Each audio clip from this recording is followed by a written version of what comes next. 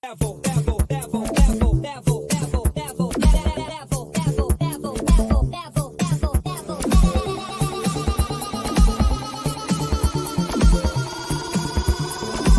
it to the next level.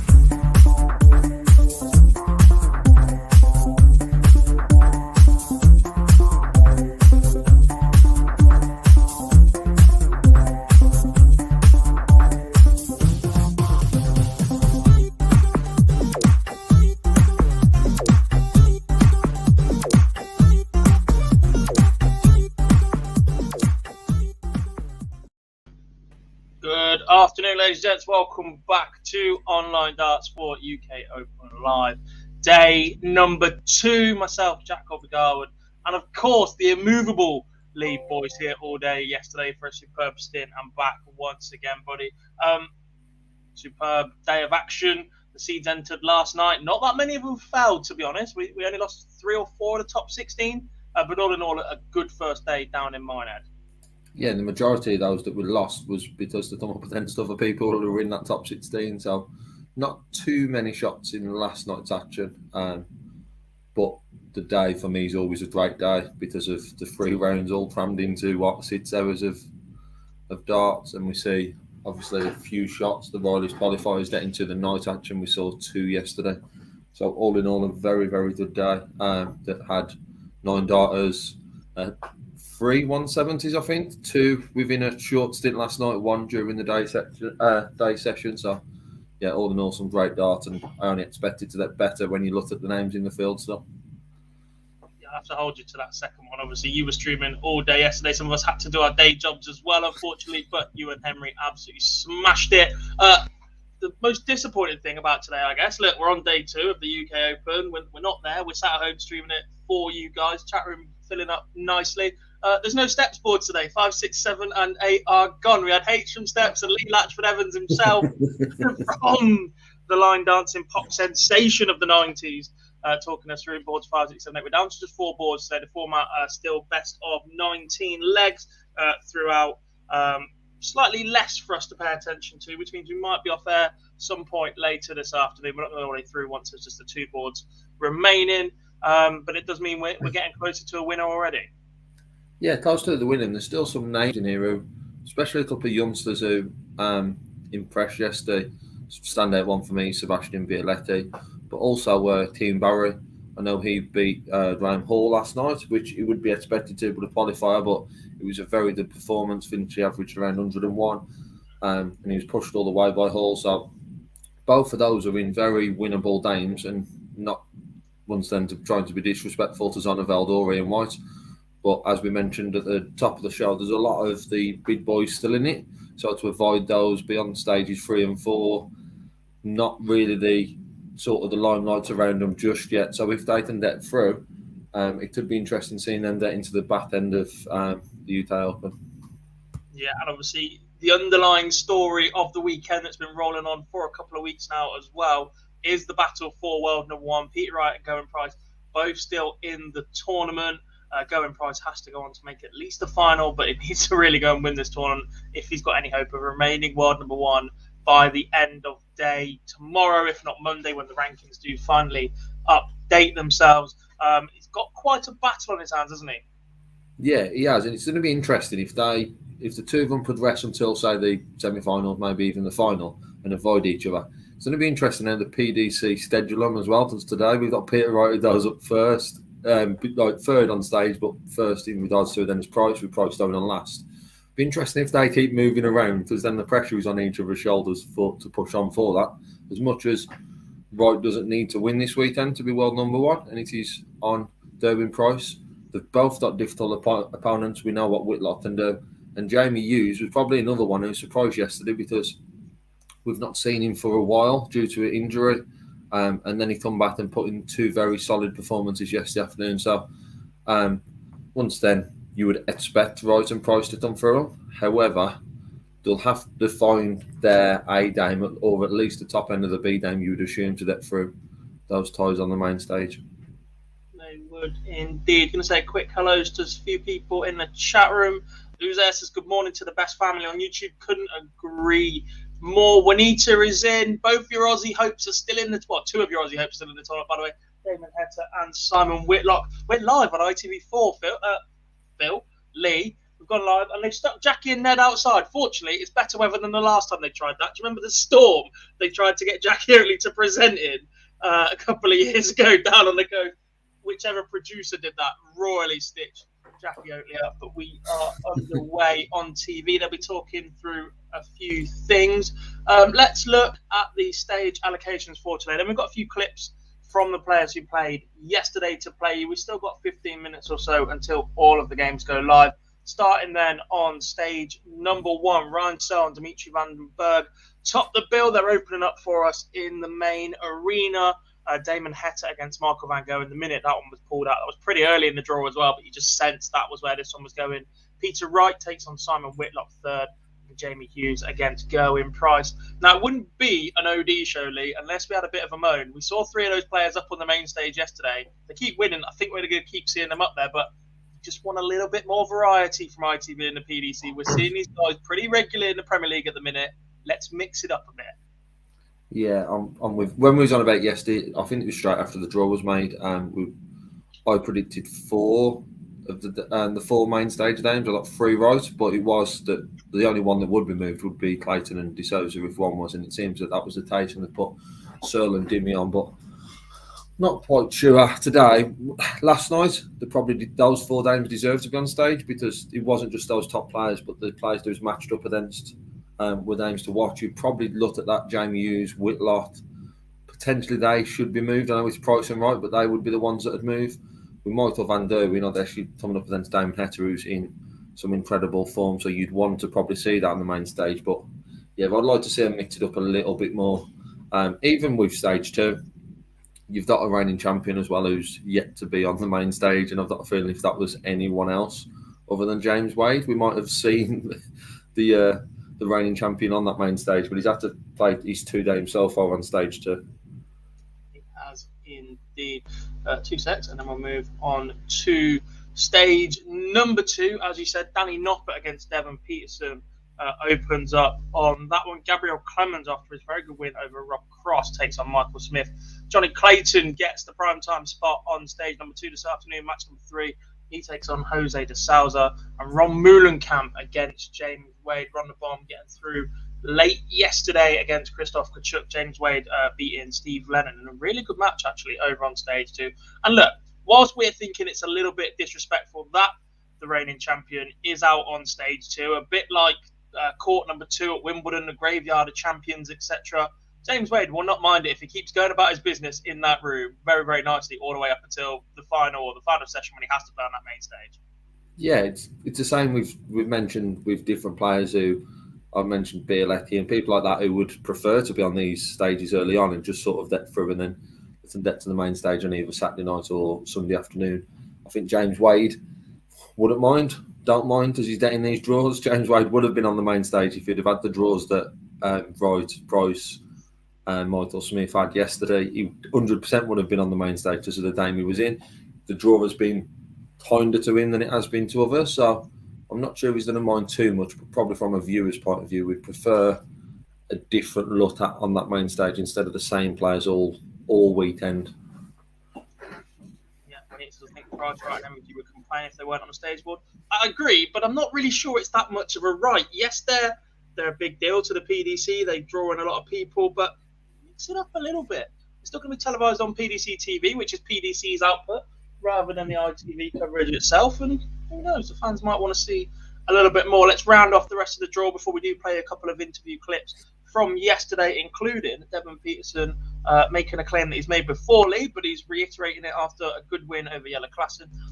Outside boards look like this. Stage 3, Dave Chisnell looked very, very good in his beating of Brendan Dolan yesterday. He takes on Boris Kirchmar. Dirk van Dijvenbode against Martin Schindler. That one should be a good little battle in there. Neil Zonneveld against Keen Barry is an absolute clash of pace and styles. And expect this one to be over quickly, even if it goes all 19 legs. Callum Ridd against Vincent van der Voort. 2 absolute speedsters round off stage number 3. On stage 4, Scott Waits, after his win over Glenn Durrant yesterday, will take on Ricky Evans to change of pace for him in that one. Mensur Suljovic will take on Gert Nenches, the young Dutchman, defeating Florian Hempel yesterday. Ian White with that 170 checkout to beat Luke Humphreys yesterday, 10-9 in a deciding leg. He takes on young Polish star Sebastian Bielecki, and William O'Connor and Stephen Bunting round out the rest of the action. Lee, if you had to pick just one of those that you'd want to be on TV in some capacity, which one would it be? I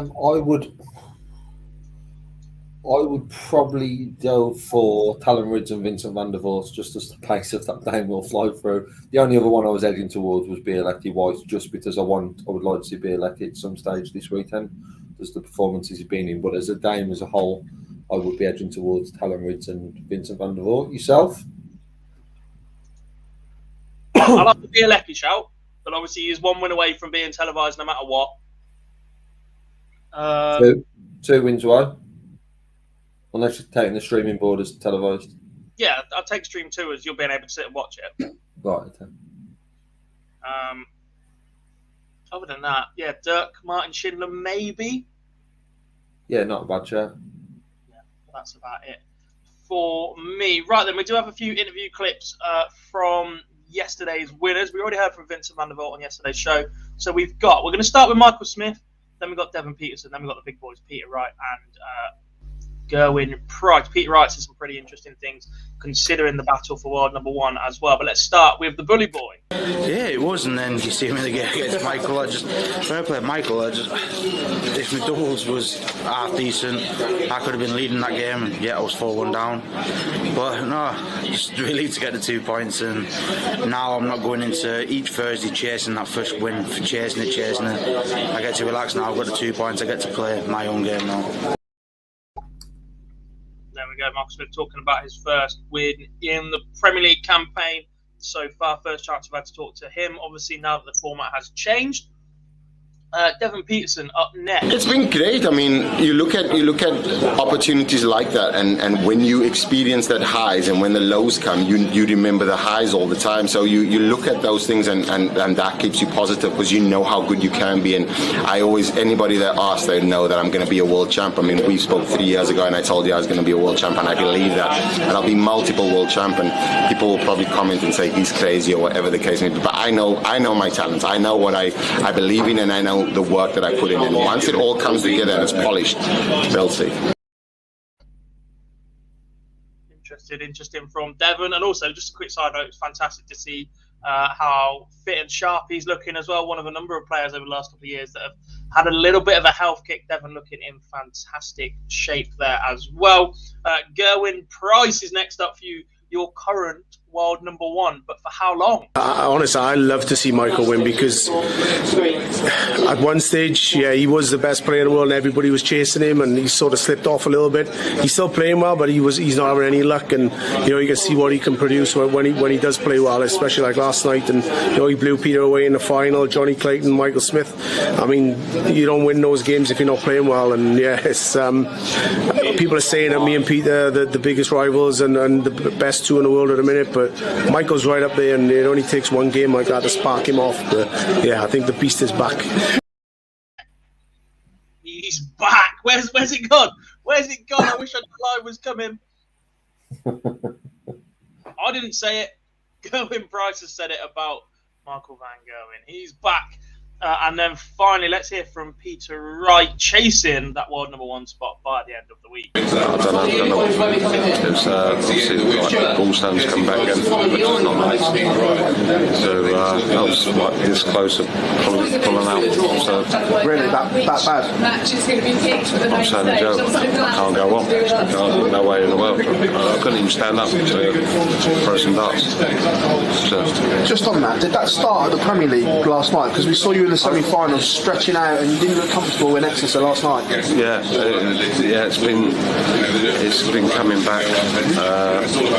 It's just, but I've just got to start eating a little bit more healthier and take my apple cider vinegar. Is that a concern for the rest of the tournament, being it's not just one game a day in this tournament? Exactly. It's a brutal format. It cost me when I played Steve Hine here. I was up all night that night before I played played him a lot. I think I was near enough last on as well as, and I've been walking around the room from 2 o'clock in the morning to 6 o'clock in the morning just because I was in so much pain, just like walking around until my body gives up. So, yeah, it's not nice.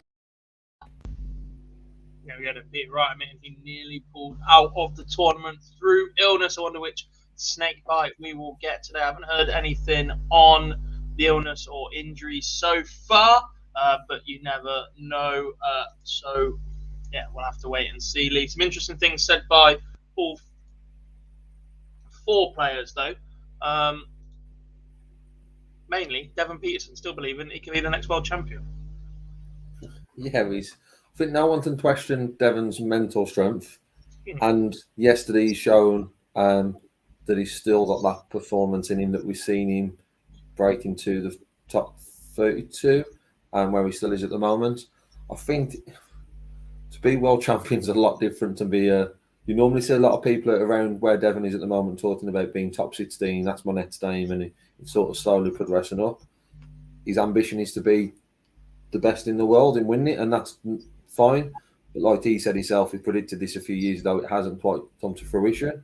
However, hopefully the change, and we'll see that for him. But like says, he's probably one of the best players in the world when it comes to mental strength, because there's not many who can come through the past sort of 12 months that he's had on the dartboard and still be where he is and firing in that. But to be world champion, we see week in, week out how the top 8 in the world are currently performing on the Premier League. The averages are ridiculous. The final last weekend in Riesa was both firing 106, I think.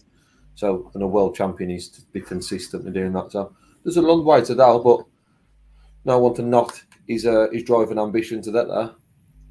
Certainly not, indeed. One of the more confident players is Devon Peterson. I'm just setting the screens up.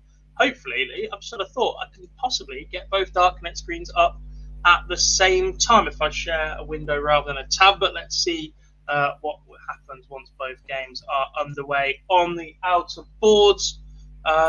We've got a few minutes to go then, folks. When do the games start? They start at 1 o'clock. So just 3 minutes away. No, this is not a stream for the matches. We're not allowed to stream matches due to copyright laws. If you want to watch Streamboard 1, you need ITV4 in the UK. Streamboard 2, it's PDC TV. And 3 and 4 will not be televised. You can only follow along via Dark Connect on those ones.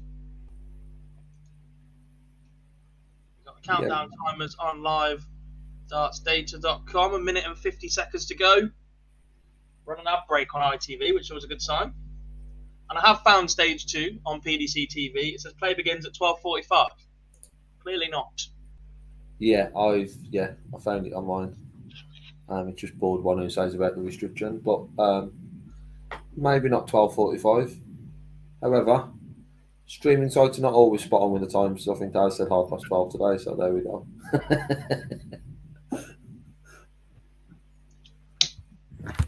But we are just, as you said, the advert on ITV4, and as you can now see on the main screen, Waits and Ricky Evans and Chisnall and Boris Turchmar are warming up. So I would expect them to get underway in the next couple of minutes. They are indeed. Be interesting on the one I'm looking forward to out of these two is that Ricky Evans and Stott Waits one, just because of the comeback that we saw from Ricky Evans yesterday. And Stott Waits done enough, but wasn't really outstanding. Bit scrappy in his game against Glenn Durrant early on. Glenn Durrant then faded away. But the comeback from Ricky Evans winning 8 out of 9, led from 8-2 down, and then to win it the way he did. Could be interesting. If it goes that way, you would expect Ricky Evans to come through.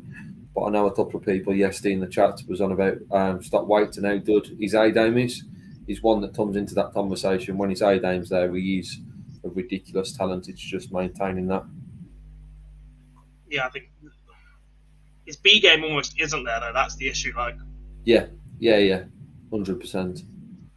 And he would feel a bit fortunate maybe yesterday because he come up against Glenn, who, like I said, played okay, played better than what we've seen from him, but he just faded away at the end, and Waits was just doing enough there was, I'm just seeing 87 average from Wakeington. I talked about it a lot yesterday while the game was on. It was a lot of 140 or 180, but followed up by a 45. And we had that sort of, I don't think he'll get away with that against Ricky Evans. Indeed. Michael asked a good question. He says, "Hi, gents. What do you feel about prize money? Seems low compared to the size of the tournament." I completely agree. For me, the UK Open is up there. If there was like a holy grail of the top 3 tournaments, this is number 3 for me. You've got the World Championship, you've got the World Match Play. I think the UK Open sneaks above the Grand Prix for me and the Grand Slam, just because of how difficult it can be to win. You look at the run that I think Robert Thornton had to win it a few years ago. Absolutely ridiculous. Admittedly, it can go the other way, and you can get gifted a little bit of a nice run. You still got to beat what's in front of you, and it still is a long and harsh, brutal tournament. You get the amateurs involved as well. But yeah, I definitely think this was one of the events that didn't get a prize money boost as well. Yeah, there's 2 parts of this for me. There's the bottom end of the prize fund and the top end of the prize fund, and both for me should be looked at. That I don't think you should be qualifying for the UK Open and not getting some money back. It would be, I know, £500, because the people who are playing in that round are not your top 64. They are your qualifiers, and then it's the bottom end, people who've tended to get their tour card that year. So for me, there should be a bottom end of that prize fund. But then when it comes to top, yeah, £100, it's an awful lot of money, but in comparison to how far away it is from the others, I'd throw it in the mix with the match play set, and then I would put it on par with the Grand Prix. It's done above the Grand Slam because of the constant changes of the Grand Slam.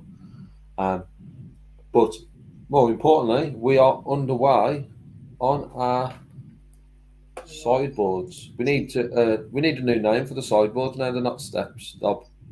Yes. I'm trying to work out the best way to show it for you guys. Bear with me a second. Let's cancel that for a second. Let's put these. But a very good start from Chizzy and Ricky Evans. Chizzy's done 100, 140, 140, and he's down against Boris Turchmar. Ricky Evans has done 140, 123, 119 to lead 119 after 9. Chizzy's left 121. Boris Turchmar has left 126. So good start from the faster pace players in that lane. Chizzy can't take out the 121 and will be coming back 4 tops if Boris Turchmar can't take out the 126, which he can't do. So we could have an opener for Chizzy. We've certainly got it from Ricky Evans, who takes the early lead and then stop weights with a 15 dart lead. Let's try that way, shall we?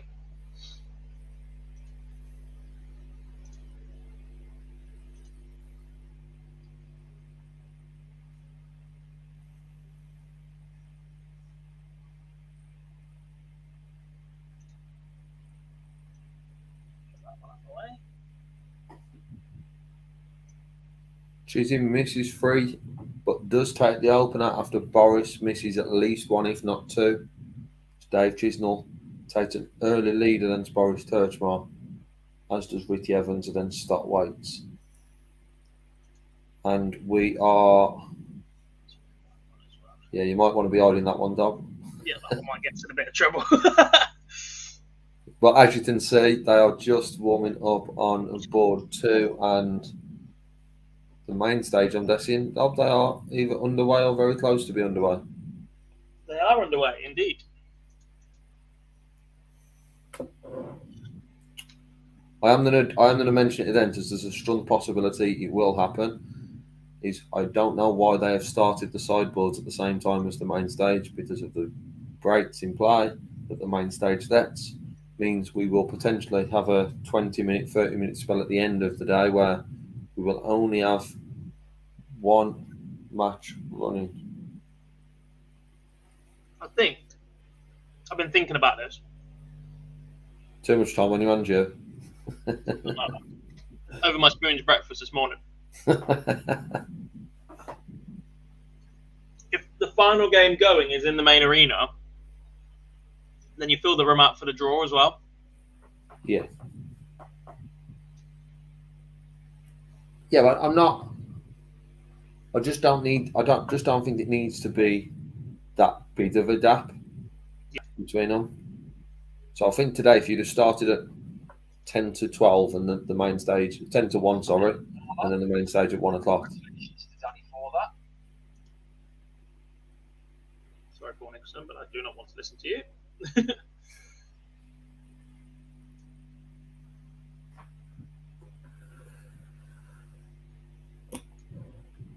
Early starts on boards 3 and 4 sees Boris and Stockwaite level things up against Chizzy and Ricky Evans. But as you can see from both games, both games have started quite well. And the scores reflecting that in the Ricky Evans game leaves a finish after 9 darts once then, as he did on throw in lead 1.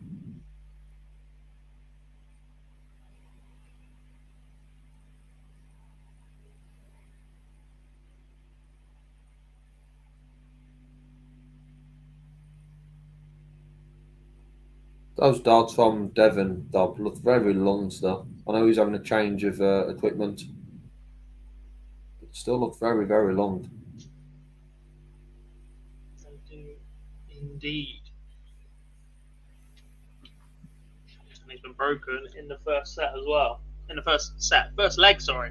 First set, pushing time away. You are moving to the Grand Prix by talking about sets. I'd rather not. Dimitri also takes the first leg on the stage board. Second leg looks very likely to go towards Ryan Searle, and that'll be a hold of throw each.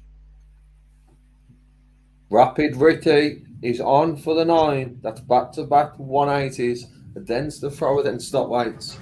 I didn't even notice. I would have missed it. I actually would have missed it. There's only 4 games to watch. Ooh. 61 scored. 141 stood. 54. Dob, Ricky. get your eyes on stage 2, because there's not just Rapid Ricky who's on back-to-back 180s. Devon is on it as well. Oh, it doesn't go. He leaves 12. Oh, he goes inside on the double. That's what he does. I'm like, oh, he leaves 12, treble 20, treble 19. How far away is this? Oh, it's nowhere near Devon. It's halfway down the big 12, son.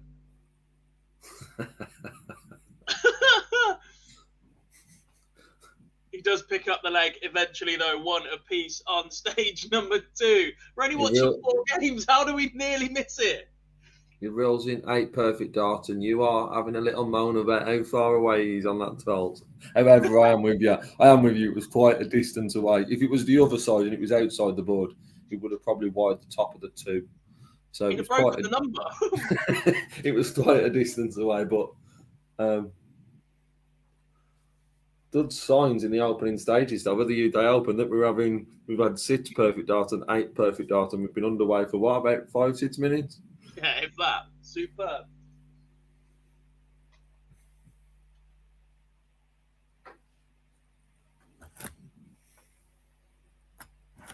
Yeah, I was looking at the Ricky Evans one. As I flipped to the left, I could just see that Devon was on 141, but it didn't click straight away. And I was like, oh, yeah, see the little 9. It's on. Dob might miss 2.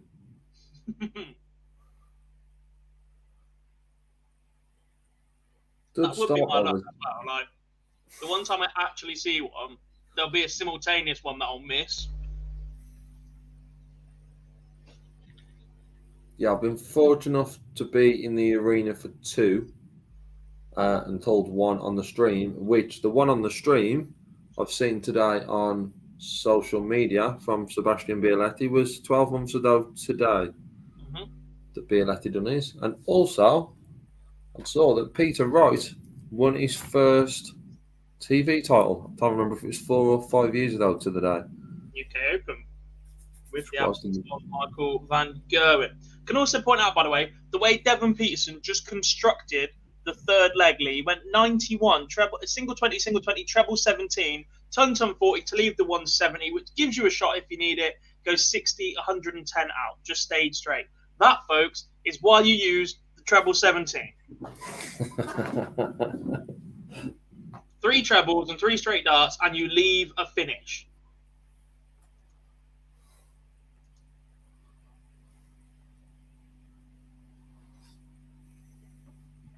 Very, very poor led by Ricky Evans on throw after 18 can only leave 48. However, as I mentioned, we stopped weights. He's following up on what he did yesterday. There's 2 140s in there, but there's also 4 visits to the board without a treble, and some without is in the bid number. But he is coming back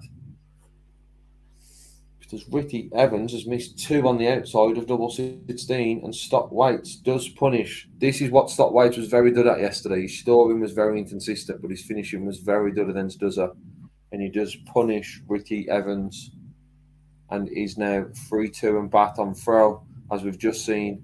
180s from both Chizzy and Boris Turchmar on board 3, as that Dane is 2 apiece. And if Boris can find a bid visit here, he could put some pressure on that Chizzy throw.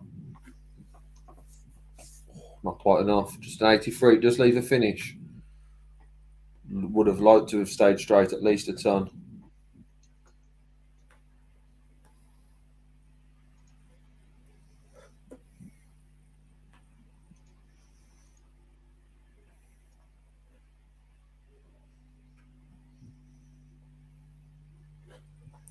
Now that is pressure. Boris leaving tops with Chizzy bat on 1-2-6 for a break of throw.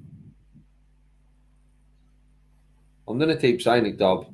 Every time I look at us directed towards a Stock Weight store, it's very much in the category of a couple of tons in there, or 180, 140 with a mixture of a 44. The frustration, because this isn't something we used to seeing with Stock Weights, but the frustration is certainly that'll be there in his day. Because of that whole Boris. He's just left 40 after 12, which isn't very amateurish. But the way that Scott Waits is throwing at the minute, the inconsistencies, is like watching a local league player. Yeah, he's left 40 after 12, but it's included a score of 44. Yeah. Which is just... It's and crazy. I suppose, if you're going to leave 40 after 12 and including a bad visit, then keep doing it, I guess. Yeah. But it's the legs where you don't get 3 treble visits, 3 ton pluses, that are going to be an issue. Talking of inconsistencies, have you seen Devon Peterson's last 3 scores? 11, 140, 60. There we go. It is early. We'll let them off at 1:15. We'll also let him off on the main stage. Dimitri van den Berg takes the 5th leg in 14 darts. He's averaging 102 to Ryan Searle's 104, but he does lead 3-2 at the first TV interval here in round number 5. Dave Chisnall finding more maximums.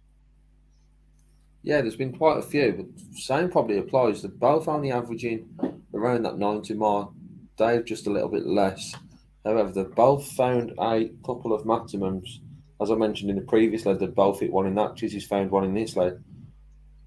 But none of the 4 players on these stages are really finding that consistent story, which is why across the 4, they are all averaging around the same, within a few points. And it's just showing because there's bid stores. Boris Turchmar with a 161.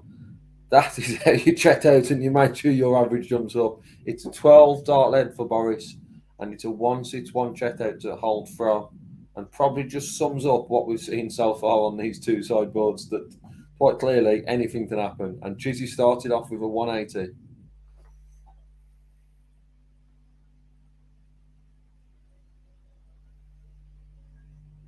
Come on then, Dave.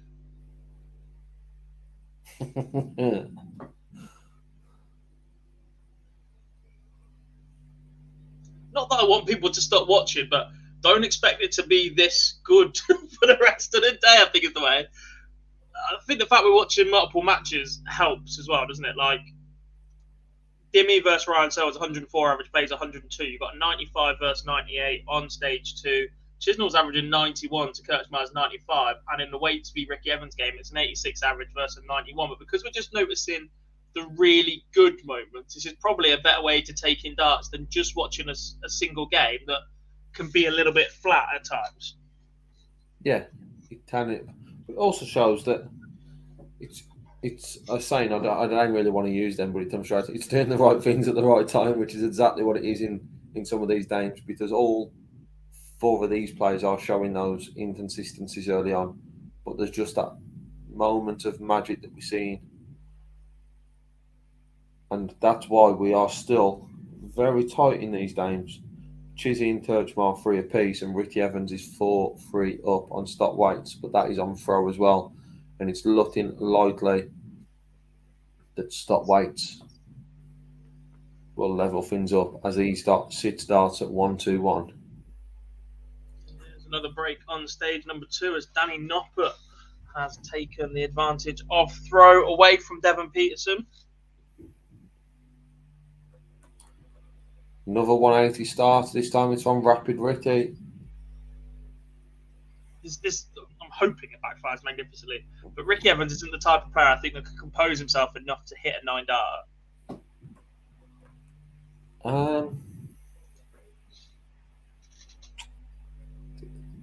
Possibly. However, the one thing you'd say a lot of the time when someone hits a 9 darter is or misses it, they've had a lot of time to think about it. That's not always the case with Ricky Evans, and he's just throwing them, not really overthinking about it. But Ricky Evans is not down to it one today because he's not playing James Wade. We all know that you only hit 9 darters against James Wade. So Wadey will be up on stage 2 in a little while. Yeah, so who knows? If we are going to have one today, it could be from Ron Moolenkamp. Wouldn't put it past him. But a lot of credit yesterday must go to James Wade, because he's not one as... I'm not his biggest fan. I know you are. However, I know you was talking us through that game and then Steve Lennon, but it was wading throughout that. We saw it in another game, Devon and Klassen, I think, where there was wading in there.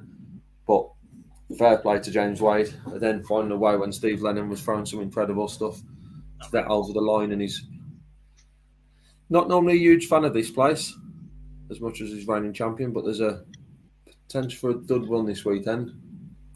He'll want to defend it. 3-time champion, but didn't he win one of them in Bolton and one of them in Milton Keynes? Yes. Yeah. Can Chizzy break back? No. So Boris, he's coming back for single 5, but for a 5-3 lead. Boris. Unable to take it out, leaves himself on Madhouse, but Chizzy's coming back for tops to level the score and break straight back.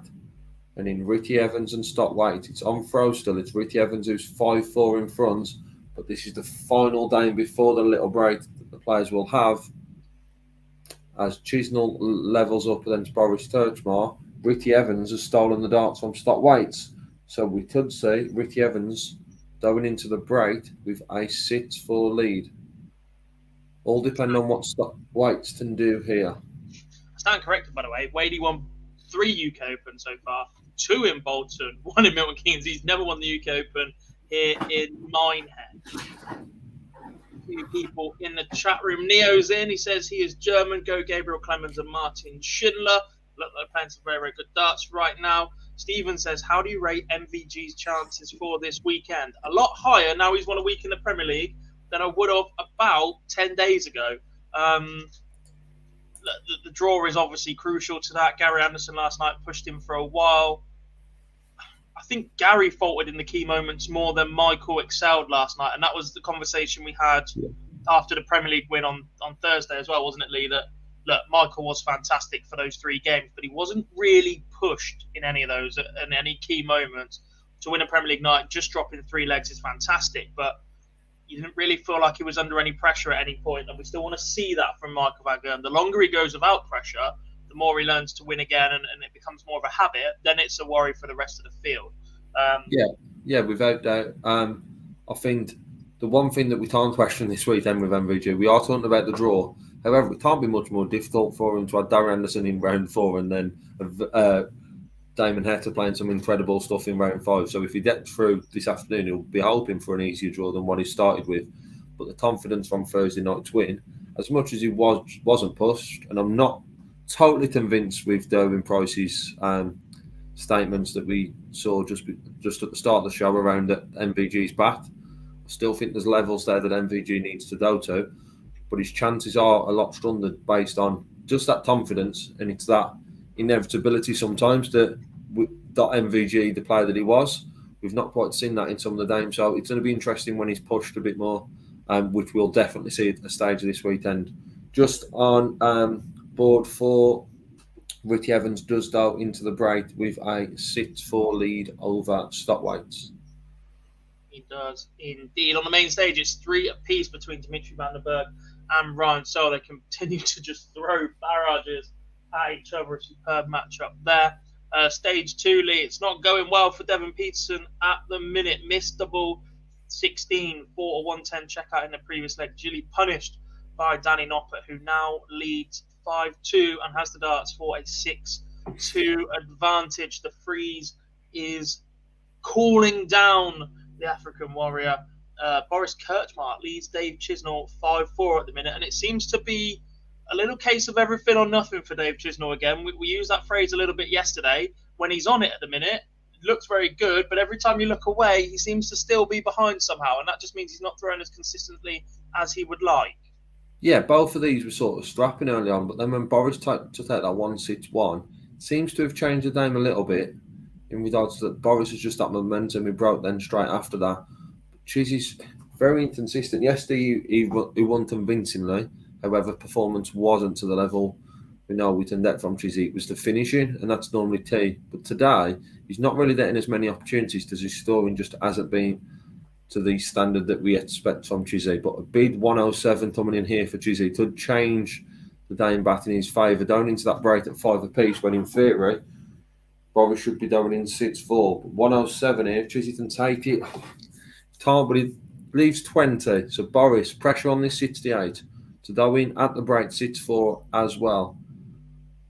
Big visit to the board for Boris Kirchmark. I think if he doesn't take the 68 out, you would fancy Chizzy to level the score. What a bid 68 that is for Boris Kirchmark. Going in now, 6-4 at the break. So Boris leads 6-4 on stage 3. And on stage 4, as I said, Ricky Evans and Stockweights are 6-4 as well. Both onto the break. Ricky Evans and Stockweights will resume very, very shortly. Harsh moment for Devon Peterson.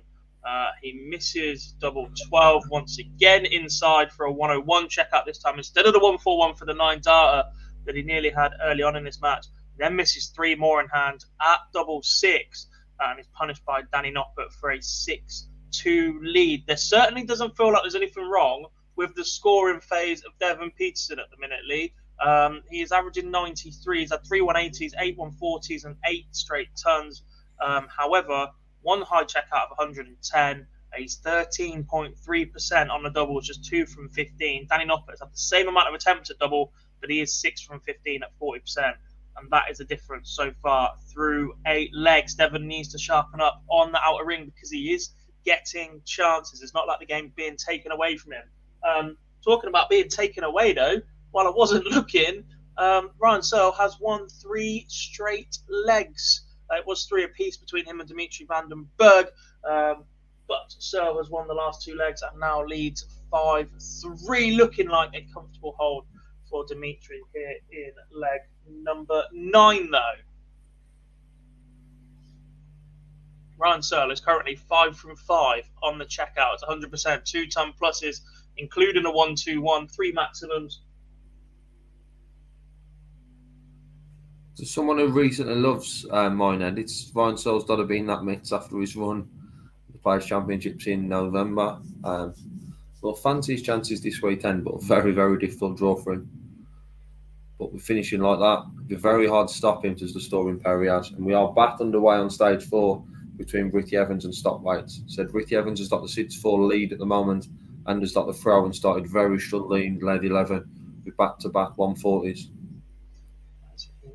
Dimitri van den Berg gets the hold of throw 5-4 But now he has the fortunate task of having to try and break Ryan Searle at some point in this match. Danny Noppert wins another. Now leads Devon Peterson 7-2.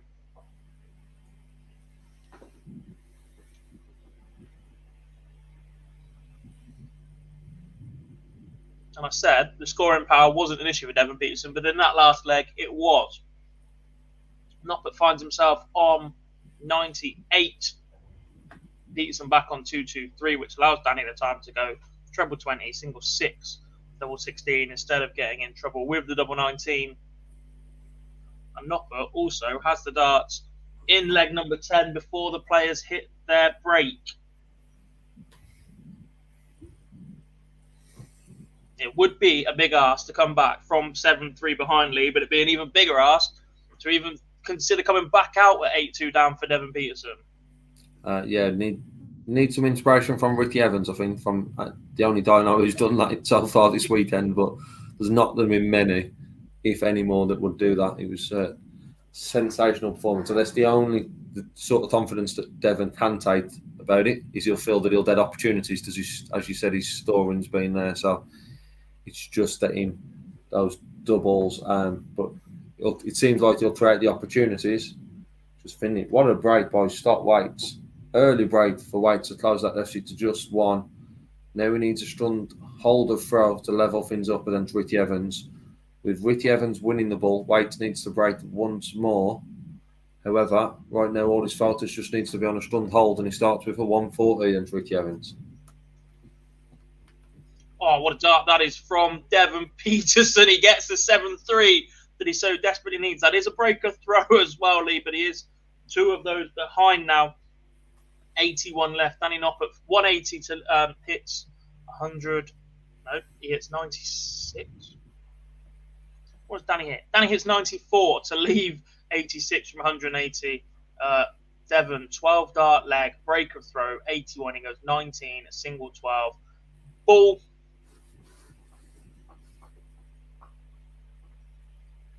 And a much needed leg back on the board for Devon Peterson. I'd love to say it was slap bang in the middle of the ball. It certainly wasn't.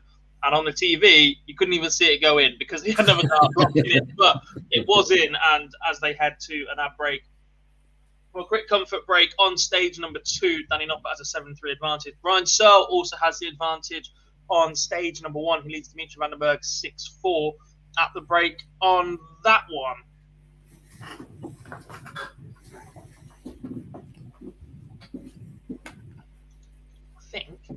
We're going to sneak in a quick ad break, Lee. Just a short one, but we're going to keep the guys happy before we round anything else off, while both the streaming boards are on a break as well. So we'll be back in about 45 seconds.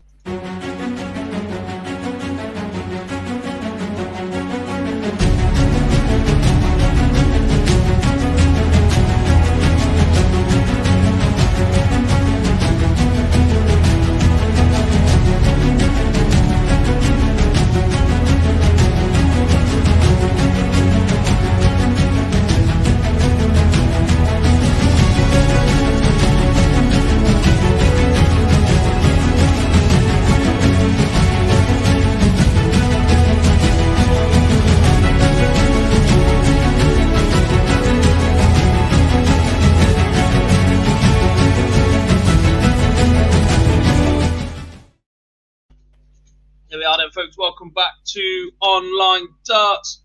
Brilliant to have you all with us as we talk you through the UK Open 5th round this afternoon, while we still have the out boards in action. Quick roundup of where we are so far then. Stage number 1, the main stage televised in the main arena. Ryan Searle has a narrow 6-4 advantage over Dimitri Vandenberg as the players have hit their second and final comfort break. Danny Noppert leads Devon Peterson 7-3 in Reds Bar stage number 2. Stage number 3, Boris Kirchmar is doing some damage this weekend, Lee. He is 7-4 up on Dave Chisnell at the minute and looking pretty comfortable as well, might I add. And on stage number 4, 2 players absolutely duking it out. Ricky Evans and Scott Waite, 7-5 at the minute. You feel both players getting enough chances in that one that result could turn at any minute. Yeah, there was a huge hold that was needed for stop weights after he got a break straight after the interval. But Ricky Evans bent straight back, and it's now 7-5 then. Ricky Evans is strong favourite because his stop weights needs to break him twice. However, like you said, there is opportunities down both ways. Another opportunity incoming now for stop weights, but it's setting that run. As on stage 3, Boris Terčmar, the Croatian, moves just 2 legs away from a mini upset, would we call it, against Dave Chisnell? He wouldn't have been favourite down into this. Same mini upset to beat Dave Chisnell. Only 2 away and playing some brilliant stuff. That 1-6-1 in red 6 or 7 just truly has inspired him to just go on to better and better things. He was around the 90 mark, then he's moved up to 97. And he's throwing some really good stuff. Just needs to hold it together, which he hasn't done at the start of this leg with just a 79. And on stage 2, Dob, big holder throw needed in the opening leg. Big holder throw needed. Indeed, the problem for Devon Peterson is Danny Noppert has already pinched the darts off him after just 2 visits. 1-2-3 to open from Devon, not an issue. The 43 followed it up with is a bit of an issue. And Noppert 96, 180 to leave 2-2-5. Devon fires in a turn to leave 2-3-5, but he's had 3 extra darts. So Danny Noppert 10 points ahead, plus whatever he's firing in now, and that's a 140 to leave 85.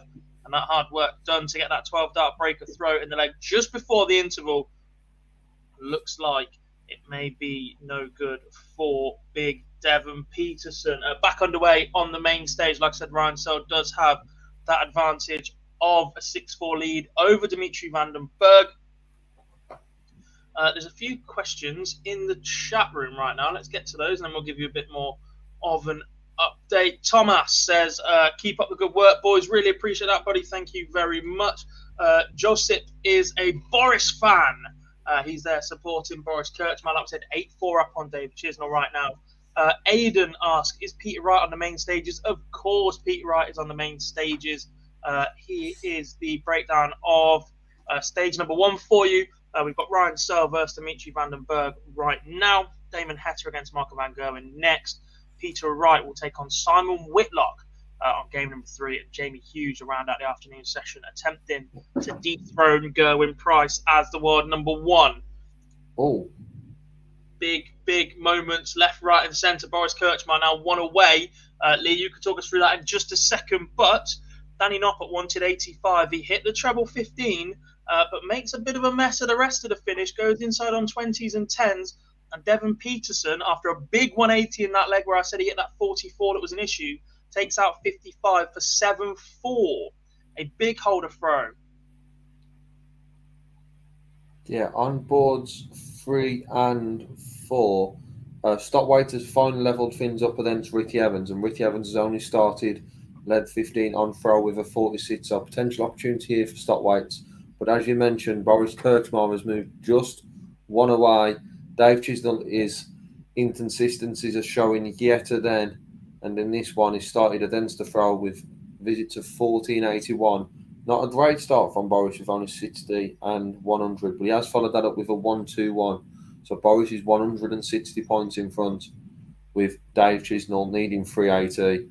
Only finds a score of 44. Very poor by Chizzy. Just want to stay with me, Dob, for the final stages of this leg, which could see Boris Terčmar, the first man through to this afternoon's draw. Fires in a 140, 80 left after 12. Dave Chisnell's back on 3-3-6. Only 180 would help him. It's a 60 from Chizzy. So Boris now has got at least 6. I would probably say 9 darts at this 80. Doesn't need any more than 3. And Boris Terčmar wins 10-4. And Stopwaite steps in front against Ricky Evans 8-7. And Dob, can you flick the screens back, please, my friend? Of course. Sorry. Disappear that they don't. So as you can, Boris comes through the win against Dave Chisnell, and Stopwaite takes the lead for the first time against Ricky Evans. Good show, Christian, to change the screens back. Sorry, they're click on, click off, and I forgot to click off. Disappointing there from Dave Chisnell, Lee. Didn't win a leg after the break. 6-4 down at that interval. 4 more straight legs for Boris Terčmar. Dave Chisnall out. Only won one after that 1-6-1 jet out by Boris. How important that was at that stage to then follow it up with a break. So, Indeed. We've also seen a little bit of a surge from Devon Peterson, Lee, back to 7-5 now. He was 7-2 behind. He has the darts in leg number 13. A hold of throw here for Devon Peterson, and there's a bit of pressure on Danny Noppert's shoulders. are you saying that I need to sing that ready to sing the bit of Shakira? Nobody wants you to sing Shakira, but I'm just telling you, there is a comeback on the cards right now for Devon Peterson. His scoring has been at the level that I promised you that it was at, but his doubling is starting to get a bit better. He's now 5 from 18, 27%. Let's not forget that was, 2 from 15 at one point. So he's 3 from 3 since that moment. Danny Noppert still 7 from 19. So they're still getting a similar amount of opportunities at double, just that Devon Peterson is now taking a few more of them, and long may that continue if you're fans of Big Dev. Moments possibly on board 4. Stop Waits has just come inside with his third dart. But Ricky Evans can't punish it. It was a big ask for a 1-1-8, but Stop Waits now coming back for 11. And talked about a comeback. It wasn't as big. He was only 2 leads behind Stop Waits, but it was 7-5, and this could make it 4 leads on the spin for Stop Waits. We can't take it out. That could be a big visit. A bit like your game yesterday, I would say. This is between Aspinall and Rids, where this game is changed back and forth. We might see it then very shortly. Ricky Evans uses all 3 darts, but does make it now 8 apiece. And it is now a best of 3. And Ricky Evans would be favourite for that, just on the basis of him having throw. But that has meant very little recently. But let's see if Ricky Evans can start here with a big visit. Because we've seen recently throws of 40 or 46 from both players early on. 1-3-5. So it does start from Ricky Evans. Back to you, Dom. Yesterday, I promise you that lead could change hands a few times, and it turns out it changed hands as many times as it possibly could between the end of the game. Yeah, Ricky Evans will not be hoping that's the case here, because he would lead 9-8 and then Stop Waits would take the victory. However, it is looking like it would be Ricky Evans who gets the 17th lead, as he starts with a 1-3-5 and 96, and Stop Waits to only follow it up with a 40 and a ton. I've just seen Devon hold throw. That's what that fist pump for. As he goes 7-6 behind. We are waiting on Dirk van Dijvenbode versus Martin Schindler to get going on stage number 3. And it's pretty much as you were for the last few moments as well. Up on stage number 1, Ryan Searle does still have the breaker throw advantage, despite the fact he threw second. So he's 7-6 up. He has the darts in leg number 14, and he's just fired in a maximum from 310 to leave 130. Ricky Evans has got double 10 for a 9-8 lead. He's got time on his hands, and he will need that time, so you can't take it out. Come inside there, but then split it to leave double 4. Stop Waits is back on 2-2-1 with 2 visits of 100 and 2 visits of 40 from Stop Waits. I've got a big moment happening on stage right now. I told you Ryan Searle just hit the 180 to leave 130. Dimitri van den Berg hit a 177 to leave 8. Leaving Ryan Searle needing to take out the 130. The first treble is in. The second is in the single, and he misses the ball in the 25 for the lead. The van den Berg then 3 darts to break back and then have the advantage of throw in and effectively a best of 5, and he's fluffed his lines. He's left double 1, and Ryan Searle duly punishes 17 double 4 for 8-6, and you feel now Dimitri van den Berg is running out of opportunities to get the break back that he will need to defeat Heavy Metal on stage 1. Ricky Evans did take that leg out, Lee. He said he had the advantage of throw. Scott Waits needs a big hold to force a decider. Yeah, it seems like the scoring hasn't been outstanding by either plane. That's why the averages are where they are. But if it goes the way it has done, we will see someone very shortly throwing a 140 or 180 and just break away in a lead, as Ricky Evans just did and had opportunities and needed more to do it. Just visits of 85 and back-to-back 96 from Stop Waits. puts him in front, and there's that 140 from Ricky Evans. That gives him a slight advantage on the store. However, Stockwaits has got the throw. 10 Stockwaits leave a finish here. 140 would be very good visit, but only a ton to leave 124. So you would think would get a dart at the ball. However, we've seen quite a few wayward darts from Stockwaits. Ton from Ricky Evans, which if Stockwaits can't take out the 124, Ricky Evans would fancy his chances at least a match dart. So Stockwaits for a 124. Said he would dare a dart at the ball. He certainly did, but just outside from Stockwaits to leave 25. So Ricky Evans, it's the 108. Will he be down 20s or coming down for 17s to leave tops? I would assume he's done down for the 17s. Is it 68 and just on outside on the tops for Ricky Evans, but Stockwaits 25 and can't take it out. So another 3 match darts for Ricky Evans. Ricky Evans could be joining Boris Turchmar in the draw, and he is. It's Ricky Evans 10, Stott 8-8. Big result there for Rapid Ricky, who puts himself in the draw for the 6th round. Someone else looking like they might be heading there is Ryan Searle. He now leads 9-6. I told you, Dimitri, needed to find a break. What you don't need to do is give up your own throw the following leg when you need to find that break. Danny Noppert stopped the slide. He won the last leg. He's 8-6 up against Devon Peterson right now. Peterson going to get a dart at the bullseye for 90, and it doesn't go. He hits 25. Danny Noppert 61 then for his own 9-6 lead as well. A couple of cheeky stats for you, Lee, around that Boris Kirchmar win. One courtesy of the weekly darts cast. Croatia's Boris Kirchmar beats Dave Chisnell 10-4. His first PDC major last 16. He's the first Croatian to reach the last 16 in a PDC televised event since Robert Marjanovic and Tonči Restovic run to the quarterfinals of the 2013 World Cup. Robert Marjanovic is, of course, now representing Germany.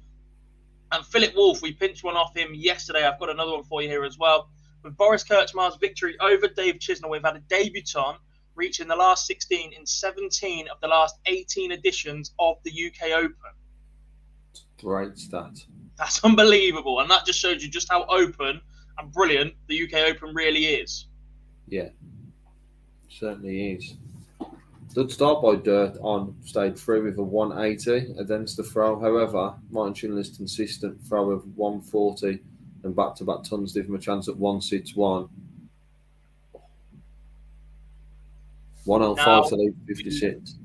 Cooking. Stage number 2. Ryan Searle has got match starts, by the way, at tops. But I want to talk about stage number 2. Danny Noppert just missed 2 from 36. Went inside on 18, inside on double 9. And Devon Peterson gets a leg back. They then both go 180 to open. Danny Noppert's followed it up with a 180. Treble 20, dart number 7. Devon Peterson follows up with a 41, by the way. 0? And then he's had a bounce out from the treble 19. Surely not. Danny Noppert has left 24 after 9 darts. Just waiting for the stream to catch up. As Dimitri van den Bergh does pinch that last leg, takes out 48 to stay alive. Ryan Searle missed 4 match darts to beat Dimitri van den Bergh. Dimmy now has the throw. I want to see what happens here with this Danny Noppert. The treble 20 is in. Treble 19. It does bounce out, and it was in the bottom corner.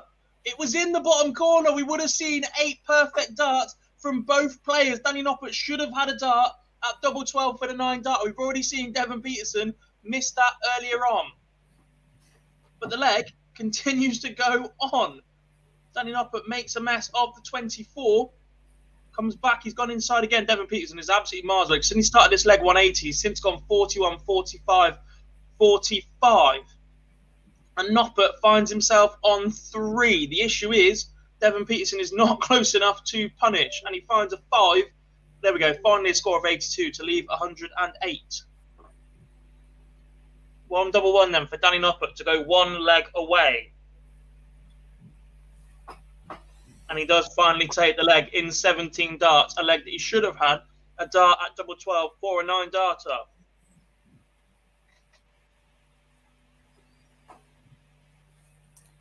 A game that has gone under the radar when we was talking about ones for today is Dirk van Duijvenbode and Martin Schindler, and both of which have come absolutely flying out the bar. They are one apiece, but Dirk's coming averaging 1-1-3, Martin Schindler 1-0-3. Slower start to leg 3, however, it's a good start from both players, and this one could be very, very close with the performances we saw yesterday from Martin Schindler. Good indeed. Just seen an excellent holder throw from Dimitri van den Berg in 14 darts to go 9-8 behind Ryan Searle. This is the moment then. Ryan Searle has the darts here in leg number 18 to knock out the dream maker Dimitri van den Berg, last year's match play finalist.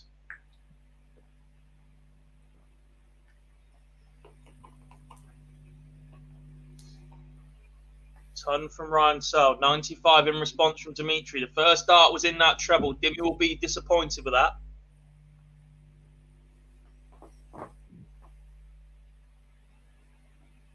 Big moments on stage 2 as well. Devon Peterson leaves 170. Danny Noppert leaves 160. Oh, dirt.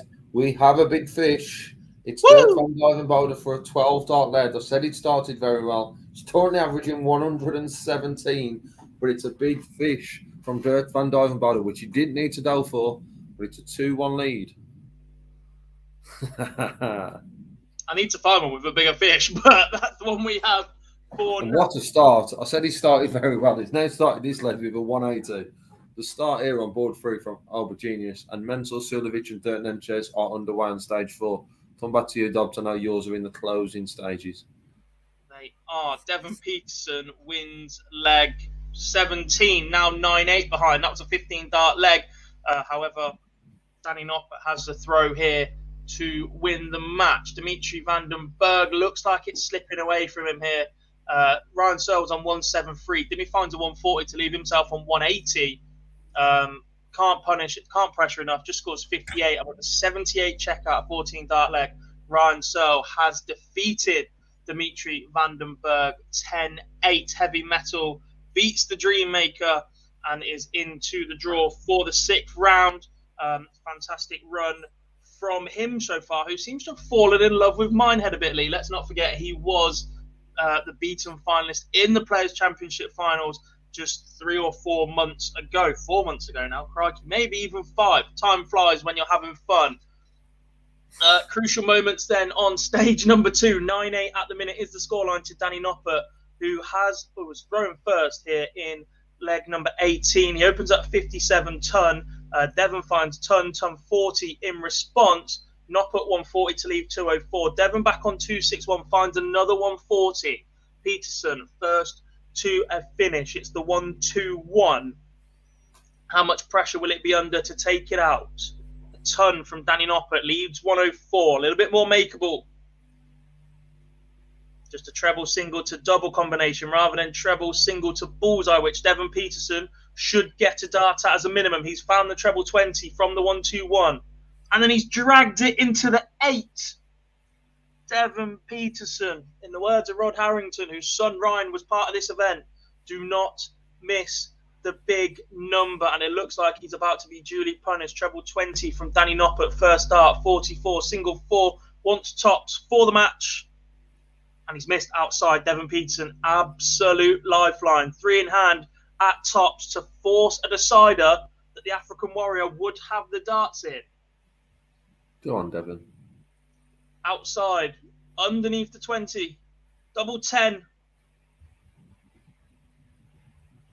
And he's missed 3 in hand from Devon Peterson. And surely now Danny Noppert is going to break the heart of the African Warrior, who's done so well to fight his way back into this match. But that second mini session, second set of 5 legs was where it really got away from Devon Peterson. And second dart, Danny Noppert does hit tops. 17 dart leg to win the match. 10-8.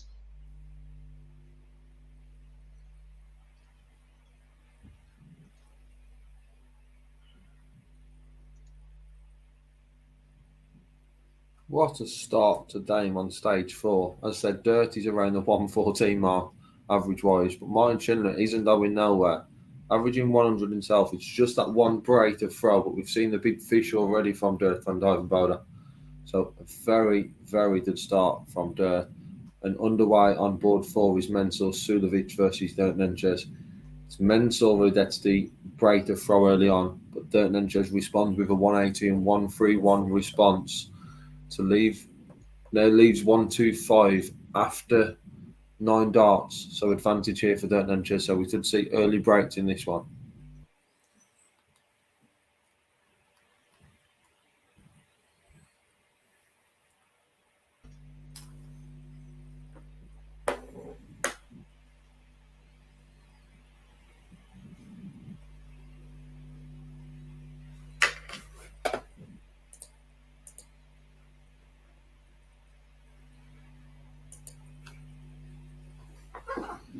Opportunity for another big fish. Mensur's on 170 after 12. They said Dirt Nenchez was in control and expected a break with Luton 65 then, and then back to back 65 Dirt Nenchez to leave 60. Mensur can't take it out, misses with the first dart and then uses treble 19 to set up the 36. So Nenchez on 60 for a break and needs all 3 but takes it out. We are 1 apiece there. And Dirk van Duivenbode still throwing some very impressive stuff. Once then, after 9 darts, leaves a finish. Can only find a 50 sits here to leave 108, but in total control of lead sits and Luton likely to lead 4-2.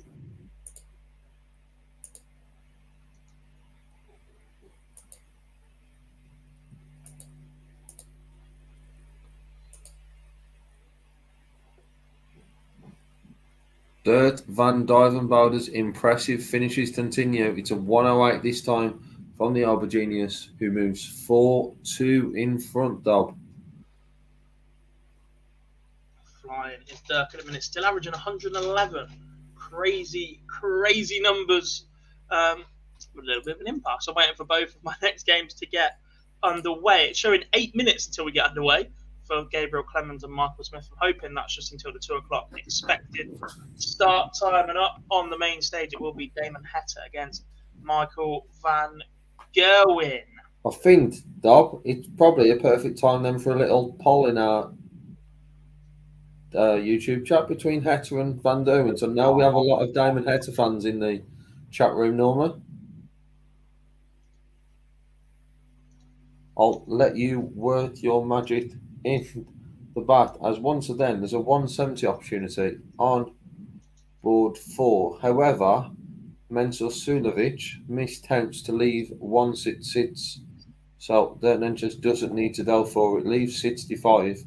Mensur can only set up from 1 sits due to a miscount. And it's the poorest led so far by Dirt van Duivenbode, but we've still seen back-to-back 100s and a 58. And Martin Schindler is on 164 after 12 darts. So it's for Dirt now to find that bid store to then put pressure then on Martin Schindler. It's a 140 to leave 103. As on stage 4, Dirt Nenchez takes a 2-1 lead. So leading for the first time, as we saw breaks in the first 2 legs. Then Martin Schindler take out a 164. We saw Dirt take out a 170 and the 108.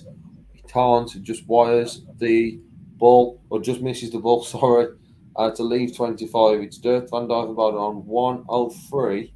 We've already seen 2 ton plus jet outs from the Auberginius. Not this time. So Martin Schindler, bid hold required. Or we could see a lead growing for Dirt. Schindler takes it out. It is 4-3 to Dirt van Duivenbode. Schindler, that's a holder throw. He does. We're going to take a quick little lab break, and when we come back, we're going to discuss the poll before we get underway. So you've got about 90 seconds to get your vote in. Michael van Gerwen or Damon Heta. Let us know who you think wins the next match up on the main stage.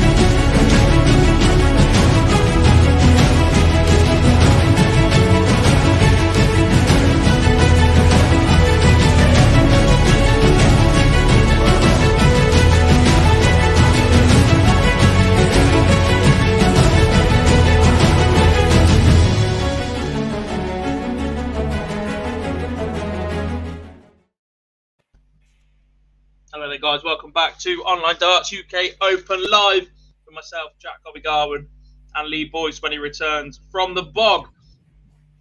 We are currently asking in the chat room who you guys will think will win the next game up on the main stage, Michael Van Gerwen or Damon Heta. You've got about another 90 seconds before we close that one. It is a little bit of a flash poll before that game gets underway. The minute I see them walking on the main stage, we'll close that one and we'll see how you guys get on. Presume that's meant to be ghastly or close enough. When does Heta MVG start? In about 3 minutes, we think. There's a lot of support in the chat room for Heta. Whether that's relaying into voting is a little bit different. They are narrowing a little bit. Lendl is in, buddy. Says, what up, guys? Secret listener from work. It probably shouldn't have said that out loud if you've got it on a volume. Hopefully you've got headphones in, buddy. But good to see you, pal. Hope fatherhood is treating you well as well, buddy.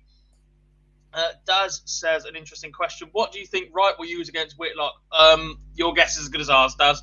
That's probably how this works. Hoping that it'll be the gold darts. I hope that if he just sticks to them, he realises what he's capable of. Yes, the final performance against Michael Van Gerwen on Thursday night wasn't great with them, but we all know what he's capable of with those when he rocks up and puts his mind to it.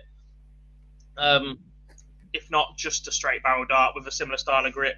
Please, I don't mind the little subtle differences, but the rest of it is a bit of a worry. Let's go around the rest of the boards very, very quickly then, Lee. Stream 1 not started yet, or stage 1, sorry. Stage 2, Gabriel Clemens takes the opener against Michael Smith in 17 darts. Michael Smith a little bit far back on there. Stage number 3, Lee. This one's one of yours.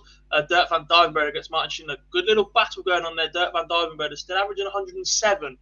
Over 10 points better off than Martin Schindler, but he only has one breaker throw to show for it. And a superb leg there from Mensur Suljovic. Was that a 12 dart leg for the Austrian to go 3-2 ahead on Gert Nenche? It's been an interesting afternoon so far. Yeah, been very. The dirt has been very impressive. However, Martin Schindler's just stayed with him, and a big opportunity here. If Dirt misses, he doesn't know. He hasn't missed much today at all. Dirt's averaging 106. One of his purest holder throw, purest led, providing a 15 darter, which is showing that with a 106 average. He's been very impressive. Martin Schindler's been holding on to him. However, every time Dirt's getting these opportunities, we've seen 2 ton plus check outs. We've seen a couple of finishes around that 17-80 mark. So in control there. If Dirt can hold here and go into the break 7-3, you would expect him then to go and see this game out. Between Mensur and Dirt and Nenches, we've seen a couple of early breaks. However, since then, it has done with throw until lead 5, which Mensur got that 12 dart break to throw. So Mensur here got a slight advantage, but slow start in lead 6 potentially opened up the door a little for Dirt Nenches. 114.99 start, so he's got an 80-point lead in lead 6, which if this game continues the way it does, we are just going back and forth as Mensur currently leaves 3-2. Can't quite believe what I've just watched. Gabriel Clemens went 6 perfect darts, back-to-back 180, 180. He hit 8 trebles in 9 darts. The problem was his first dart in the third visit was in the 5. He went 180, 180, 125 to leave 16. 6 darts later, Michael Smith wins the leg. What a beast on stage number 2. 71% of you think Michael Van Gerwen is about to beat Damon Heta up on the main stage.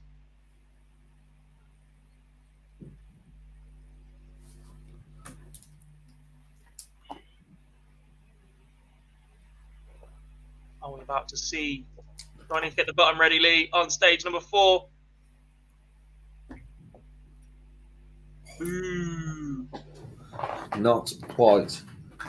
Both times I've actually been ready for it. They've got nowhere. Well, not to say got nowhere near it. Mensur hit a 134 and Gert hits a 140. But I want to press it. Now we've got it.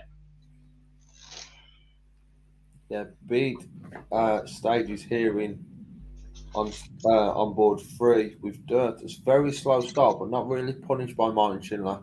However, it's a must-win lead for Martin Schindler. Dirt Nenches does break straight back against Mensur. That is now 3 apiece. Dirt applies a bit of pressure there with a 105's lead 80. Can Martin Schindler take out a 160? keep saying we've already seen a couple of ton plus checkouts. Not quite for Martin Schindler, but it does leave double 10. These have been the finishes, though, that Dirt has been taken out around this 80 mark. Can we see another? Yes, we can in 2 darts. So Dirt Van Duijvenbode those into the break with a 7-3 lead. Just to answer the questions in the chat room about Clemens and Smith, the reason that is not on Dart.net currently is because it is on a streaming board. So the Dart.net games that we can show you on the screen are only on stage 3 and stage 4. Stage 1 is available on ITV4 and stage 2 is available on PDC TV.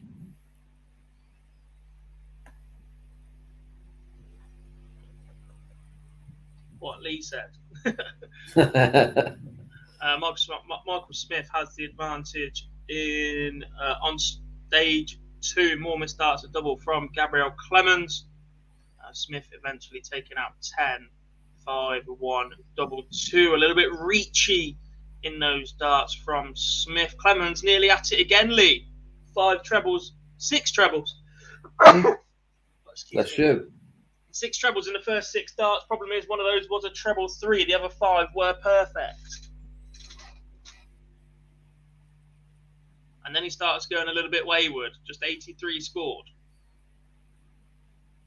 An absolute pinhead, the 180 from Clemens.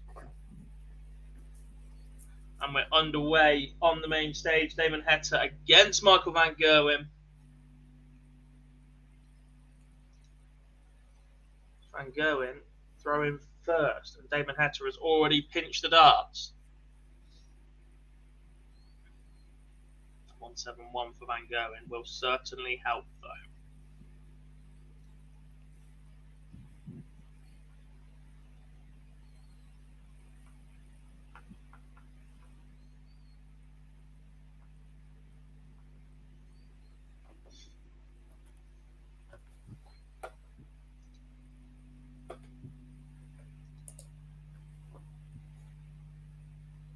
Can we see another break in stage 4? Mensur Suljovic at 108, with Nenches on 56.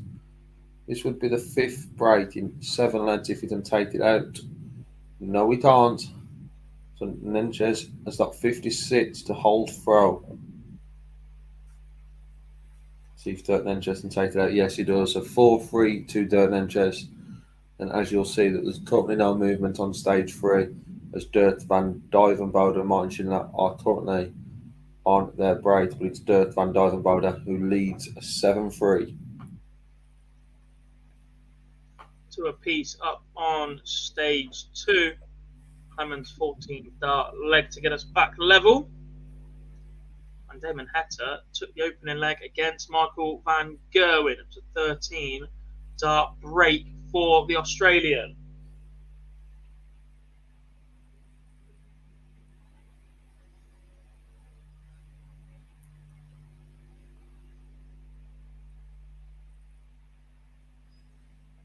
How long can he keep that up?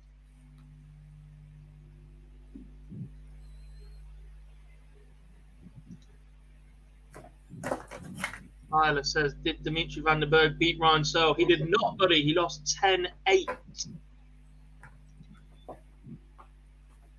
That was 10-8, as was Danny Noppert's win over Devon Peterson. It was a pretty comfortable win for Boris Kirchmar over Dave Chisnell. And what was the score in Evans Waits game? It was 10-8. 3 10-8s out of 4 so far this morning.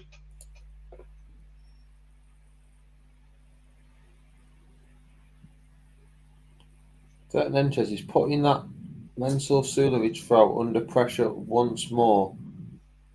Mensur's only held once. The other two lads he's won have been a break to throw, but Nenches on 140, 140, 130 to leave 91 after 9. Mensur is sitting on double 10. If Dirk Nenches can take it out, which he does, it's another break in this game, and it's 5-3 to Dirk Nenches. And we are back underway with Dirt Van Duijvenbode against Martin Schindler. And Dirt's quality still there, starting off with a 1-3-4. Still averaging 104 as well. Michael Smith has just taken the 6th leg with a 12 darter against Gabriel Clemens. What's happened there? Michael Van Gogh fires an 11 dart to immediately get the break back against Damon Heta. It then opens up 180. The 4th dart's in, and then he scores 0. Does he have a massive bounce out as well? We saw that with Danny Noppert earlier. Dart number 8, the treble 19, bounced out.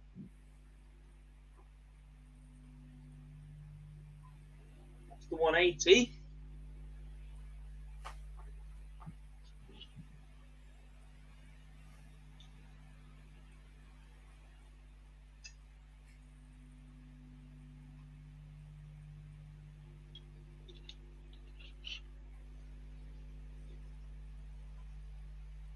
Yeah, huge. Catches the flight on the way in and then drags it into the 5 as well. Bid 180 from Dirk van Dijvenbode. Started the lead well, then only scores a 43.94. But then from sort of nowhere in this lead, finds a 180 and cleans it up for an 8-3 lead. Another break for Dirk van Dijvenbode. The average is just dropping, however, he's still on 104. So it's not playing too bad at all. The reason I say it was dropping is early on that was around 116, 117. So it's dropped quite a bit, but still a very, very solid performance from Dirk van Dijvenbode. And another great opportunity on stage 4. It's been created by Mensur, who's at 137 and back-to-back 140s to leave 84. It's another one that needs to go. As Nenches is sat on a double. It doesn't. So Nenches is coming back for a hold of throw. Feeton going here, leading at the break, and this would guarantee that Nenches takes it out. So it's 6-3 now. Massive hold needed by Mensur Suljovic, who is averaging 103, but finds himself 6-3 down to Nenches. Ridiculous, isn't it?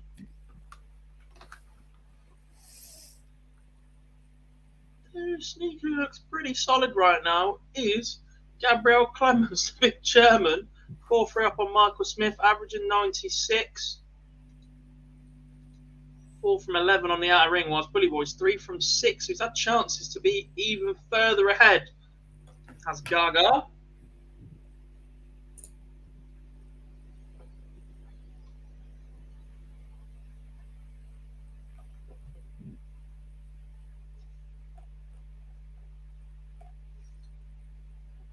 Find a big match on there. Michael Van Gogh leads on the main stage. We are back on throwing that one. Said on stage 4, it's a must hold a throw for Mensur Suljovic. Doesn't want to be down into the break 7-3 behind. Started with a 114 and 123.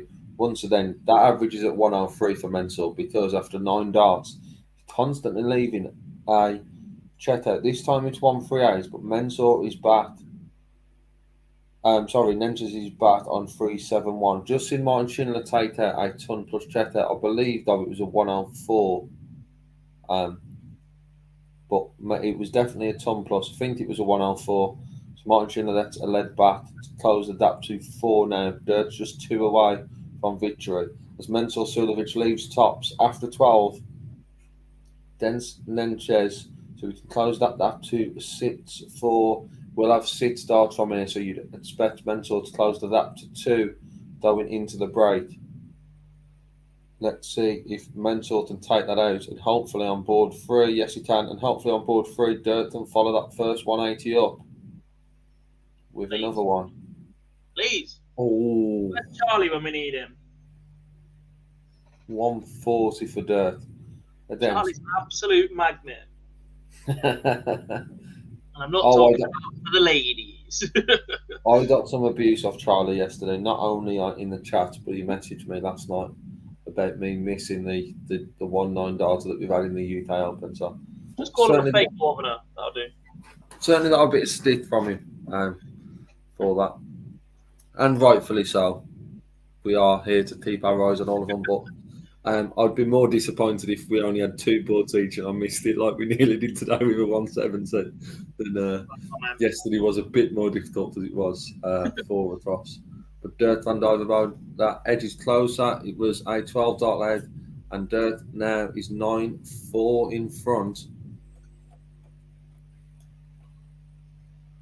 And then Do you know what Martin. Dart Connect needs? Its stats page needs a bit of work. I think it's very American, I think is the right way to say it. Like it's some of the, if you scroll the sidebar out, some of the stats just aren't really relevant. And it needs somewhere on screen, last leg, winner, number of darts, checkout.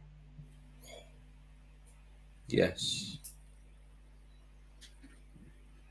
At the next seniors event, you'll have to speak to our friends at Darts, the net, Dob, and get them to update that. Dirt once then starter led with a 180, can only follow it with a ton. However, he doesn't mind if he doesn't hit a 9.8. He probably doesn't mind that he's left a bogey number after a visit to the board with Martin Schindler back on 3.58. So it has no impact whatsoever. Because Dirt will have at least 6 darts at 1.62. I'm sure Dirt would have looked over and seen Martin's score. He definitely wouldn't. But practice though, isn't it? At the 17, you get to go it. I mean, it's 132.32. Who even cares at this point? Who even cares? This performance from Dirk van Duijvenbode is one of, I know it's not on main stage with all the pros, but it's got to be one of the best since his run to the final behind closed doors. 106 average. If Dirkton produced that the rest of the weekend, he will take some stopping. Dirk van Duijvenbode 10, Martin Schindler 4. Just to reiterate that. You could take a couple of points off that and be happy for the rest of the weekend. 100%. That's superb from Dirk van Duijvenbode. At the interval on stage number 1, Damon Heta does have a narrow 3-2 lead over Marco van Gogh, and 101 average for the heat, 100.8 for Marco van Gogh, and not a lot to separate these two. Literally, whoever threw first. And at the stage 2 interval, Michael Smith has just broken Gabriel Clemens. He leads 6. Sorry, he's held his road. Broke Clemens the leg before. He is 6-4 up. So both of those two have gone to a quick ad break. We've got a result in that one, a break in the other one. So you know what time it is, folks. 45 seconds, and we'll be back after this.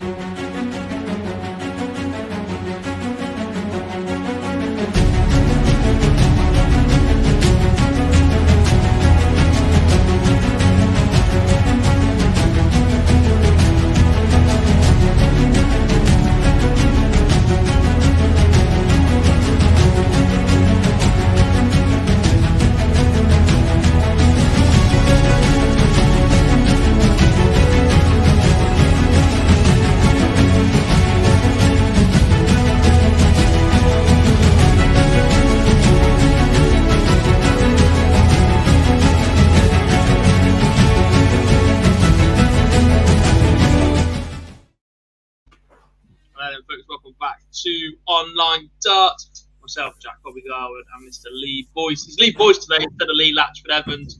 From yesterday, Lee from Steps, his boards 5, 6, 7, and 8 aren't here anymore.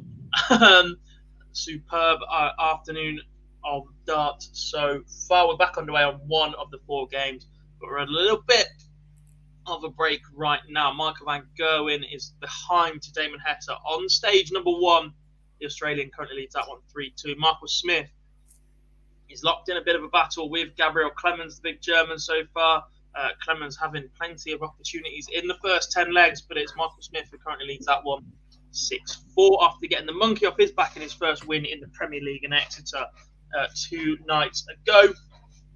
Neil Zonneveld and Keane Barry will be the next game up on stage number 3. That's on the left-hand side of the big screen you can see right in front of you guys.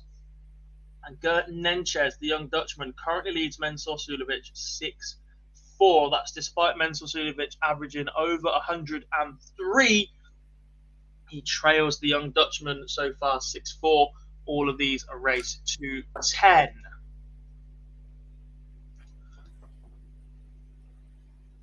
Pressure on the Nenchez to hold here.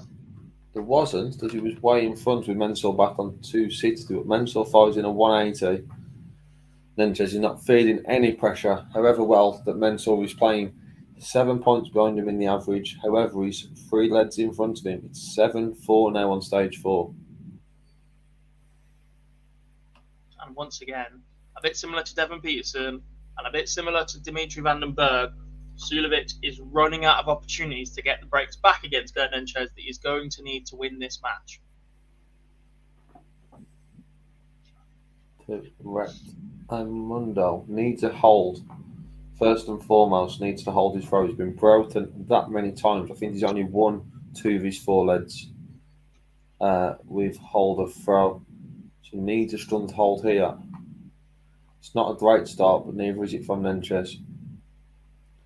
And we are just moments away from Zonneveld and Keane Barry getting underway.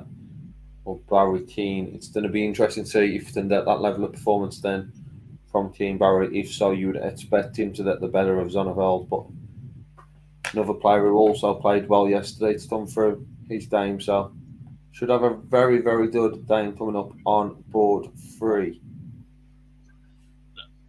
I think the biggest issue Keane Barry is going to have in this game, not the biggest issue. Look, Neil Zonneveld is a very, very capable dart player. I think Keane Barry is probably playing the better darts of the 2 at the minute.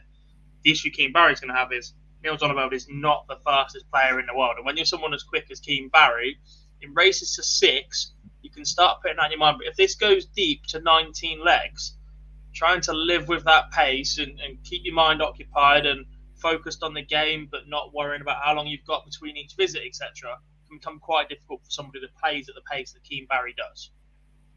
Yeah. Without doubt. And look, so that's not in Zonneveld's performance as well. We've seen him have runs in Minehead before, and he started this one very strongly with back-to-back 140s. But for me, Barry needs to get the lead early on. I think it's going to be key after going into that break. If we are level or he's the way of Zonneveld, I would expect him to go ahead and do that. But if Team Barry can get an early lead in this one, 6-4 or better going into that break, I would then expect Team Barry. It's easier to sort of entertain yourself on the back of the stage if you are winning a game than it is when you are 6-4, 7-3 behind, because there's other thoughts going through your mind. So if you can then that lead at the 10 lengths, it'd be very, very important for the Irishman. Big throw coming here for Mensah. We just let the holder throw, so it's 7-5 to Gert Nenchez. This is where Mensah needs to apply the pressure on that Nenchez throw.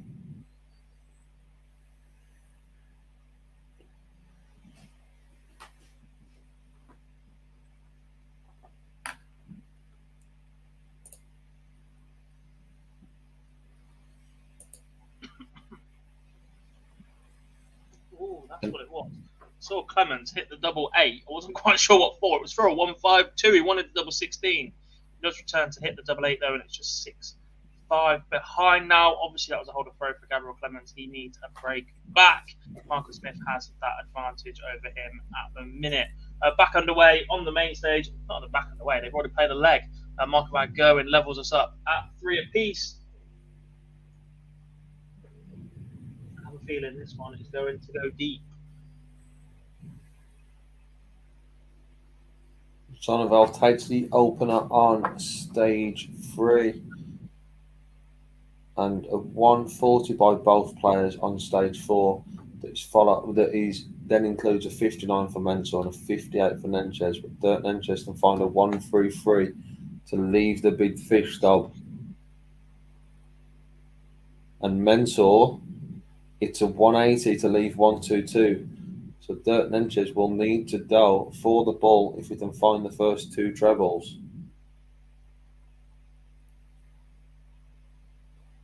And once again, it's not quite the 170, but it's great setup play, as it's 130 for Nenchez, the 1-2-2 for Mensah Sulevic that you feel will need to go.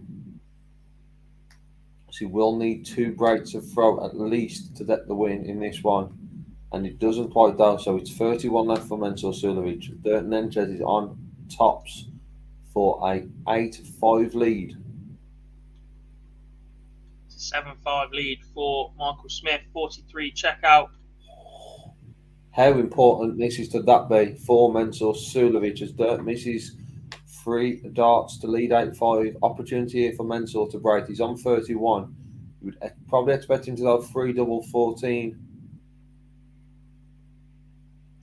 Great 13 dart holder throw from Keane Barry. That's 1 apiece. With Zonneveld, not sure the way he went. I would assume it would have been 3 double 14 dob. but it's Mensah who sees that out in 2 darts, and it's now 7-6 to Nenchez in a very, very important break to throw. Just need to follow it up with a strong hold. It is a strong hold for Gabriel Clemens. 7-6 behind. Still needs that break back against Michael Smith. Keep reiterating that point. Damon Heta 4-3 up now on Michael van Gerwen. That one is staying on throw as well.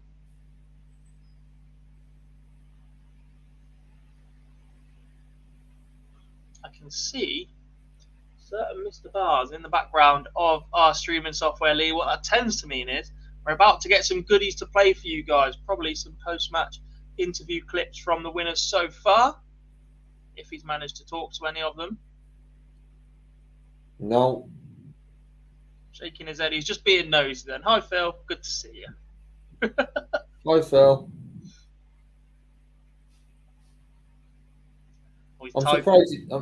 I'm surprised he's not the one that shown his face in the sunshine of Minehead like he did yesterday. He was out and about. No one wants to see that. However, that probably means that he was out in the sun a little too long for that 10-second cameo, and he's probably got sunburn, so he's not able to go back out. That's probably the case. Like a vampire. Shorts and flip-flops, but no sunlight. It's so pale. So good to leave him a little bit of abuse while he can't respond. Right, the boss is just in the background. Ouch. Damon Hatter puts himself in a good position, leaves 108 against the darts of Michael van Gerwen, but the Green Machine, a 130 checkout for 4 apiece, 12 dart leg from him. And we are still level, 2 more legs until the second interval.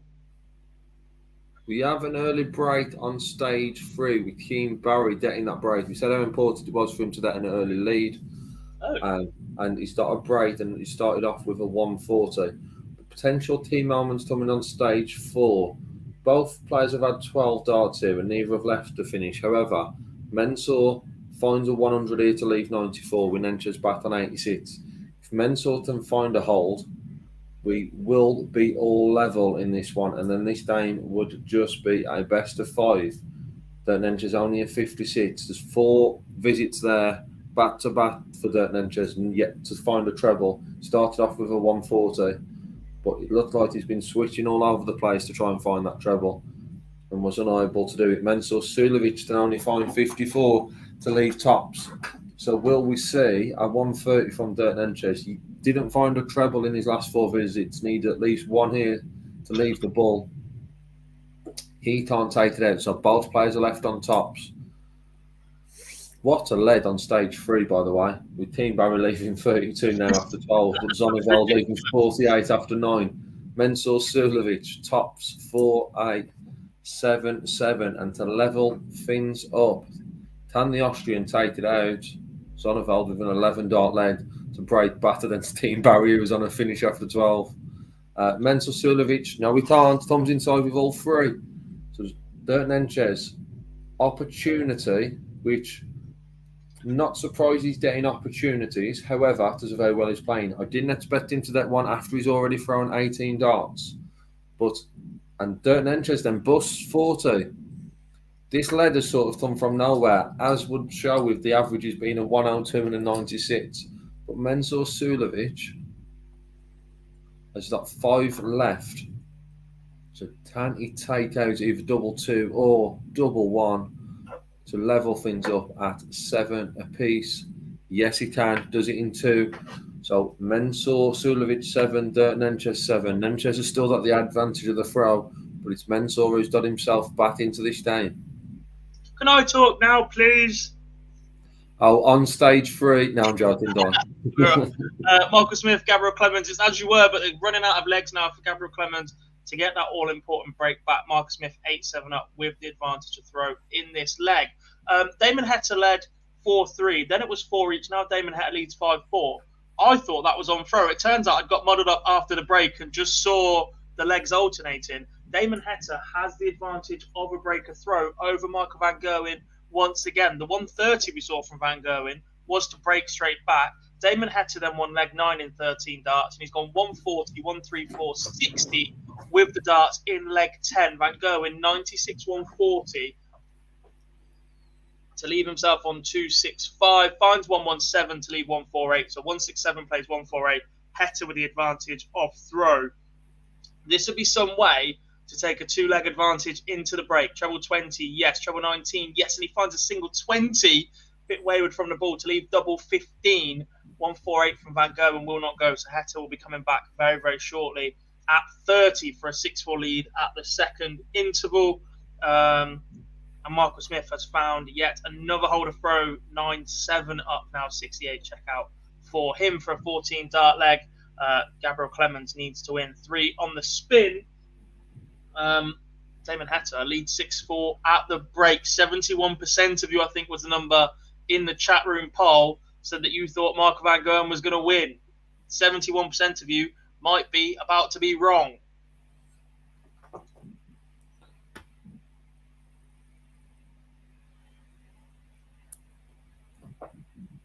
Team Barry 180, Neil Zonneveld 180 to start the lead. Barry can only hit a 140 and Zonneveld find a 180. And once again, in this game on stage, for opportunity for Menzel Sulovic to break throw and lead for the first time in a very, very long time. He broke in the first leg, and I think that was the last time he was in front. He's now 8-7 in front. So Menzel Sulovic is winning 8-7, and Team Barry gets the break than Zonneveld, who broke with an 11 and then had the opportunity to hold with 13 but missed a handful of darts. Barry punished. Then Team Barry's left 82 after 9. Very, very impressive from the Irishman. And he's got 6 darts here from 82 to lead 4-2.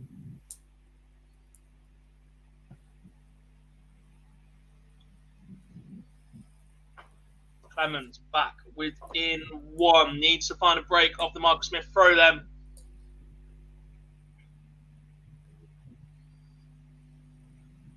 Doesn't look like it's going to come. Desperately needs it, but Michael Smith has gone 134, 180 on his own darts. Clemens 140 and then just a 60. 114 behind, plus whatever Michael Smith finds now. It looks like Michael Smith is going to hold his way into the 6th round draw. Another 10-8 scoreline by the looks of things, Lee. There was 3 in the first round of fixtures. Sulovic and Enchez looks like they're edging towards a 10-8 or 10-9. It certainly looks like that will be the final scoreline on stage number 2 for the second time in a row. And at 6-4, you wouldn't bet against the 10-8 scoreline on stage 1 between Damon Heta and Michael Van Gogh right now either.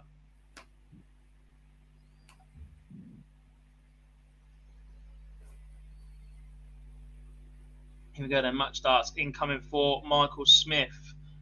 Clemens hits 52 to lead 161. Smith wants 52 himself.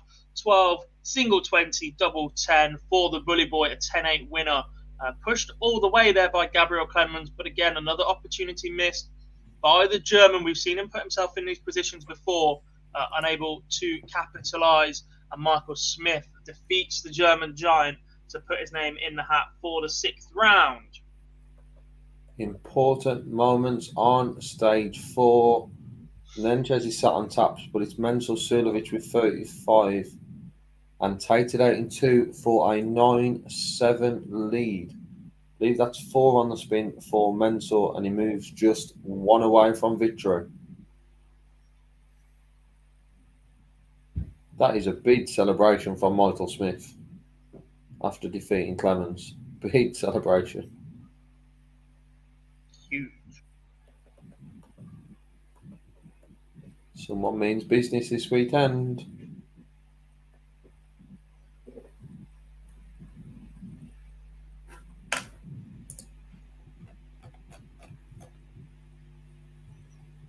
Team Barry with a 13 dart break of throw. That sees him 5-2 in front now. Then Zonneveld asking if to repeat that performance that we saw yesterday against Graham Hall to knock out the remaining Riley's qualifier. He's doing slightly better than that at the moment, and he's 5-2 in front than Neil Zonneveld.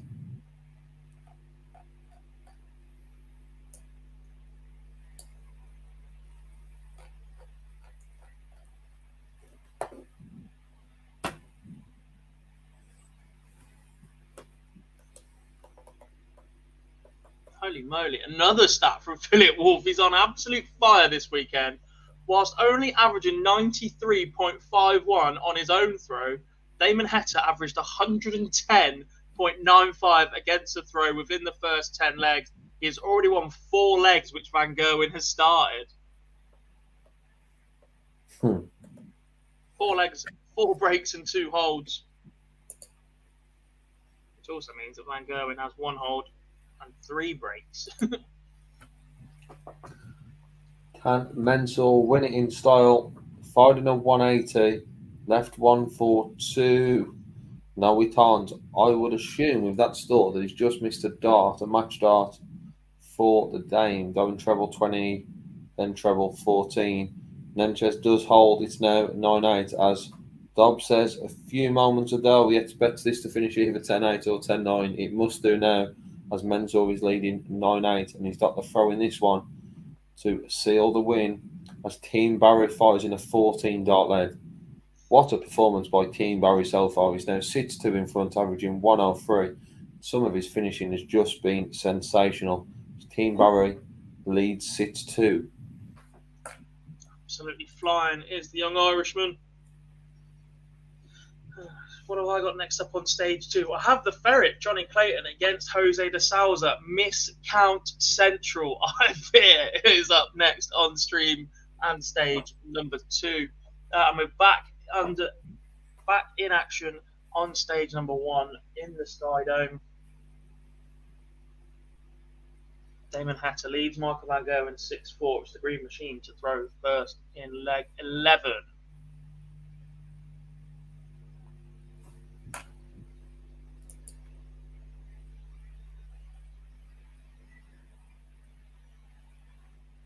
Sonneveld firing back against Barry with 2 180s in this leg, but in between those maximums was a 100, so he leaves 41 after 9. Barry's back on 2-4-4. Opportunity here for Mensah Sulovic to seal the win. He's got 6 darts from 174. Sonneveld did win that leg in 11 against Team Barry, so closes that gap to just the 3. Mensah Sulovic fires in a 1-3-4. Very, very good led by the Austrian. He leaves tops after 12. Nenchez back on 206. Very strong end to this game for Mensah Sulovic.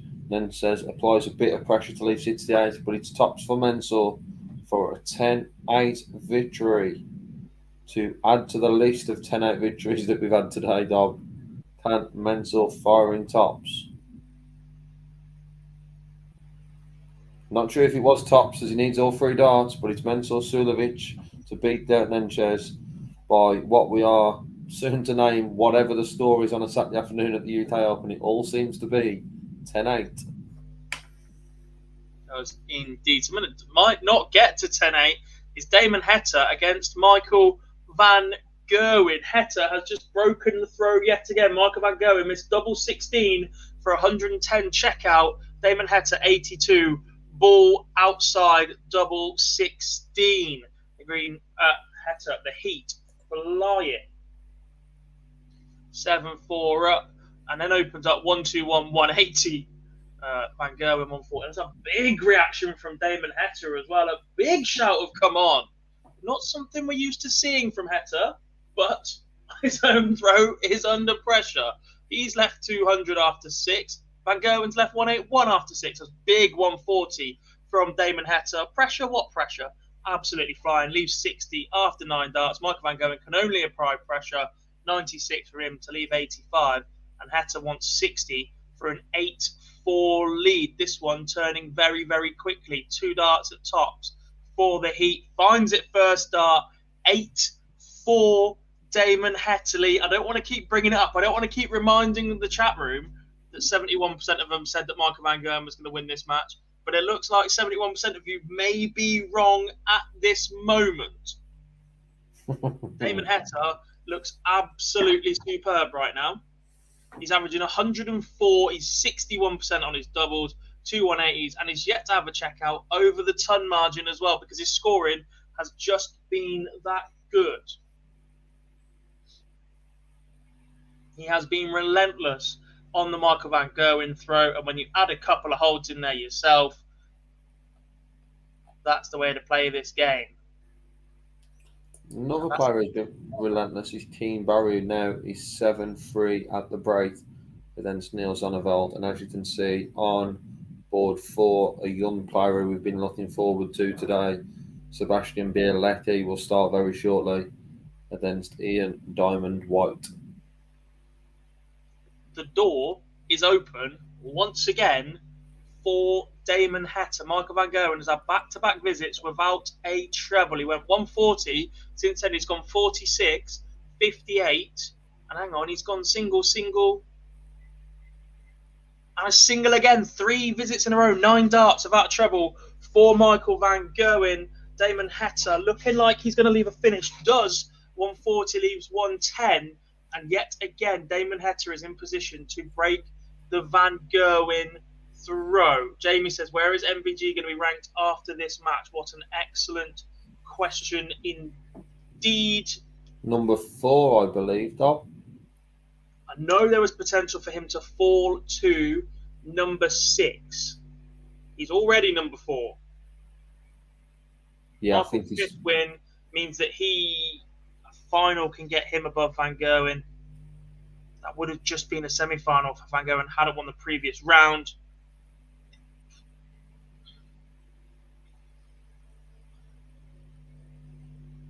I think the furthest he can fall now is to 5th.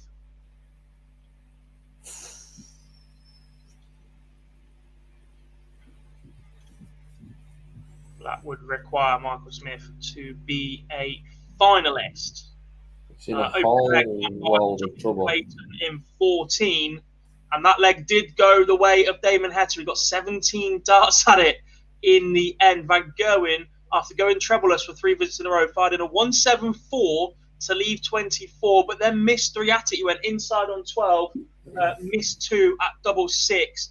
Heta from the 110 only scored 37 points, but cleans up the 73, treble 19, double 8, and is 9-4 up against Michael Van Gerwen, a winner in Exeter 2 nights ago, pretty much unchallenged, dropping just 3 legs in 3 matches against Johnny Clayton, Michael Smith, and Peter Wright. But the Heat, Damon Heta, is applying some serious pressure to Michael Van Gerwen now, who needs to be perfect if he's going to stay in the UK Open.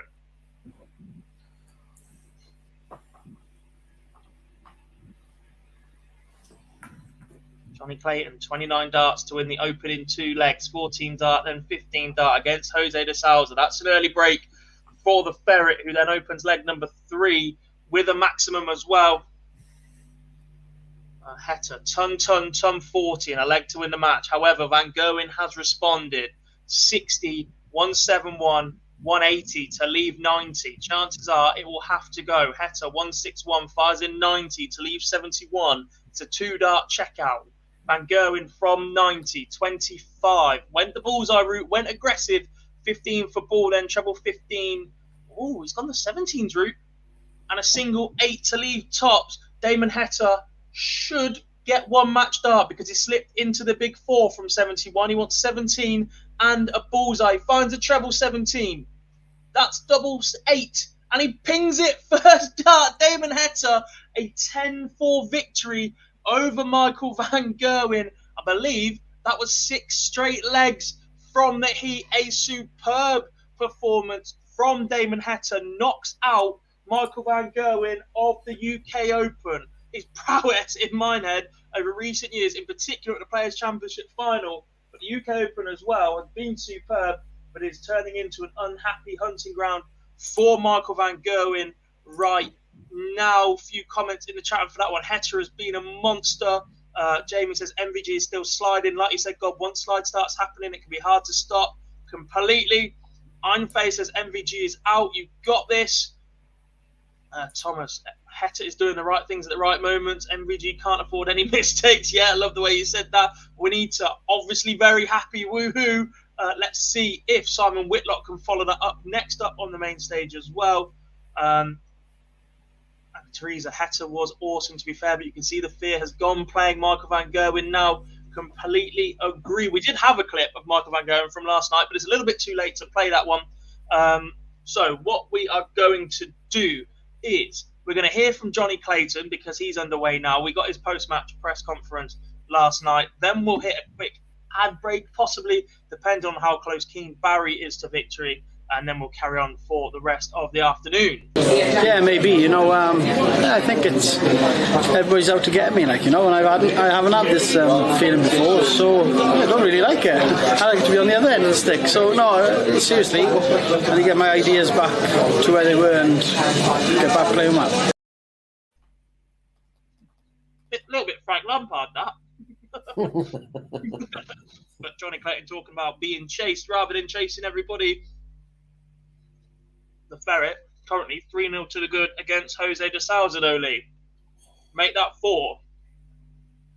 And he's open leg 5 with a maximum. Johnny Clayton is averaging 117 through 4 legs, folks. It's not a bad start, but on stage 4, quite the opposite. Sebastian Bialetti wins the lead, but it was 22 darts after both players missed a handful. Sebastian Bialetti will not mind as he lets the opener under his way. However, he starts this one with a 24. Better stores to follow it up. And on stage 3, Zonnevel gets a break against Keane Barry. That's a holder throw. Then straight after the break, Keane Barry's taking the lead in 7-4. Indeed, a few more chats in the. Jameson said MVG's not back. Jason says got a 5 on Hector, Smith and Clayton. So he just needs Clayton right now. Excalibur. Nicely done by the Heat, but still not feeling he'll break through this weekend. You never know. The draw could certainly help. He could find himself back out on stage 2 with a nice little draw for the rest of the day. Find himself on the final day of action, and then anything can happen from there. James says, come on, I want him to win it now. Seems a decent bloke. Completely agree. Such a laid-back character. It's 115 average now from Johnny Clayton. It's dropped a little bit, but he is 5-0 up on Jose de Salza. Absolute demolition job. Jose's averaging 79. You're not doing too bad when your average is dropping to 115. How dare it? Sort yourself out, Johnny. We're still a few moments away from Keane Barry being close to victory. He's currently 7-4 up on Neil Zonneveld, and everything else, despite the fact Johnny Clayton is moving mad right now. So we are going to take a quick little ad break, and then we will be back after this one.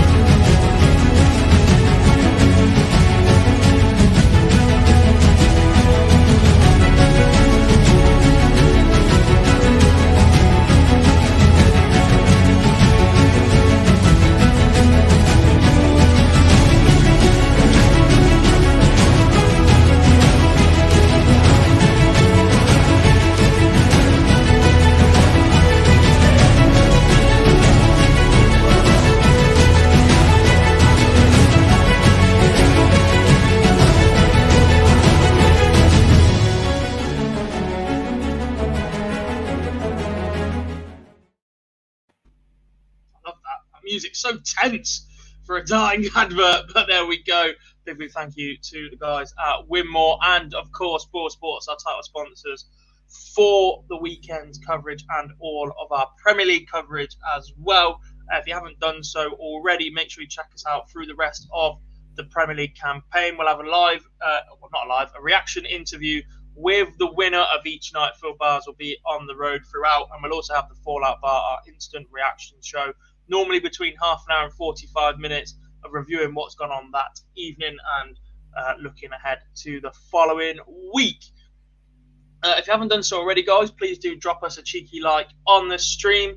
Comment below to get involved. And if you aren't already a subscriber, you need to be to get involved with the conversation. But also make sure you hit that button so you don't miss us going live or any other videos that we will post to you guys.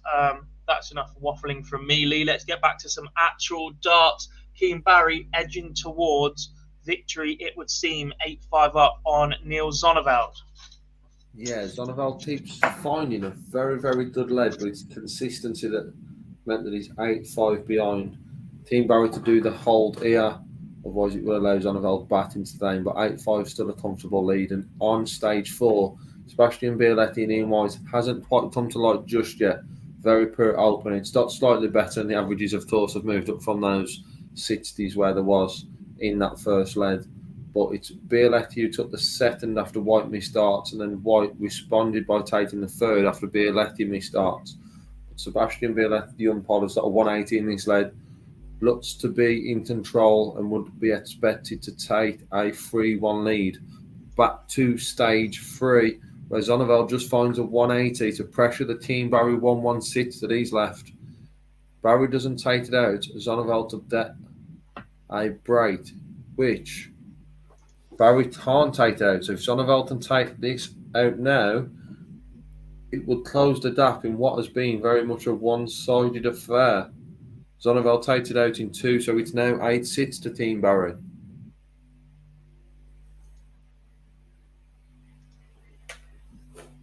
And Zonneveld has got the throw in lead 15. A bit of pressure coming back now. It certainly seems like Zonneveld has raised his level rather than Keane drop off massively. Johnny Clayton's had a bit of a dip. He's now only averaging 104. I say only, it's still a ridiculous standard, but that was 115. He missed a few darts for double in that previous leg, as D'Souza does get a leg on the board, although he is still averaging just 79. That last leg won him 21 darts for the Portuguese man of scores, and I have to be honest, this leg isn't much better either.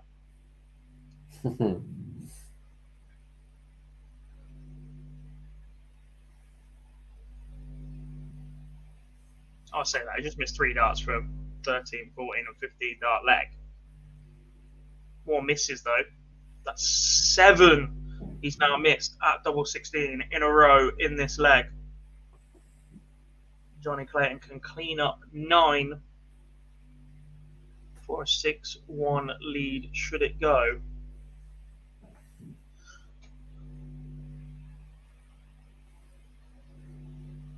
Just a little bit of reaching with Jose Lee. I think you've got that one on, haven't you? It's Dream 2 that you can see. Just looks like he's lurching forward a little bit. Fear of letting them go, holding on to them for too long, and then that causes the darts to drag low. That is Jose's miss. He's always had a little bit of shoulder in his action anyway. But when he is doing that, it's not a good sign for Jose de Souza fans. Johnny Clayton does now lead 6-1 indeed. ITV4 just circling through a few things on the outside, showing Dirk van Duivenbode in his victory against Martin Schindler. Superb performance from the Open Genius. Team Barry misses ball for a 1-2-4. Zonneveld's at 4-1. If he can take this out, it closes the gap to just 1. And the man who can create special moments at the UK Open, Sebastian Bialetti, has left a 170 dub. White can't take out 1-2-1, so Bialetti's coming back for the big fish.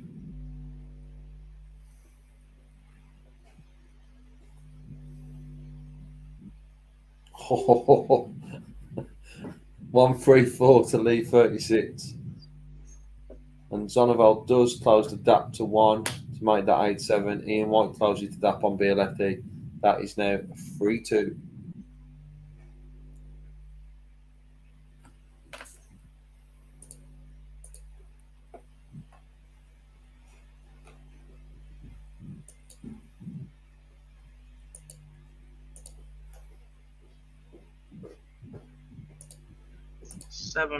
The lead now for Johnny Clayton over Jose de Souza. It's another 15 dart leg. It's a 120 checkout for Clayton.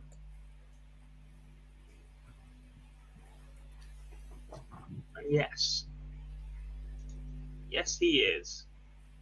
Really reminds us, MVG world number 4. Not too worried about that bit, Lee. Do you know what? Do you know who's gone above him though?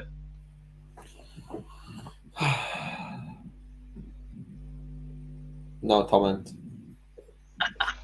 James Wade, ladies and gentlemen, is your new world number 3. Yay.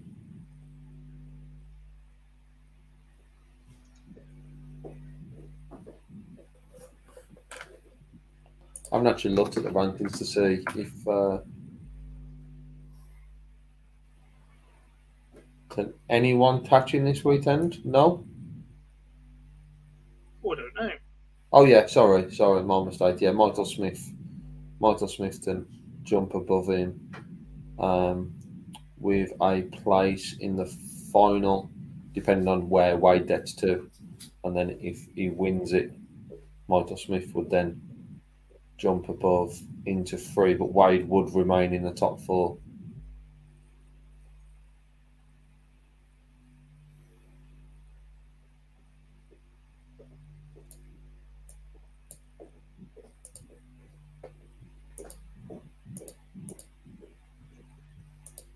Team Barry Lee is missing opportunities right now. Perhaps that is the pressure that has been applied to him over the last few legs by Niels Zonneveld.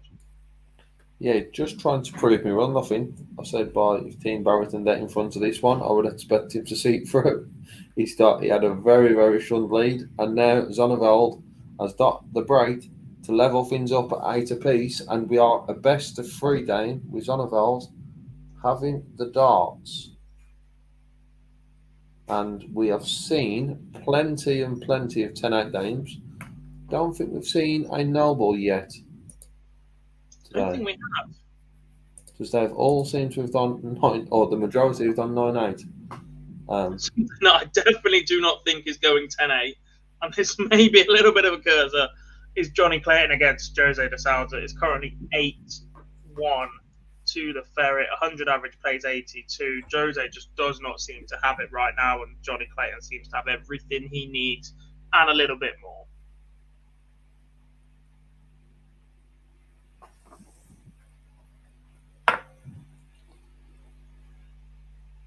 Johnny Mack is on stage in the main arena. We've just seen one win, fought an Australian in Damon Heta. Simon Whitlock is about to try and replicate that.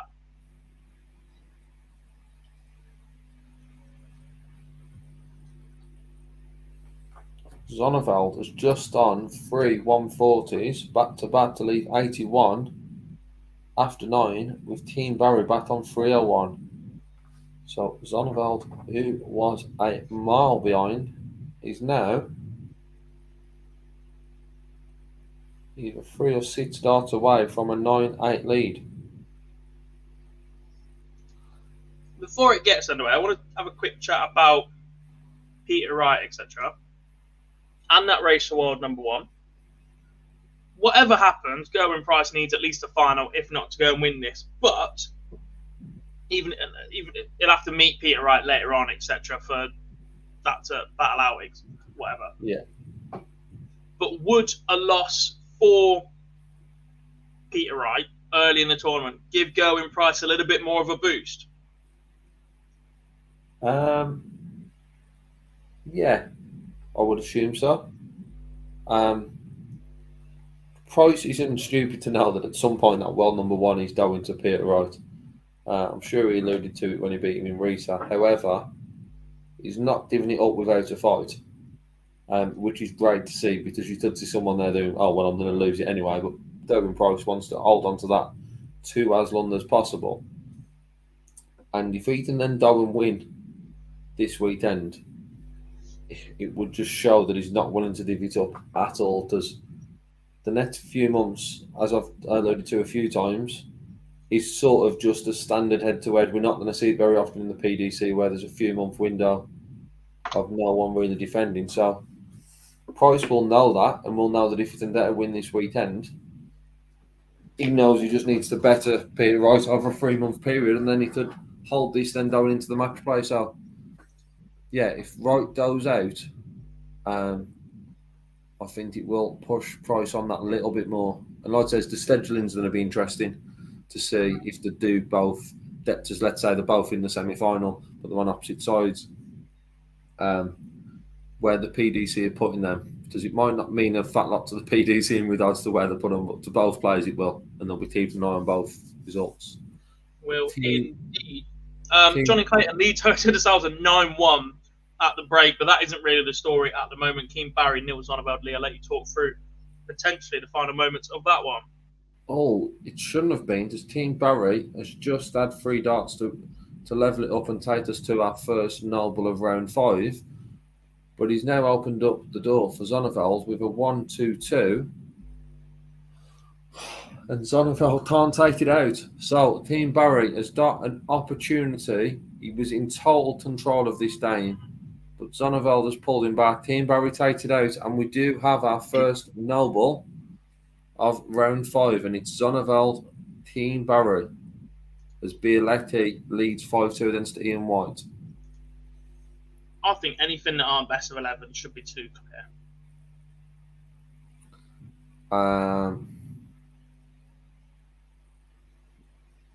Yeah, or redo the ball. I'd love to see that more on stage. I know you could be here a while because you take the dart out, but I'd love to see that a lot more on stage at 9 apiece, and I'm down for the bullseye. But it is Zonneveld who won. No, I don't agree with that. Once you win the bullseye, you should have the advantage of throw. What's the point of winning again? You've already won the bullseye. Yeah, but I just like to see that on the stage.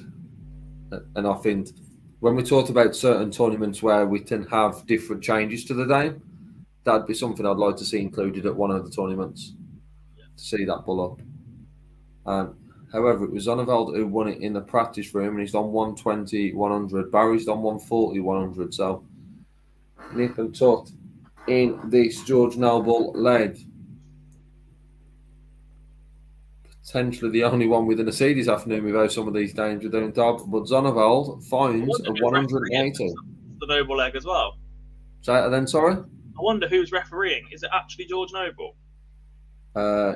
Russ Bray is currently on stage 2, but I thought George did the first game on stage 2. So, unless Noble's unless doing 3 or 4. Probably Charlie, actually.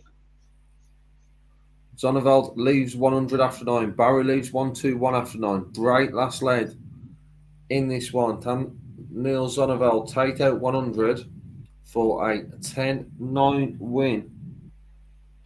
If not, the Irishman will be coming back for 1-2-1, and the Irishman will return for a dart at 1-2-1.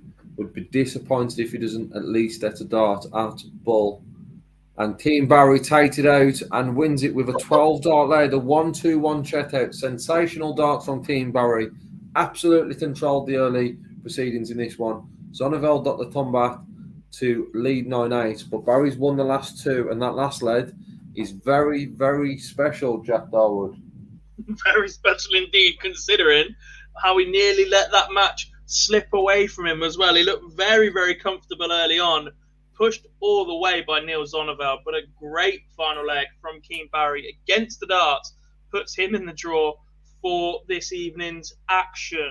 Elsewhere, Johnny Clayton is 70 points away. He is 0 points away from the 6th round.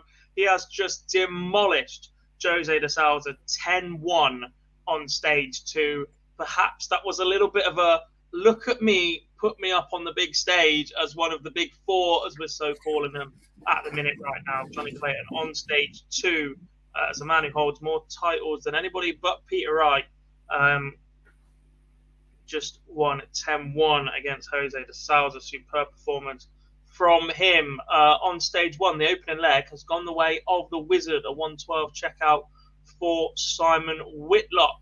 15-dart break of the Peter Wright throw. I haven't actually seen Peter Wright throw any darts yet. I wonder, A, what he's throwing with, and B, how he looks up on stage. We've had a change of outfit. It's all blue hair today. He's staying with the gold darts, though, Lee. Let's just see how the injury and illness holds up Then Excalibur is asking, how long till D'Souza is on the Seniors Tour? Well, a couple of things here. One, you can't be a PDC Tour card holder to play on the Seniors Tour, which D'Souza currently is. And two, he's only 48, so it'll be at least 2 years before he's allowed to play on the Seniors Tour. But then he would have to have no tour card remaining.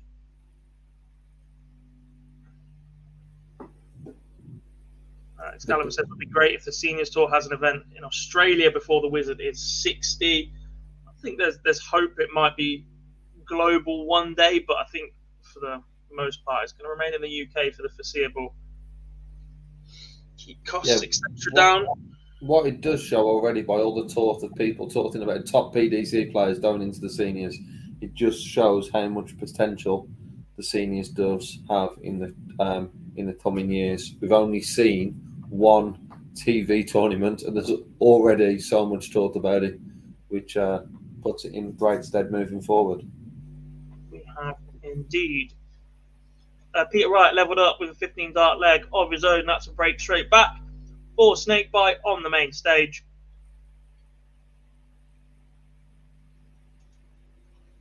And I guess, Lee, 6-3 Ian White away. We're only 2 legs in to the main stage. You guys know what's coming. A bit of dramatic, tense music from our friends over at Winmore.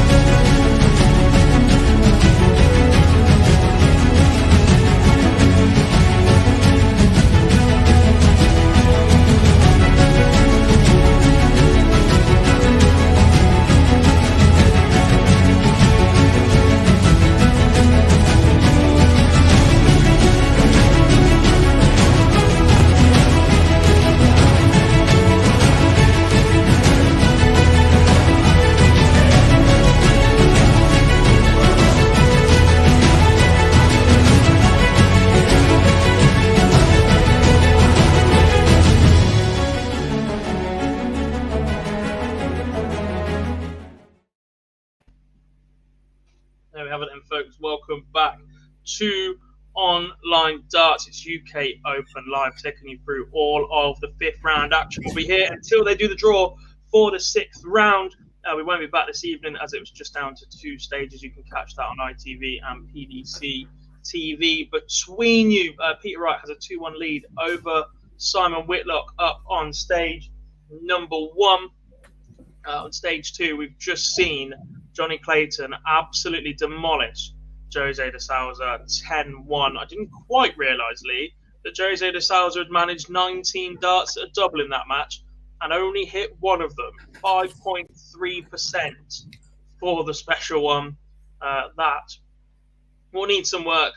Final game up on stage 2 in Reds down in Minehead will be the defending champion and the new world number 3. Yes, you heard that right. James Wade is up to world number 3 after Michael Van Gerwen's loss. He was defending winner's money from 2 years ago after he beat Gerwin Price in that final. Wade takes on Ron the Bomb Meulenkamp. Stage 3 is underway. Lee, you're going to be keeping an eye on that one for us. It's Callum Ridd against Vincent van der Voort, 2 absolute speedsters. Ridd struggled through a bit yesterday against Nathan Aspelin. It was an absolute scrap on stage 2. Vincent van der Voort was superb, though, in his victory. And on stage number 4, Sebastian Bielecki, the young Polish star. Barton says, go Bielecki, Polish hero. Indeed, he's 7-3 up on Ian White right now.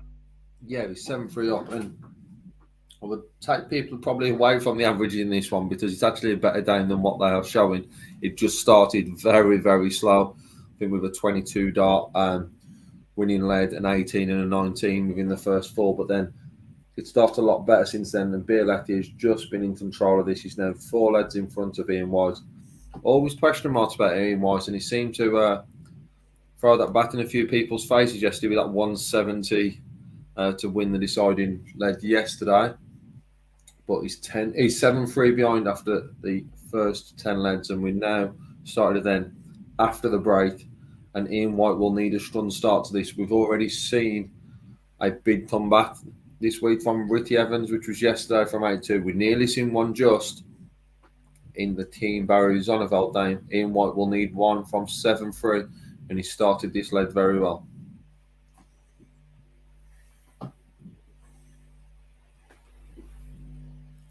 Indeed. Peter Wright, after losing the first leg against Simon Whitlock, has since won 3 in a row, 15 darts, 14 darts, and then an 11 dart leg. 103 average for Peter Wright, who was struggling, and speaking about how he was potentially going to pull out of this event. Kenny says, Bielecki, how old is he? He is 18 right now. 17 last year when he hit that 9-darter down at the UK Open. As we return, was it back at the Reebok last year? No, it wasn't. It was at Milton Keynes, but set up to look at Reebok, wasn't it? Yeah. All the stages in one room.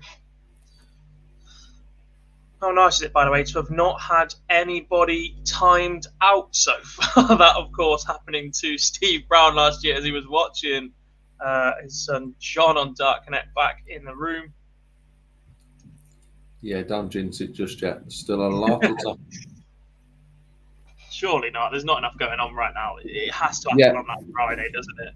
Yeah, you'd be very surprised to see it happen on, even more so when we move to just 2 stages. When there's 8 maybe so, but we just opened the door here up for Van der Voort. Van der Voort can't take out the 102, so Ridge is coming back for a 2-0 lead and an early break to throw.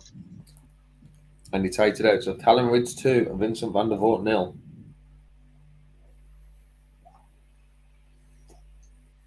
Looks likely Peter Wright is applying some pressure to go in price, trying to hold on to that 1-1. He will be on the main stage next, or last, shall we say.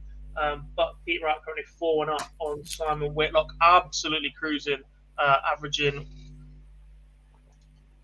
103.5 right now. He's 14 points better off in the averages. Then Simon Whitlock 4-1 up, another 15 dart. That's 2 15, a 14, and an 11 for the winning darts so far. For Snakebite, not bad for a man who nearly did not play.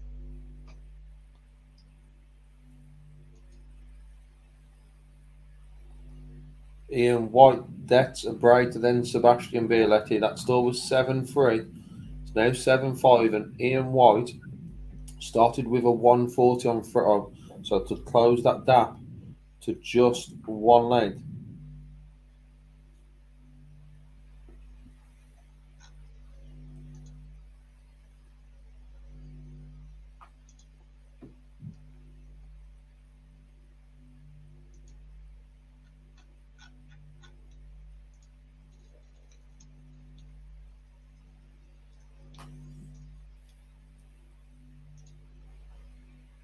After 12 darts on throw, Callum Ridge leaves 56. So nothing like Ridge to take the 3-0 lead. Can't take it out, but Van der Voort's back on 2-2-6. So Ridge will fancy his chance of coming back to seal a 3-0 lead early on. And Ian White has left 170, but then Sebastian Bielecki after 9. However, Bielecki's on 171, so Ian White wouldn't need to go for the ball. It's 105. Doesn't even let that opportunity, but does leave 65. Can Bielecki apply some pressure? As Callum Ridge leads 3-0 currently on stage 3.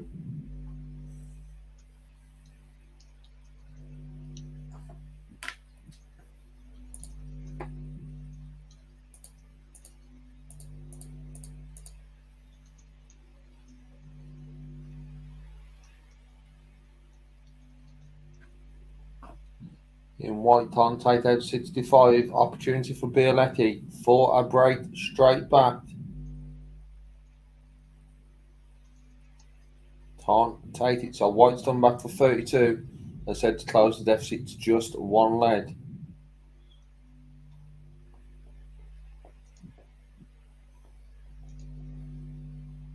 White can't take that opportunity. So Sebastian Bialetti, 56. He's had 15 darts already in this lane.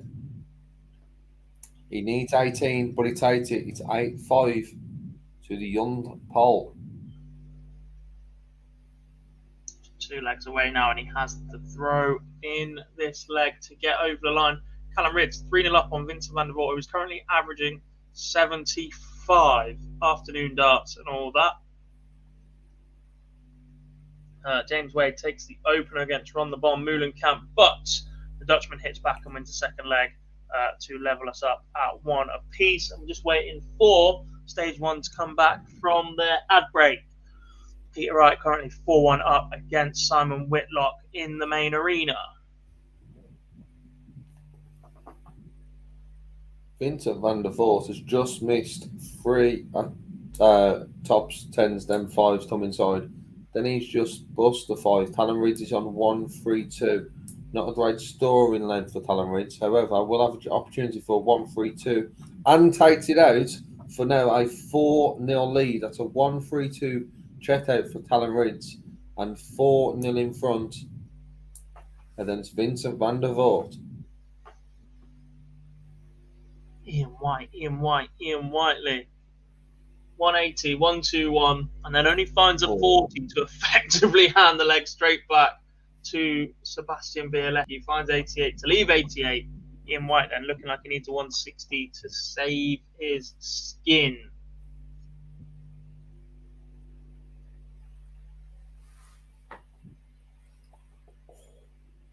$120 for White, so potential miss on the tops. Just outside, Bialetti, 88 check out to move 1 away. Has a dart at ball. It's 25. So Ian White, we've seen him miss 3 at 40 just. Doesn't this time. It's tops first dart. It's now 8-6. Back-to-back breaks as Sebastian Bialetti leads 8-6 against Ian White. Vincent van der Voort averaging 77, however, in his last leg was on a finish after 11 darts. This one will be on a finisher then with his 11th dart.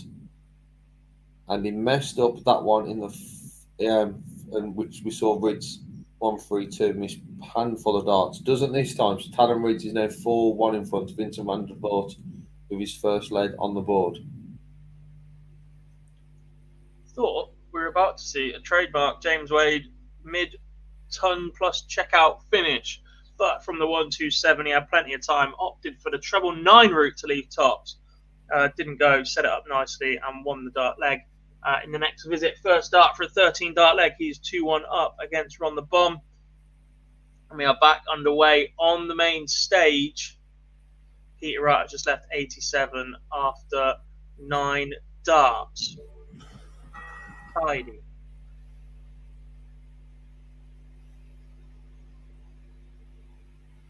And then misses 2 at double 18 for 12 dart leg.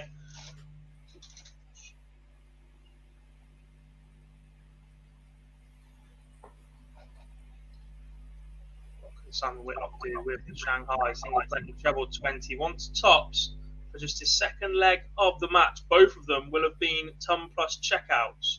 And he does get tops. So 1-1-2 in the opening leg and a 1-2-0 in the 6th leg. Simon Whitlock has his second leg on the board against Peter Wright. As I said, both of them have been over the 100 mark. Peter Wright also has 2 ton plus checkouts already, although it says highest checkout 101. So I'm not sure if both of them 101 or if one of them was a ton, but there's a limited range there on what Peter Wright has checked out. That one was a 101 and it was 100 the leg before as well. But he's straight back in the trebles. Peter Wright looking pretty sharp here. Ian White closes that gap to 1-10. Bialetti needs a hold, and if he does get the hold, we'll move just 1 leg away. It's only 8-7 to the young pole. And that 140 from Ridds puts pressure on the Vincent van der Voort throw. He's on 96. Van der Voort really needs that down in this one. Can't take it out. So Ridds will be coming back for tops for a 5-1 lead. It's not been a great performance by either player, but Vincent van der Voort has missed so many darts and Rids has been able to punish him so far. Not this time. Van der Voort's coming back for double 9.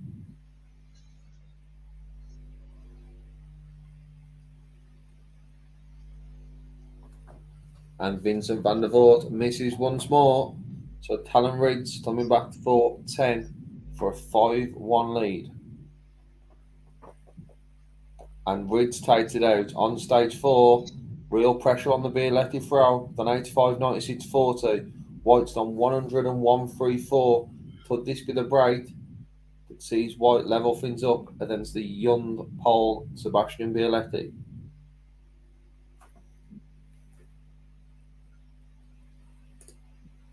That was a bad time to eat my last cookie. So then, sorry? I said that was a bad time to be eating my last cookie. It was too good from James Wade a few moments ago. 78 checkout. Treble 1. Bullseye. When he needed the 25. But does set up 20 and takes a leg. He's now 3-1 up on Ron the Bomb. But here comes that crucial moment for Ian White. He wants 67 for a 14 or 15 dart leg to break. Sebastian Bialetti, 8 apiece. And Diamond White would have the advantage of throw in the best of 3 remaining. Take it out. We are now all square on stage 4. Ian White stopped the throw in this best of 3 game. Ian White 8, Sebastian Bialetti 8. We are not all square on stage number 1. Peter Wright, 5-2 to the good. Against Simon Whitlock, having a bit of an off leg. And when I say off leg, he's gone 45, 43, 60. Then finds a turn. I'd fancy my chances in that leg against Snakebite, but you never know.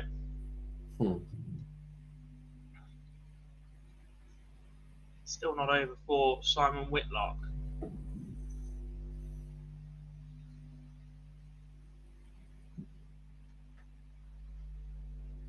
And then Wright finds a 180 to leave 73. Whitlock just missed 2 darts at double 8. He's going to get another 3 at 16.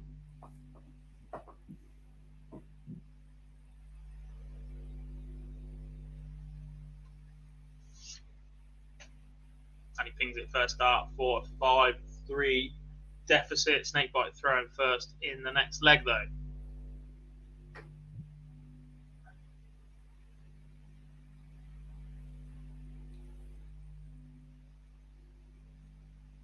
Moolenkamp making a bit of an attack on the James Wade throw in leg number 5. Wadey has left 100 after 15 darts. Moolenkamp though misses a dart at tops for a 77 checkout and that break, and Wadey back at 100. Single 20. Will he go tops? No, he will not. He'll find a treble 20. Misses double 10. We didn't say that very often. He's been so prolific on that at this tournament. Reminder, yesterday he won all 10 of his legs on either double 20 or double 10. No variations from James Wade at all. In the game on stage 4, Ian White will be coming for the checkout first. He's left 100 after 5 visits to the board. Bialetti is on 157. Ian White can't take it out, but does leave double 16. Can Sebastian Bialetti find a big finish to get a break against the Ian White throw? No, he can't. Ian White's coming back for double 16 for a 9-8 lead. Ian White takes it out in 1. It's a 19 dart holder throw, and Ian White is just 1 away from a win against Sebastian Bialetti. Is on stage 3. Talon Rids. He sits 1 in front of them, Vincent van der Voort. You feel a bit like this is where the experience of Ian White should be paying off now. Bialetti did so well to get out so far in front and just try and stay there. And as Ian White starts to eke those legs back and start getting a little bit closer, having not really been in this situation before, apart from last year's UK Open perhaps, a little bit of inexperience from Bielecki, just not staying straight enough, just keeping those legs going.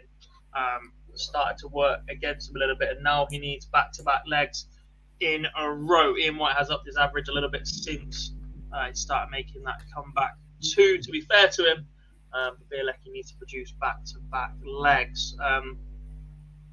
Callum Riggs is 6-2 up, averaging less than 90 once again. Did this yesterday against Nathan Aspinall. He was averaging 88, and that's where he stayed for the large part of the game. It's an 86 average against Van der Voort. He's only throwing an 84 back at him, a 6-2 difference in that one. James Wade's 4-1 up on Ron Moulenkamp and has just left 44 after 9 for a 5-1 lead. And Peter Wright is 6-3 to the good as we get the final leg before the televised interval once again on stage number 1. And he's gone ton 80 against the darts.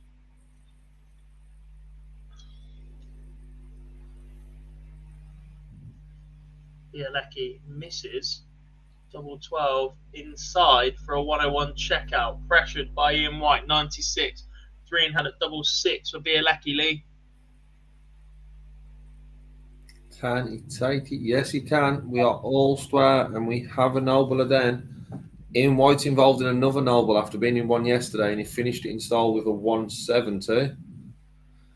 This time, we'll hope for the same, and he has got the throw, but only starts with a 45. As on stage 3, Callum Riggs, that's a 7-2 lead over Vincent van der Voort. So one more leg before the break in that one. Can Bielecki find something here? No, it's just the 84. Puts him in front after Ian White's poor start of 45. And you did mention about the experience of Ian White. However, he's not done a great record in TV tournaments or major tournaments when it comes to last leg decider, and he's not known for handling the pressure very well. And in this leg, he's on 45 and 41. So it has done the way of Bielecki currently, who finds 100 here. If Bielecki can stay straight throughout this leg, or either of them can stay straight throughout this leg, you would think it would go their way. It's not going to be like we saw earlier on with a 12 darter. Was it 12 or 11 darter from Keen Barry? That sort of way of winning it. It's going to be a bit strappy. Bielecki 84, 100, Ian White 45, 41, 85. As I said, Bielecki just needs to stay straight. He fires in another 100. Ian White's back on 330.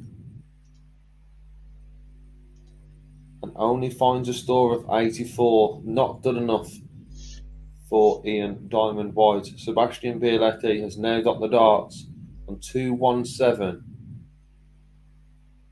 Finds a 135 to now leave 82.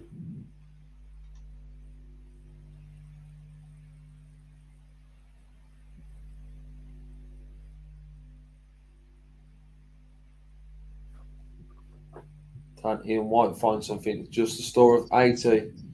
Leave 1 sit. So Bielecki is going to have 6 darts from 82 to beat Ian White. Can't take it out. And for me, it looks like he's done for ball there, Dob. And I'm not sure why he has. And he's hitting the 12 with his last start to leave 38. Ian White on 1 sit. Ian White fires in his first store of a ton in this leg. But is it a little bit too late? To Sebastian Bielecki, you would imagine, would have at least 2 darts at a double. He needs 2, and Bielecki comes through. Sebastian Bielecki's love for the UK Open continues. This time it's in Minehead as he defeats Ian White 10-9. Superb win for the youngster. Another final leg win for the younger player. We saw Keen Barry do it earlier against Neil Zonneveld after being comfortably in front. Their opponent hits back and then they go and take out that deciding leg. A superb win for Sebastian Bielecki, who will now be guaranteed at least a spot on stage 2 later on this evening. Any Polish fans out there? Plenty of you in the chat room. There we go, guys. We can see you. I really would love to say hello to you guys, but through fear of getting your names wrong, I'm just going to flash you up on screen and say hello to all of you. I don't think it's fair to attempt to pronounce your names, folks, and just get. I want to see you try. Be wrong. No, it's just rude. It's just rude. It's not. It is very rude indeed. What is also very rude is Peter Wright currently 7-3 up on Simon Whitlock. Bit of a demolition job so far. 102 average against an 89. Simon Whitlock has 3 legs, 2 of them being ton plus checkouts. He is 50% on the outer ring, but he is just 3 from 6. James Wade, 6-1 to the good against Ron the Bomb. Moolenkamp has 2 darts left at double 18 to cut that deficit to 4, and he does 6-2 is the scoreline in that one. But the way these two are playing right now, you'd expect the defending champion James Wade to just keep doing what he's doing. 94 average, 50% on the doubles. That is, if you look up wading in the dictionary, that's what you will find, isn't it? Yeah. 90s average, 50% on the doubles. James Wade absolutely loving tops and tens. That's just how it works. Callum Ridge, Vincent van der Voort have hit their interval as well. It's 8-2 to Callum Ridge. Again, sub 90 averages in that one for the moment. And then Willie O'Connor, Stephen Bunting will be underway very, very shortly. We're going to head to the shorter of our 2 ad breaks very, very quickly.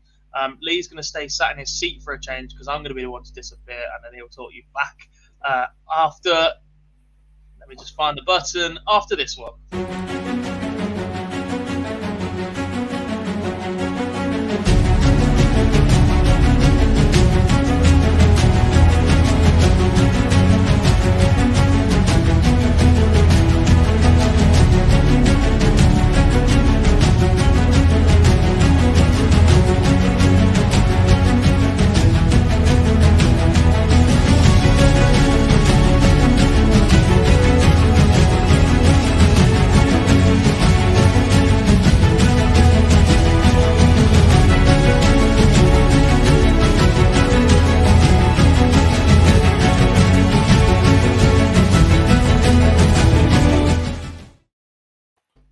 Welcome back to online darts coverage of the UK Open. We are into day 2, session 3, as we are in round 5.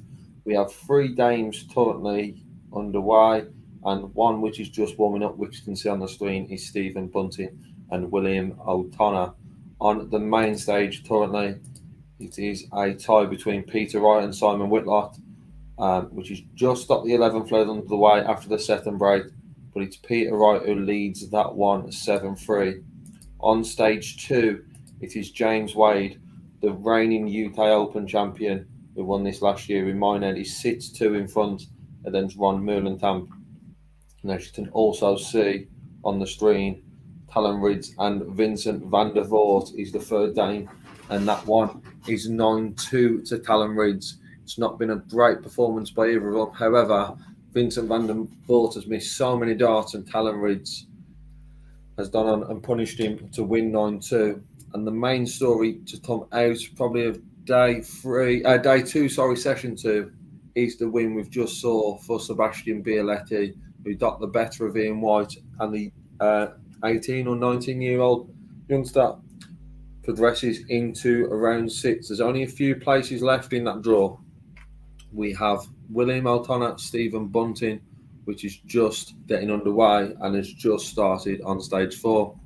We've also only got one more game to get underway, which will follow the Peter Wright Simon Whitlock game on the main stage, which is between Jamie Hughes and Derwin Price.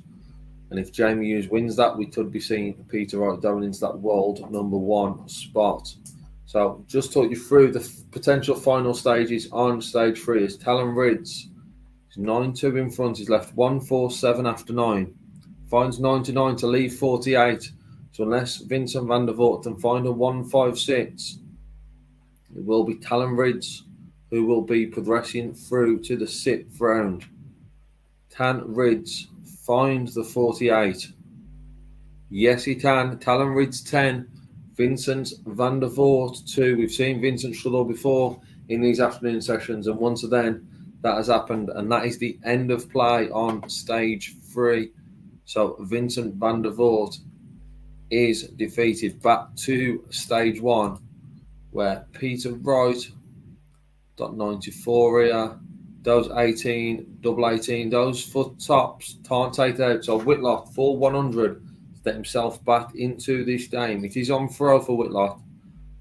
But if he's broken here, you would think that the current world champion will then push on and win this game. 7-3 to Peter Whitlock.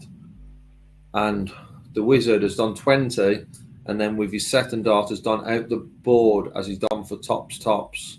Should not be going out the board with that second dart. If you are going to miss, make sure it's in the inside. And Peter Wright duly punishes as he takes out tops for a 8-3 lead. On board 4, Stephen Bunting needs 1-3-4 in the opening leg. Can't take it out. So William O'Connor coming back for 11. If William O'Connor can take this out, it will be the opener and it will be a break to throw. Can't take it. So missed doubles from William O'Connor. So Stephen Bunting. Opportunity for Bunting. And Stephen Bunting takes that opportunity. It is just a hold, but it's Bunting who gets the older throw. And we are just down into the break on the second stage as James Wade now leads 8-2 and then Ron Meulenkamp. So we just have games on stages 1 and stages 4, which are currently playing with Peter Rice 8-3 up against the Wizard and William O'Connor and Stephen Bunting, which is 1-0 to Stephen Bunting. And in this lead, just having a quick look at the lead between Whitlock and Peter Wright. Peter Wright is just 10 points in front. However, it's the Wizard who's now got the throw. So big visit here from the Wizard. Might be able to close that gap back to just 4.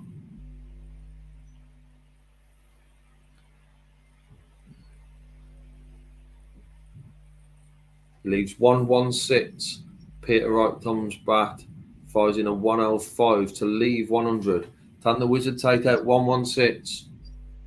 20. Needs the treble 20 for double 18. In the run bet, it's treble 5. So Peter Wright's coming back for 100 for a 9-3 lead to move just one leg away. And he gets the treble, so he's still got 2 darts at tops. And he only needs the 1. Current world champion is now 9-3 in front, and then Simon Whitlock, which means he's just 1 leg away. And then we will be seeing the current world number 1 coming onto the stage as he will take on local boy to me, Jamie Hughes, in what will be the final game of round 5. And we are all square on stage 4. It's been 2 holds of throw, but it's Bunting 1, William O'Connor 1. Just talk you through what potentially will be the final leg between Peter Wright and Simon Whitlock. Peter Wright starts with just a 60 but follows it up with a 100. Simon Whitlock also can't find a treble in his first visit, but he can the second time round as he goes 180 to leave 2 sits free. Also, we see a 180 from William O'Connor in his first visit to the board against Stephen Bunting, but can only follow it up with a 140. Right, big 140 for Peter Wright, leaves 201, and Dobb has returned just at a time where we might be coming into the final stages of one of his games. As Peter Wright is 9-3 up, and then Simon Whitlock. He is indeed, but the Wizard has just left the big fish. He might have to take it out as Pete Wright goes treble 20, treble 20. That leaves 61. That leaves 81. Treble 19 for double 12, treble 15 for double 18. Hits a single 19 to leave 62. That is a 2-dart finish for Peter Wright. Not Peter Wright. Simon Whitlock will require a 170 checkout to stay alive. That's 2 treble 20s. wants the ball.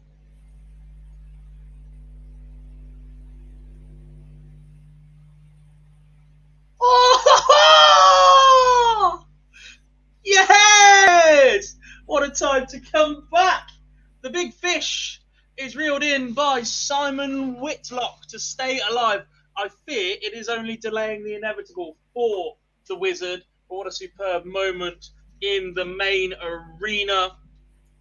A 170 checkout by Simon Whitlock to stay alive against Peter Wright. Dob, just one thing on the screen. Board 3 is now finished. So we just have board 4, which is playing. So if you can work your magic, my friend, just to have the William O'Connor and Stephen Bunting game up for the viewers to see, as William O'Connor gets a break to throw and he's 2-1 in front than Stephen Bunting.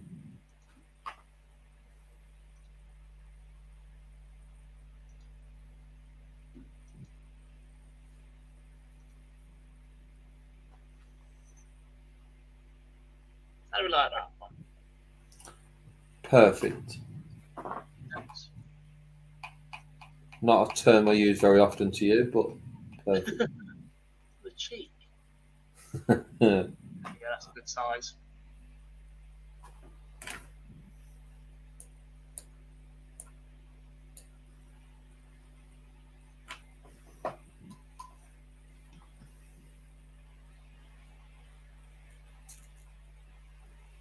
James Wade just one leg away on stage number 2 then. 9-2 to the good against Ron Moulenkamp and Lee. It's looking very much that we're going to be in a similar position to yesterday. One final game up on the main stage. Obviously, they do have more breaks than any other. Then you get the TV stuff in between the legs as well. We'll keep talking you through William O'Connor versus Stephen Bunting, and we will stay live for instant reaction to the draw, but that will be the last of UK Open Live from us at Online Darts. You'll be able to catch interviews with the winners on the channel as and when Phil Bars can grab them down in Minehead. A reminder, tonight, once all the action is finished, or from about 10:30, I think it is Champions Week finals night in the Online Darts Live League. Chris Murphy will be talking you through all the action on this channel and Sporty Stuff TV after a superb ending yesterday evening. Colin Osborne seems to be having his own competition on what's the narrowest margin he can miss out on qualification by.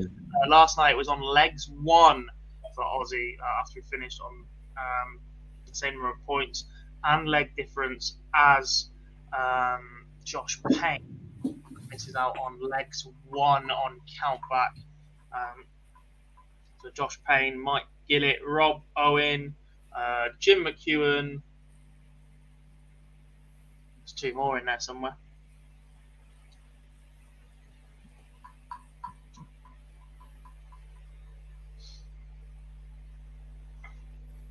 I'll find those names for you in a minute.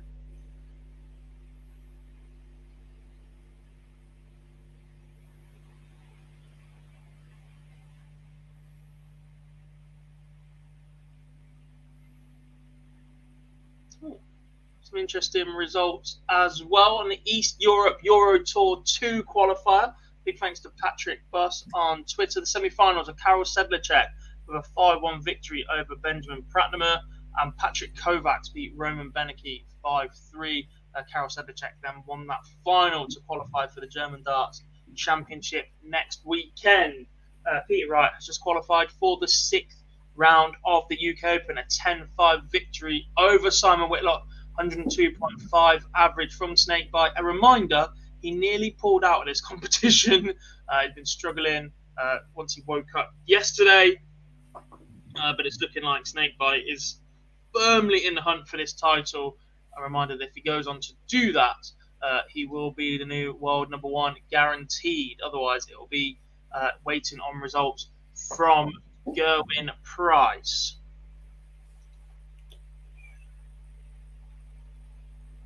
O'Connor missing opportunity to break to then. We've had 2 holds followed by 2 breaks, and now Bunting then hold throw here with tops or 10s, and it's Stephen Bunting 3, William O'Connor 2. In the only active Dane currently at the UK Open, with one more Dane to start, which is Derwin Price against, from what we've seen this weekend, the informed Jamie Hughes. Bold.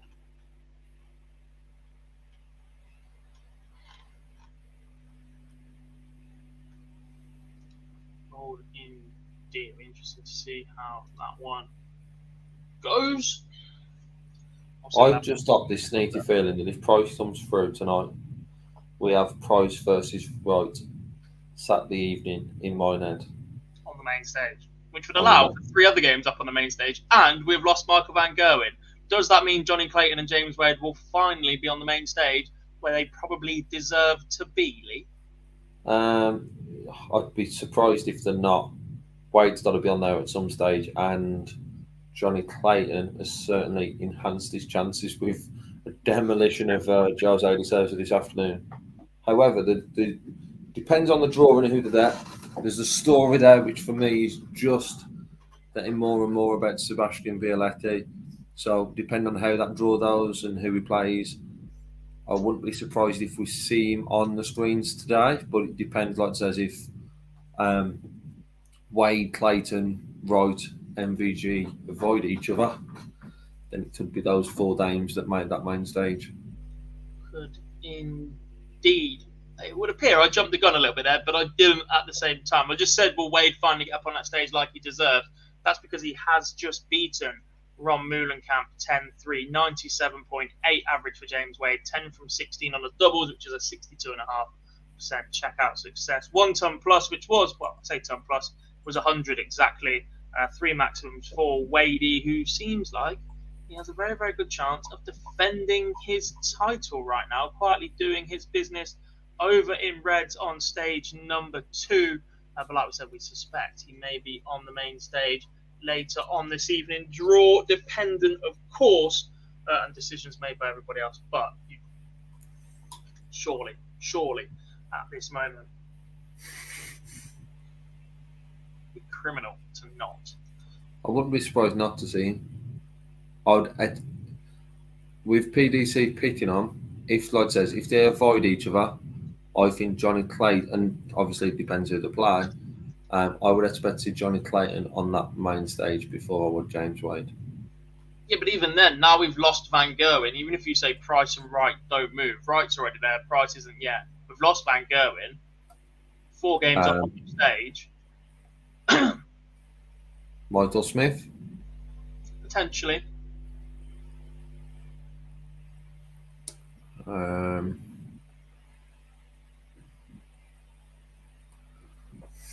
For me, like says, for me, I'd like to see Bialetti. I know he's going to be on a streaming board, but the story that's there. Oh, I'm not against that. But at the same time, I just think, look, Wade's just gone to world number 3. And he's still good. It would take an awful lot to leave him off of stage 1 come 6 o'clock later on this evening. If it's not James Wade, and it's the majority of that field who would be defending UK Open champion, he would have probably already been on that main stage. It probably not last night, just like it says, last night's dames.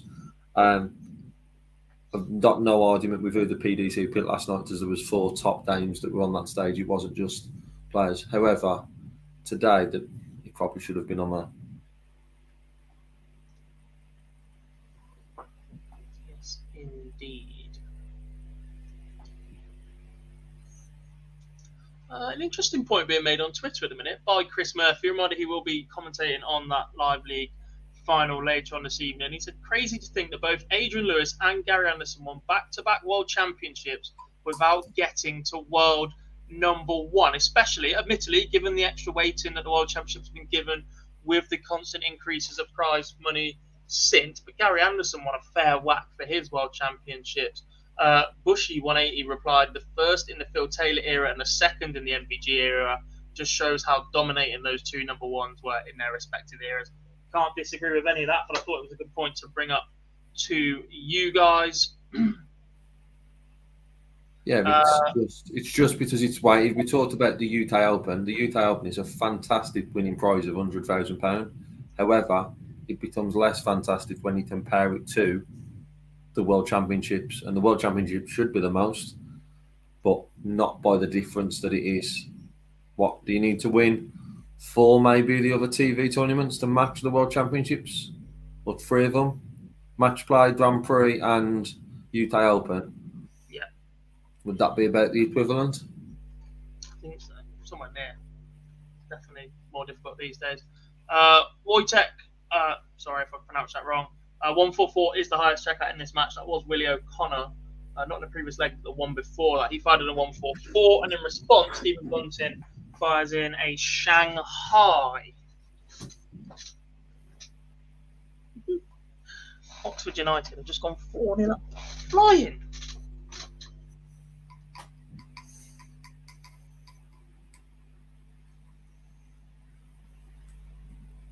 Stephen Bunting is now 5-3 in front against William O'Connor. And it's another, look, he's gone deep in TV events in the last couple of years, and this is another where the draw and format just allows you to keep sneaking under the radar. And how many times in the last 2-3 years have we gone, oh, Stephen Bunting's in a semi-final, where did that come from? You would not put it past him to go and do the same again here. It's a 97 average through 8 legs at the minute. But he's just so consistent and so capable. Adam, that all depends on what context you're asking this question in. You say, who is the highest to check out so far? Do you mean in the tournament or in a specific match? Because in the tournament, not that I'm keeping a track, but I think we've had 4 170s now, maybe even 5. We had 3 yesterday, and we've had Simon 2 today. Wasn't the one earlier? Did we get one earlier? Yes, because I used the fish just late. And we potentially had a couple more. No, I think we've had 5. Yeah. 3 yesterday, 2 today. So 5 170s. Only one of those on the main stage, Simon Whitlock. Mm-hmm. Yeah, just looking at Stephen Bunting, a good run here. A run to the final would see him move up to only 4 grand behind Nathan Aspinall. Seen jump Danny Noppert, Luke Humphries, and he's in control now with a 6-3 lead over William O'Connor. But he's another player who we've seen when he first came over. There's no surprise that he's in that mix for a top 16 because he does go deep, and sometimes very unnoticed, but he does go deep in a lot of these tournaments. The bullet. Adam says in this match, the highest checkout so far is Willie O'Connor. He had a 144. Stephen Bunting's best so far is a 120. Wojtek says, was there any 9 darters? No, we saw 8 perfect darts from... Oh, no, we had one yesterday. Sorry. We had one yesterday from... Was it Richard? We missed it yesterday. Now we're forgetting about it. Jose Justicia hit a 9 darter yesterday. Sorry, it's because Lee didn't actually bring it to attention while we were streaming. Don't blame me.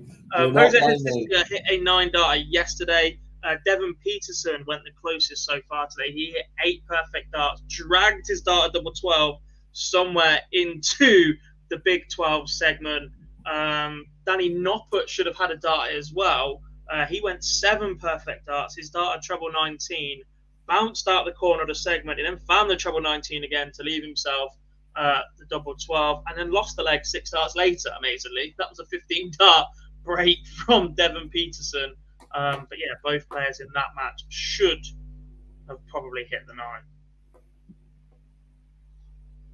I'd love to be able to tell you that Gerwin Price is ready to walk on, but him versus Jamie Hughes is getting underway very, very shortly. Of course, for TV, the issue is that Peter Wright was being interviewed, and he loves a chat, does Peter Wright?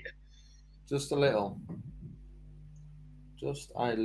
Good back-to-back visits here for Stephen Bunting. 140 followed by a 144 to set up tops if William O'Connor can't take out 112 going into the break. But William O'Connor can. A 112 check out from O'Connor.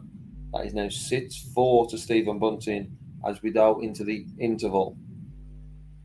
That, my friend, looks like an outfit of a man who is about to do the draw live on stage. If any of you've got ITV4 on, Chris Mason, a lovely three-piece suit. He's in a checked blazer, a waistcoat underneath, and of course, one of his colourful shirts.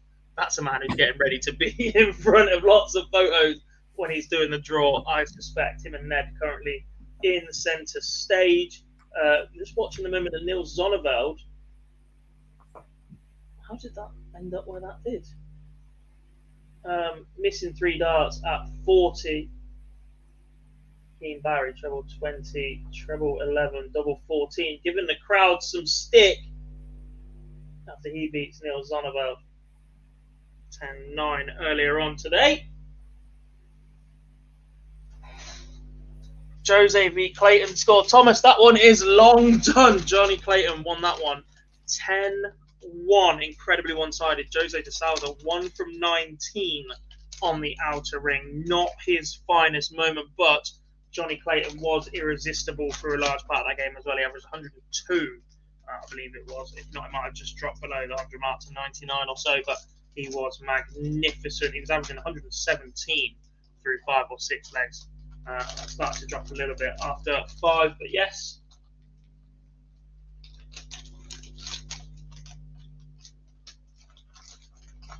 Team Barry's currently being interviewed on TV as well.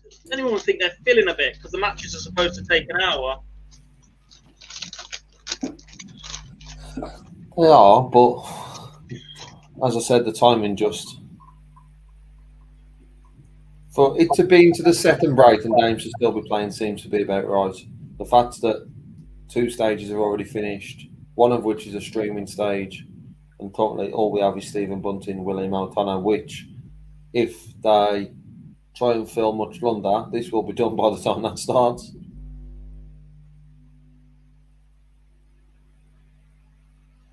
Would appear so.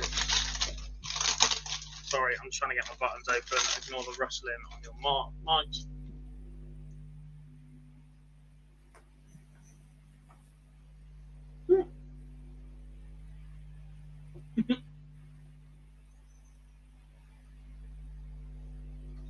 Back to Mason Ned, and you can clearly see people in the background on the phone, phoning people at home, telling them to record the TV because I'm on it. I don't need to do that. I will normally have someone in our group who sent me a picture.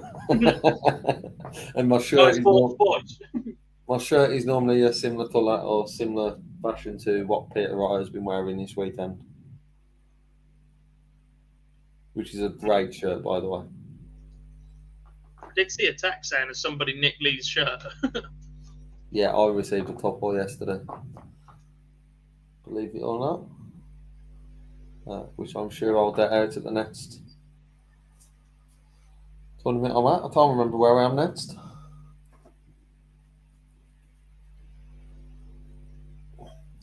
This break seems to be a bit longer than normal. Or is it because there's only one game on that we are waiting for Stephen Bunting and William Altana to get back underway? I think it might be that. If one of them's nipped to the toilet or something, then you never know. Johnny Mack is on stage. That means he's introducing the players for this final match. Gerwyn Price against Jamie Hughes. Karen, no, it's just about to start right now. John McDonald is introducing the players to the stage. It's Yozza, Jamie Hughes, as Lee says. Forgets the H. Yozza Hughes. Jamie Hughes. Gerwyn Price.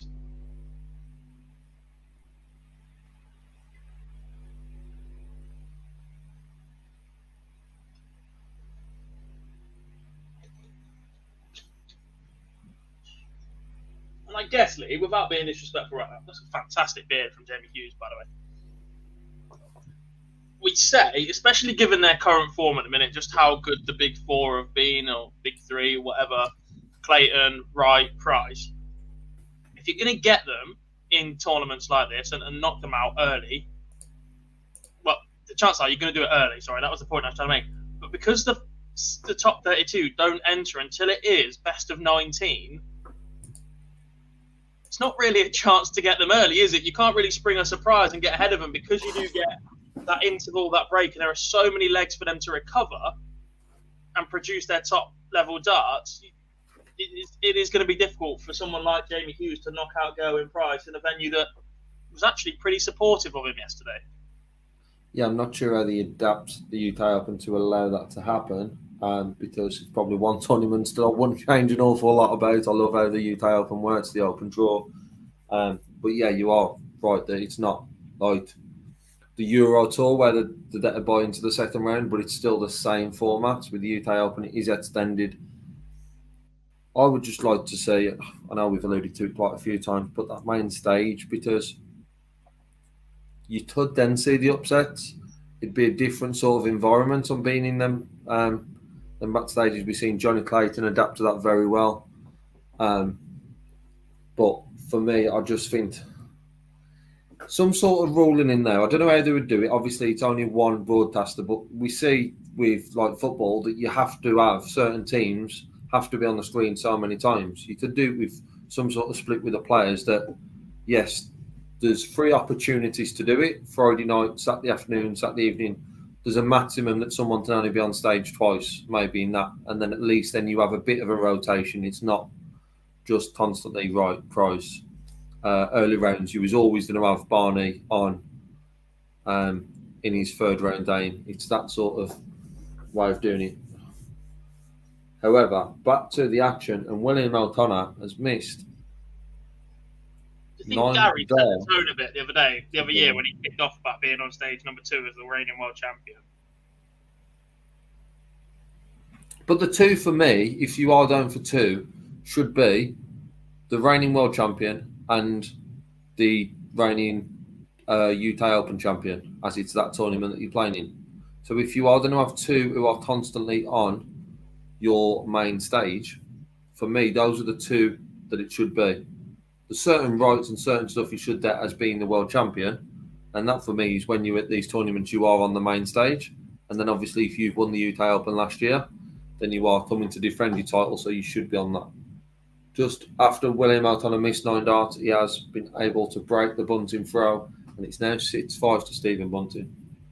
But yeah, Dob, back to that. That for me is the only way I could see it working. Either do some sort of rule where you can only be on there a couple of times, or limited to the reigning champion and the current world champion. Yeah. But that means we would have seen Wade on the main stage, so. Which is what we all need a little bit more of. Quite the opposite.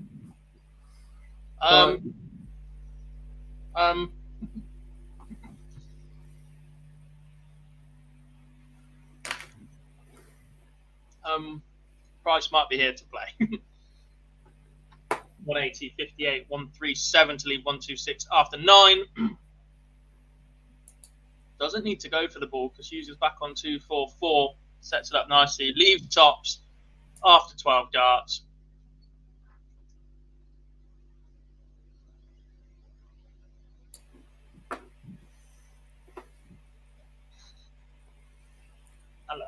I'm not a fan of it, and I tend to call it out when I see it straight away. But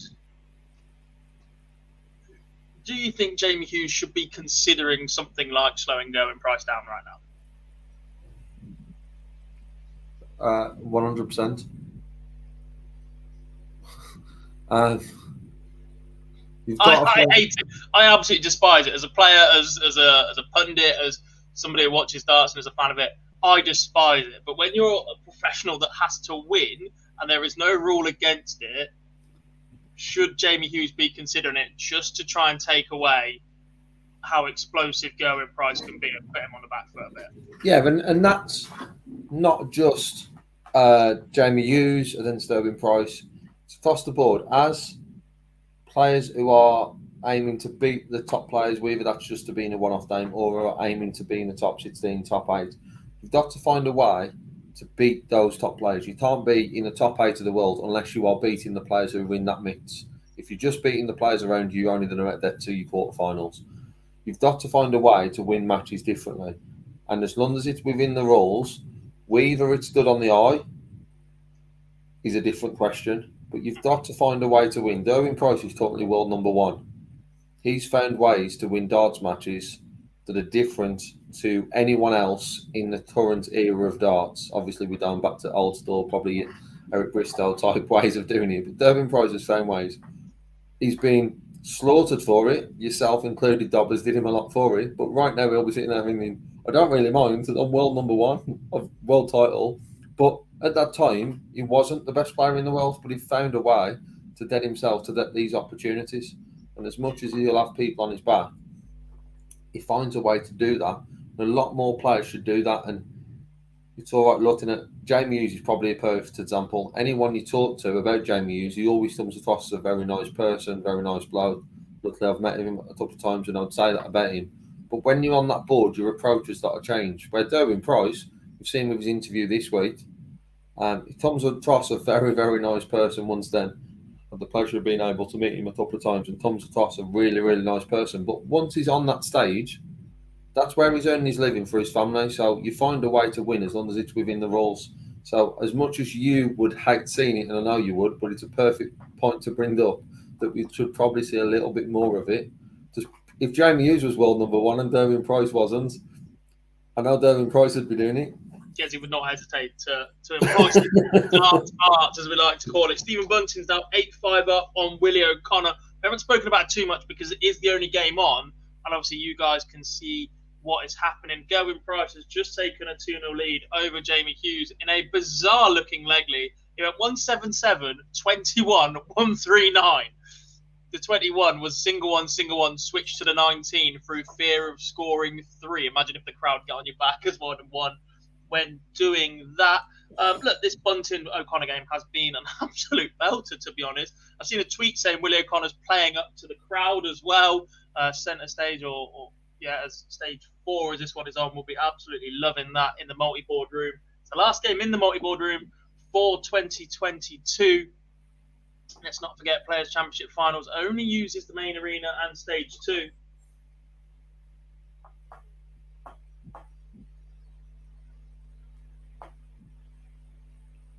Can Willie O'Connor take out the 100? Great led by both players. No, he can't. Bunting takes out the 82. You would think this game is going the way of the Bullets when it'd be just one away. But a great scoring led by both players. Oh, Bullet.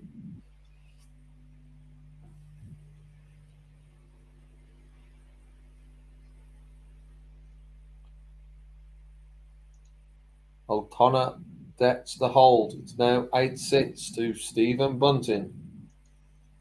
It's also now 3-0 to Gerwin Price on his not very light double 16. But I mentioned this a couple of times in the last few days, Lee. Seems to be finding himself in that bottom corner an awful lot at the minute, and it's working for him. He hit a 174 from 206 to leave 32. Takes it out first dart for a 13-dart leg. Jamie Hughes under an awful lot of pressure already after just 3 legs from Gerwin Price. He looks like he is very much up for the battle this weekend to try and stay as world number 1. He needs a minimum of a final to do so. And should Peter Wright reach the semi-finals, Gerwin Price would need to win the tournament. Yeah, you say about the 16s, and we haven't seen it very often. But there's one player who doesn't really need to switch that much because his 20s are fantastic. How many was it in the final that he hit? 11, 12 at the start of that game? 12 out of 12. And for me, he's better now than James Wade on those 2 targets. Wash your mouth out. True thirds, dog. True thirds. James Wade 63% on those in his last 5 games here. Possibly more after today. Not here. And one yesterday, only using those 2 segments. Do not give me that.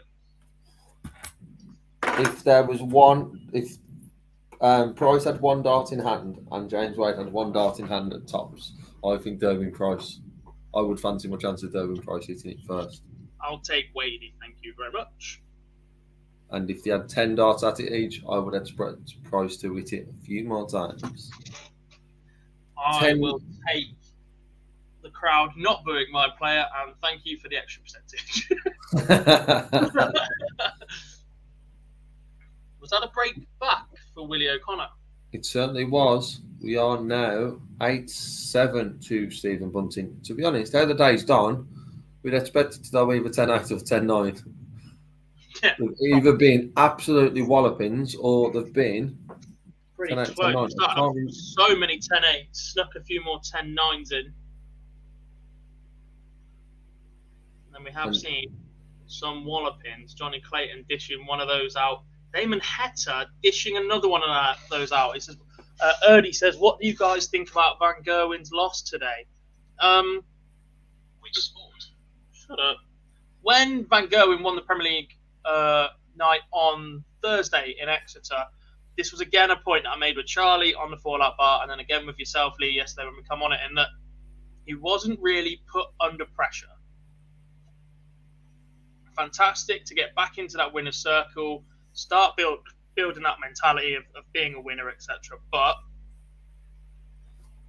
Van Gerwen has played brilliantly in the last year or so. For a large part of that, averages and any other metric will suggest that Van Gerwen is still performing at a level that puts him in the top 3, top 5 players in the world. But in the key moments, he hasn't quite had it. His favourite phrase has always been, I did the right things at the right moment.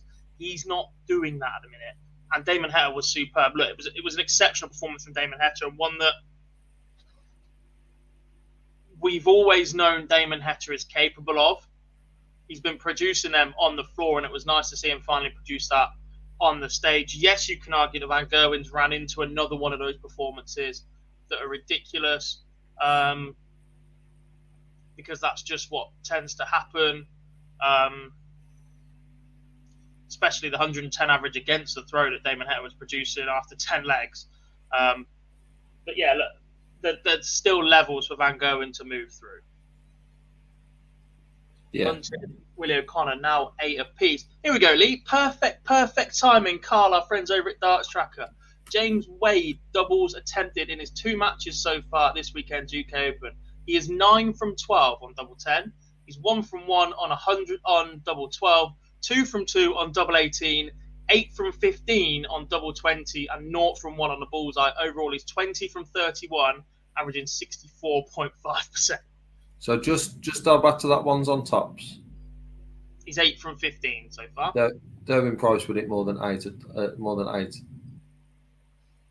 on tops from 15 attempts.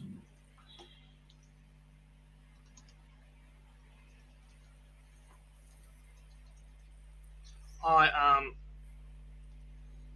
Can you do Gerwin Price as a comparison?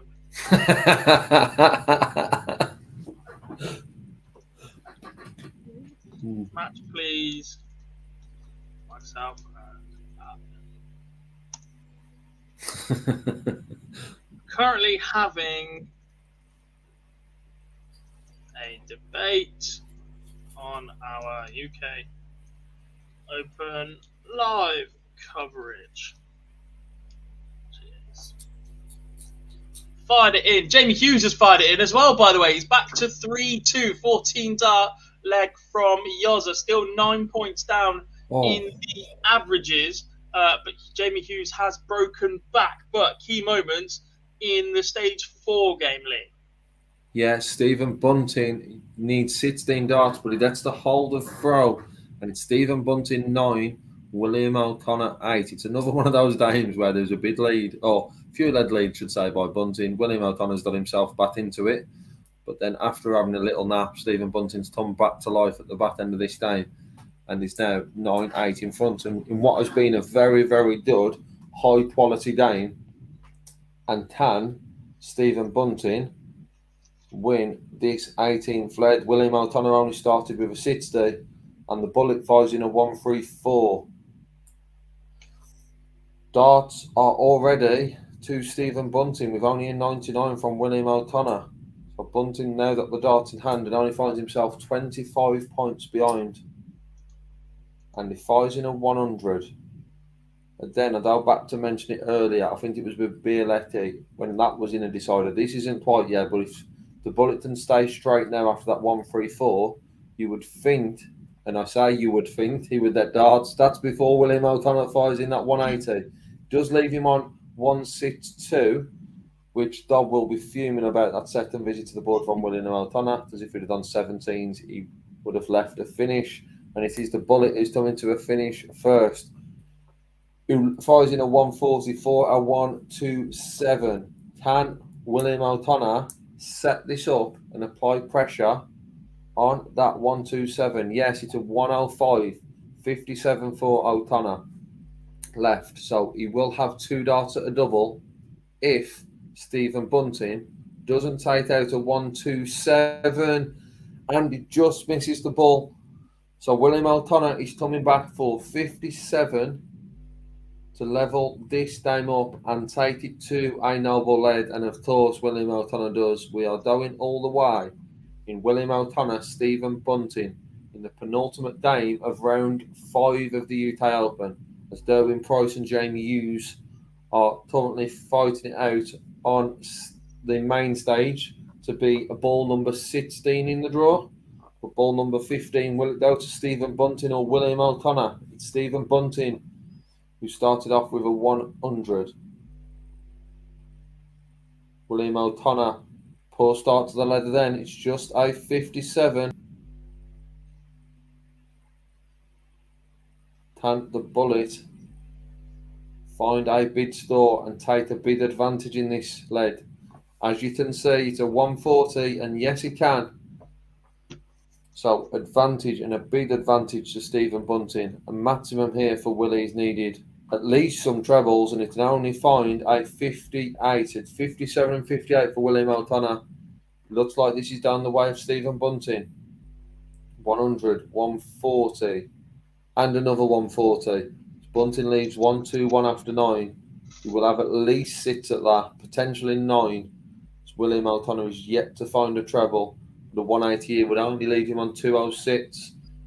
And William O'Connor, what are you doing? He can't even leave a finish with his next 3 darts with only storing 40. He's back on 3-4-6. Once then a match would only leave him on 1-6-6. So the Bullet has got time to set this up. He will have 6 darts now from 56 after a score of 65 on that visit. William O'Connor, 3-4-6. What has happened to William O'Connor in this lead? 57, 58, 40 and 41. It's a great lead for Bunting to be on 56 after 12.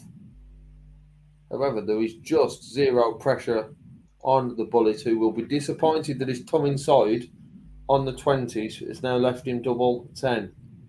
O'Connor needs at least here a 135. He finds a 174 from absolutely nowhere.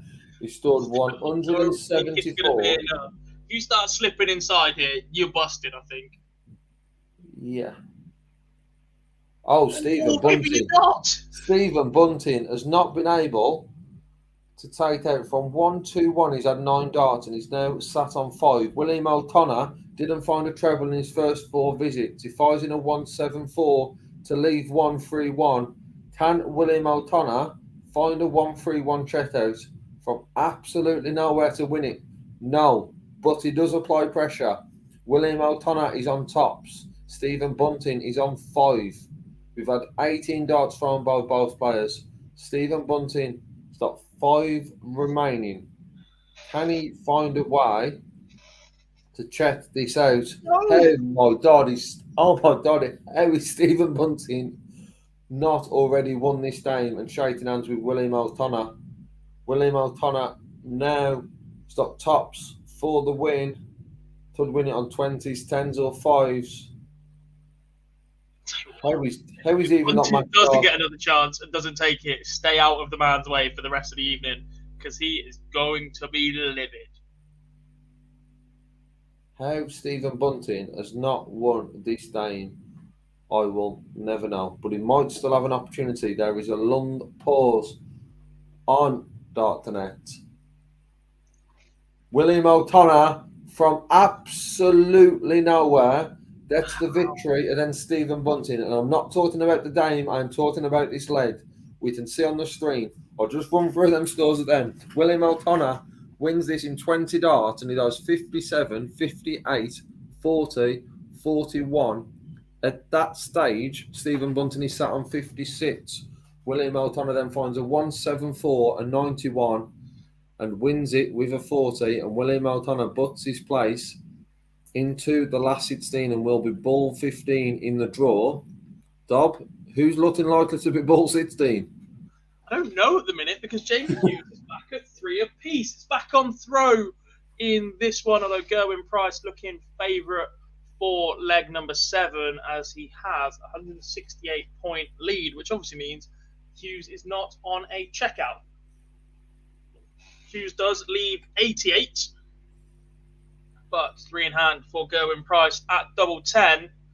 I'd love to say it didn't go first start because I've been promised the stats on the Gerwyn Price checkout statistics by the end of this match. But Gerwyn Price does hit double 10 for a 4-3 lead.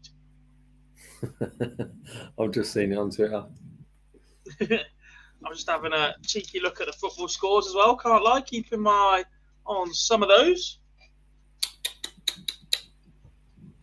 Well, you were talking us through so brilliantly of the O'Connor-Bunting game.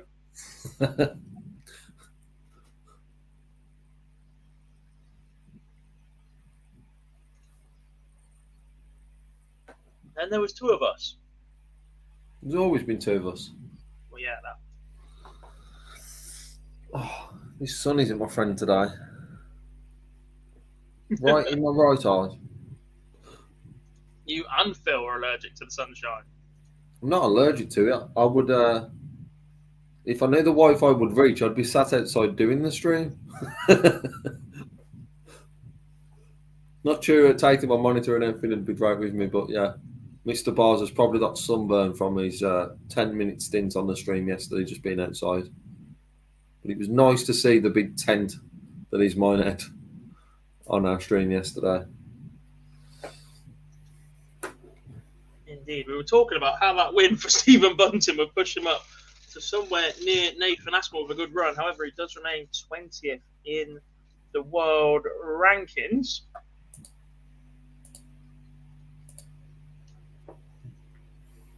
We've lost a fair few more of that top 16 than yesterday, Lee, haven't we? We'd lost Gary Anderson yesterday. We'd lost Rob Cross yesterday. And we'd lost Krzysztof Ratajski yesterday. And Nathan Aspinall as well. Just forward gone yesterday. But I think we were guaranteed to lose 3 of them because they'd drawn other top 16 players. Yeah. We've also added Michael van Gerwen, Jose de Souza, Dimitri van den Berg, Joe Cullen. No, Cullen was one of the ones we lost yesterday. Dave Chisnell. We've just lost a lot of the top 16. The only players still standing: Peter Wright, Gerwyn Price for now, James Wade, Marcus Smith, Johnny Clayton, Dirk van Dijvenbode, and Ryan Searle.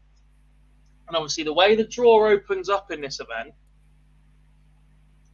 a lovely, lovely opportunity for somebody to make a bit of a run at it.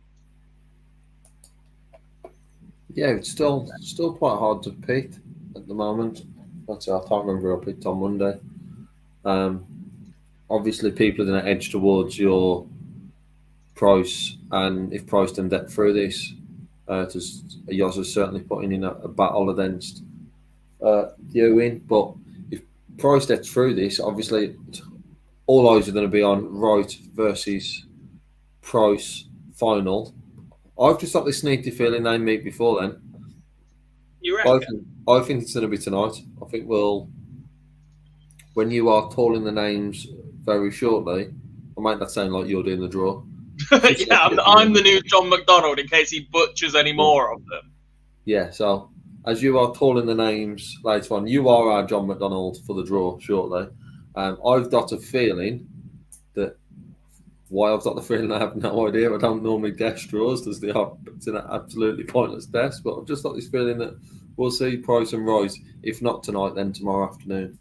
If Price gets through this game, because I've been so impressed with Jamie Hughes. Yes, there's a little bit of bias, but I don't think anyone can argue that we wasn't expecting the level of performance from Yoza as we've seen this weekend.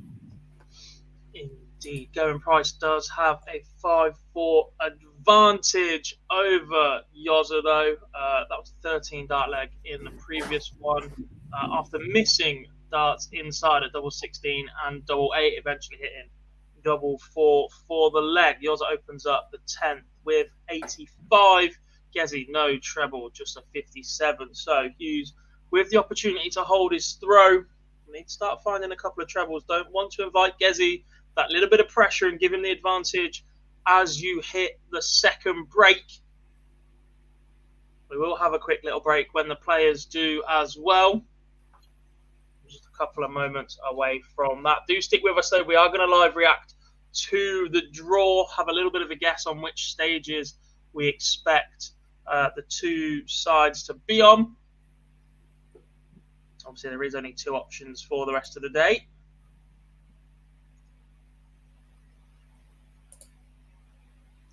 Big treble 19 there for Jamie Hughes, 85, 97, 96. Gezi only found 1 treble in 9 darts.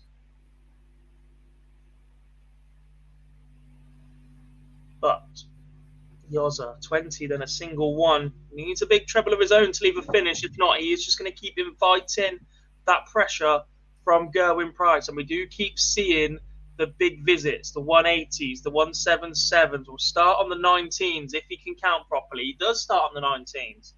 Switches back up but hits the treble 5. No pressure coming yet from Gerwin Price, but he is just capable of striking from distance at any moment. 183 for yours on the first darts in the treble. Should set it up just nicely.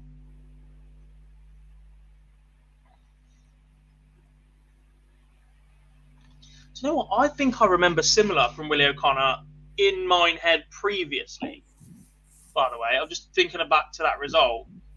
Not necessarily gift, but he went on a bit of a run here previously. Do you know why I remember that? Because I backed against him 3 rounds in a row in accumulators, and he busted every single one of them. Sounds about right. Yes.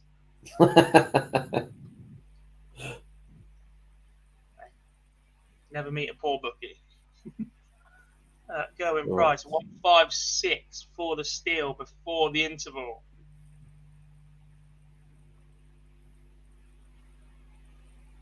Yours will go 96, leave 60. Yours are coming back for double 10 then.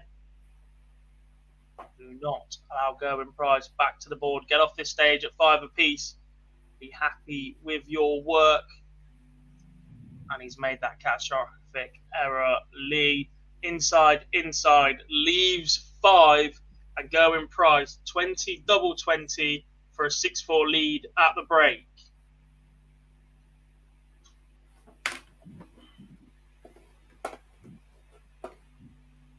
Too good. He hits tops, then he hits single 10. Your man's not doing too well. He hits the one he didn't need, and then he misses the one that you think he's better at. He's better at tops than he's 10s. Okay. Hughes, single 1, outside, needs double 2. And he's missed that as well. And Price is coming back once again for double 5. 10 points separate Gerwin Price from a 2-leg lead at the break. And that's exactly what the Iceman has.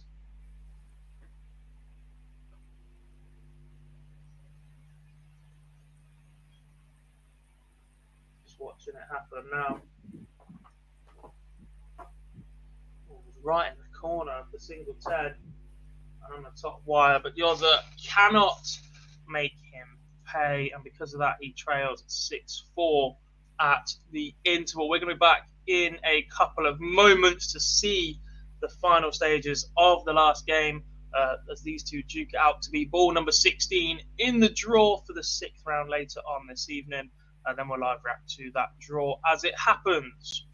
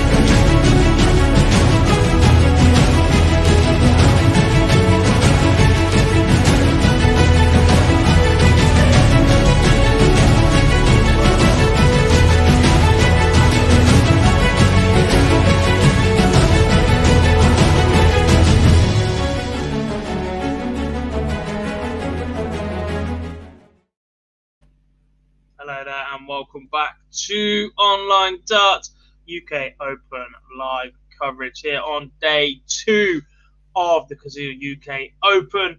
Our coverage is proudly brought to you in support of Boyle Sports. If you are having a bet this weekend, though, please do so responsibly. Myself, Jack Obigawa, joined by Lee Boyce when he gets back from wherever he's disappeared to in this interval. There's one game left in this afternoon session. That is between Gerwyn Price and Jamie Hughes, with the Welshman and current world number 1 leading this one 6-4. However, he may not be world number 1 come the end of this tournament. He needs to make a minimum of the final, if not win the tournament, if he is to stay ahead of Peter Snakebite Wright. 6-4 in this one. We've already seen 15 other games this afternoon. These two fighting to be ball number 16 in the draw, which will be live on TV at the conclusion of this game. John McDonald will be joined up on stage, but I'm not really sure who it is today. Possibly Chris Mason. We've seen him dressed rather flamboyantly once again. But yesterday we saw Webby, Keith Della. Could be absolutely any of that crew. If you are watching, don't forget to drop us a like on the stream, subscribe to the channel, and get involved in the chat room. Just drop us a chat. We'll flash up on the screen if it's a decent comment or question. We'll keep you guys going as much as we possibly can. Hello, darling. Hello. Did you fall in? No. That's been funny, though. Steady. That's dangerous for you.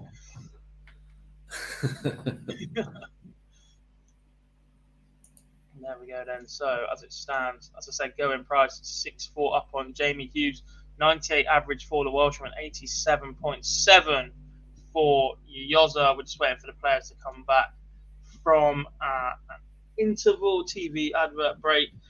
51 of you have taken part in the poll currently in the chat. We've put a couple of these up so far for you guys, saying, will we see another 9-darter in the UK Open? You're saying yes.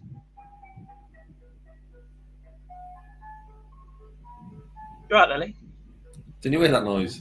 Yes. Is that your doorbell? That is the eye street, man. That isn't the door. Please, get me a 99. That is not the doorbell. That is the eye street, man. And as I said to you, obviously it's quite sunny here. Weather's not the warmest, but it's still sunny. Literally, only needs to be a little sunnier and this man's about. I'm sure there's sun in like the middle of January and he just decided to drive around with that little noise. But it's a great little tone, shall we say. Not my doorbell. No, my doorbell's a lot more boring than that, unfortunately. Yeah, right. Don't say we don't give you entertainment here online. That's random ice cream man. Pop it up in the background. Players, well, coverage is back underway on ITV4, so we're about to get going once again. Final session playing all the way through. Now, I've had plenty of 10-8, 10-9 so far in this afternoon session. We've had a couple of blowouts as well. One probably more surprising than Johnny Clayton's absolute demolition, 10-1 over Jose de Souza. We've also seen big wins for Damon Heta over Michael van Gerwen, which has seen James Wade rise to world number 3. Van Gerwen drops to number 4. I'm just smiling at Stephen's comment in the chat room. I'm Welsh but live in Tipton. Oh my God, who do I choose? You have my sympathy for both of those things.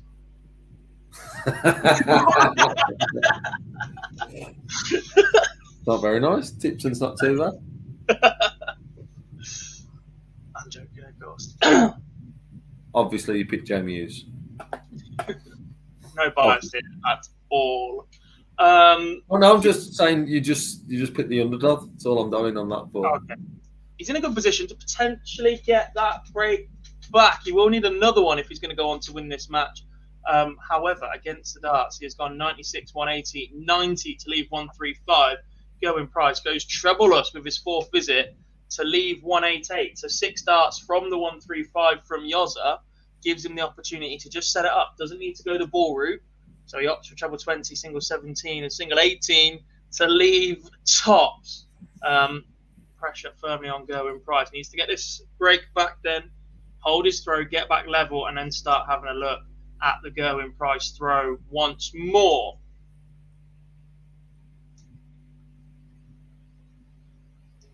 And he's going to start messing around on the doubles once more. No, he's not. Last starting hand, double 10 for Yoza, 6-5 now.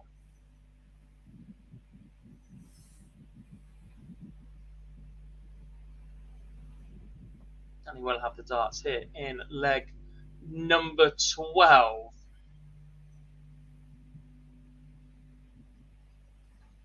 Let us know where else you guys are watching or joining us from. Obviously, Stephen's in Tipton. Commiserations. There was a big Polish contingent in earlier cheering on Sebastian Bielecki.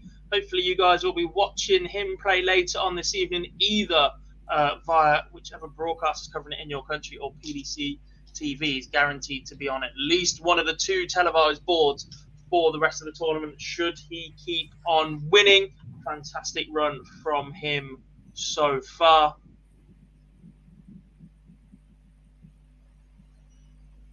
Warsaw, where I'm from, just so you know. Who's asking me as well? James is watching from Wisconsin, USA. Yes. More Americans watching from Arizona as well. Hello to you two guys.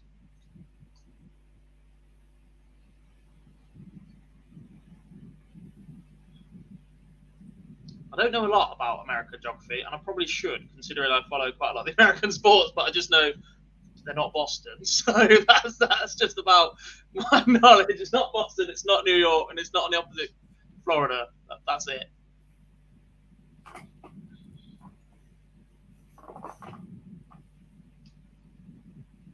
A little bit disappointed by the North American contingent this weekend, Lee. They're ones that I didn't know which one, but I tipped just somebody to break through from that pack. Danny Lauby had a pretty good run opening day as a Riley's qualifier. Matt Campbell was a little bit disappointing for me. Jules Van Dongen beaten on stage 2 in a really good game, but I can't remember who that was by. Danny Baggish. A little bit worried about Danny Baggish. Yeah, he had that great comeback win on the Cadet. There's been so many games this weekend. A great comeback win, but then he was back on stage straight away. However, in this tournament, you know that he's coming. I think there was one we saw with Roby John, who played first on the main stage, then had a 2.5 hour gap before his second game. But then once he played that second one, was back on after about 10 minutes. Once you've come out that second round, it's more the second round to the third game. It is a very, very quick turnaround. And it was yesterday with Badish. It was John Michael who got the better of to win that 6-5. Big finish from Badish. But then as soon as he went then into the next game, just didn't have the same there. So a bit worried about him. Danny Lauby looked very good from what I saw. Was on stage 2 in one of his games. But it's just a throw I love watching. Oh, that's with Danny Lauby. Matt Campbell was disappointing, lost 6-1, I think, in his game early on. So, yeah, expected more, but the positive I would say is we are seeing a lot more of their names. So we might not be seeing that top end quality wise get into the back end of tournaments, but the more names creeping through, it's then will open up them opportunities for 1 or 2 of them to have them runs. Indeed. Yoza just got that break back lead, but he's handed it straight back to Gerwin Price again. I say handed it. Gerwin Price is more forcibly taking it with a 13-dart break of throw himself. But Yoza nicely positioned once again. He's on 208, Gezi on 110. So he needs to find 2 trebles. 68 would be a lovely lead from here. Drags the last dart into the treble 1 to leave 125. Price now 110 points away from an 8-5 lead. Amazing how quickly things can just turn around.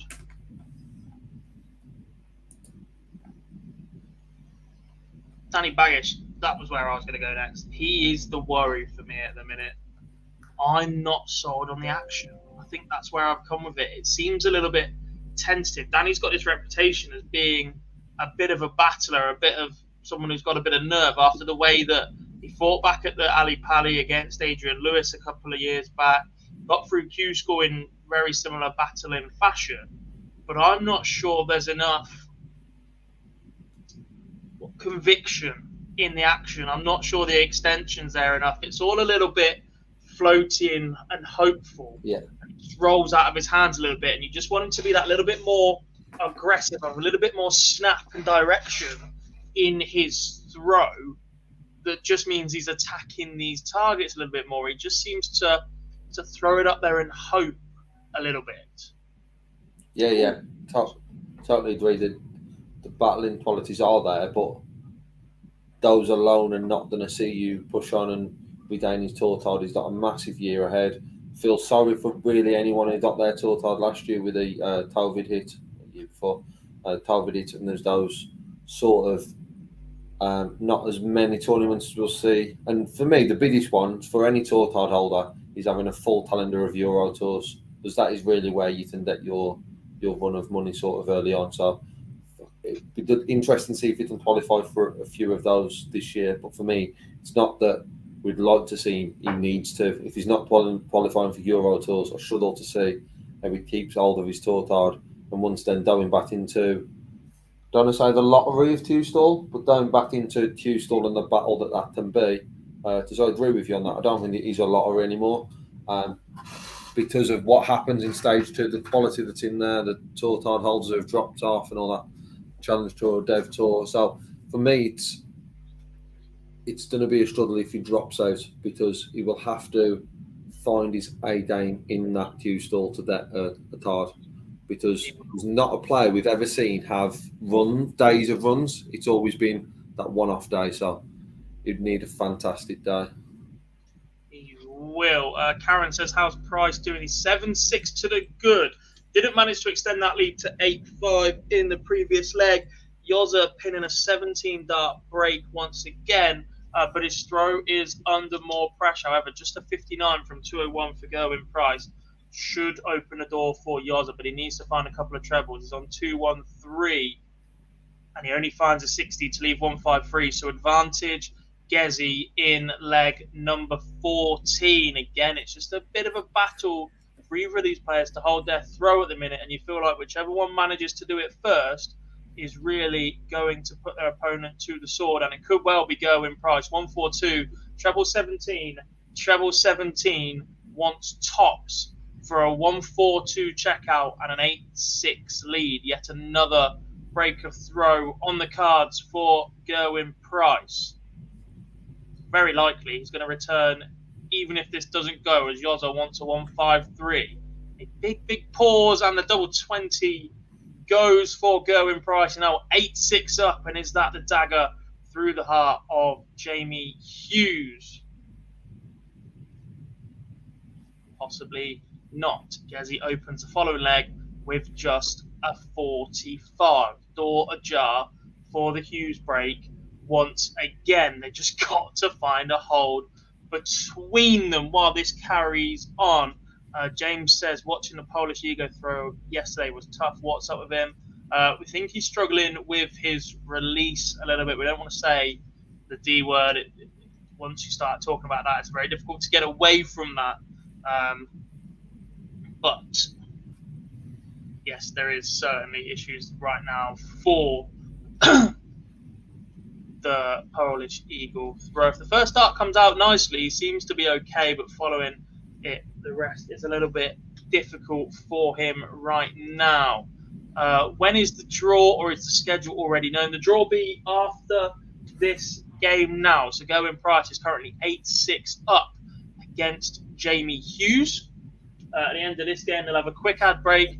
Then they'll be set up on stage with the table and the draw. John McDonald will be taking through a combination of Keith Della, Mark Webster, Chris Mason, and Alan Warren a little to conduct the draw, and they will draw the 16 names out of the hat to match them up for this evening's session. Remains best of 19 later tonight, and then it will start going up from the semi-final stage tomorrow, where it's best of 21.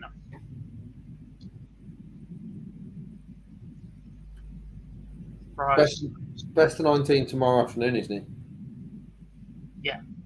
And then 21. Yeah, so. Quarters tomorrow. Well, quarters tomorrow afternoon is keep saying morning session, but we forget these sessions start at 12:30. It's just easier to say they're the early one, and then it's not evening and night, it's day and night, isn't it? It's morning and evening for us. But chances coming and going for Gerwyn Price. He has just missed 4 darts at, you know it, Lee, double 10. Oh, he said tops. You told me earlier he's better at double 10 after I gave you some abuse of him missing tops. Jamie Hughes goes inside on double 12 for his chance to pinch the leg on 103. Didn't he hit tops when he meant to hit single 20 to go for tops? He hit tops and then left double 10 because he had 60 left. And I said that tops was his better one, not 10. Don't let facts get in the way of a good story, right, folks? Just call him out. We can both use that button, my friend. Yeah, I forgot about that. Oh. Who gave you hosting rights too? Gerwyn Price misses more darts. He splits 10. He goes inside on 5, single 1, inside on the double 2. And Jamie Hughes does pinch the leg in 19 darts on double 6. An absolutely essential hold of throw coming up now for Jamie Hughes. He's 8-7 behind, has to hold his throw and then get some more pressure back on Gerwyn Price. He's had enough opportunities in this game so far against the Price throw. He's been holding his own. That's been the issue. Just a 6 points separate the players in the averages. Hughes with the better double percentage. Both phone 3 maximums, and Gezi, the only man with the ton plus. Check out that 142 a couple of legs ago.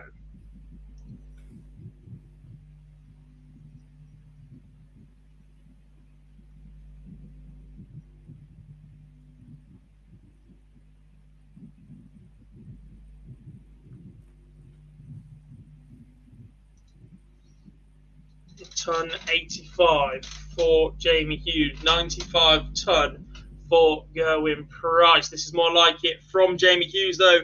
Fires in a maximum to leave 136 after 9. Gerwyn Price on 306. Does the right thing first, go 19s, but then it finds 96 to leave 210. 6 darts then for Yoza from 136 as a minimum. He's going to need them as both the first 2 darts are single 20s. Drags it into the treble 1 as well. And that, Lee, it keeps saying it, that just invites the pressure from Gerwyn Price. If that's a steady 20, you're looking at 70, maybe even less if you start finding a treble. But a ton 40 from Gerwyn Price means he's on 70 and possibly now favourite for this leg.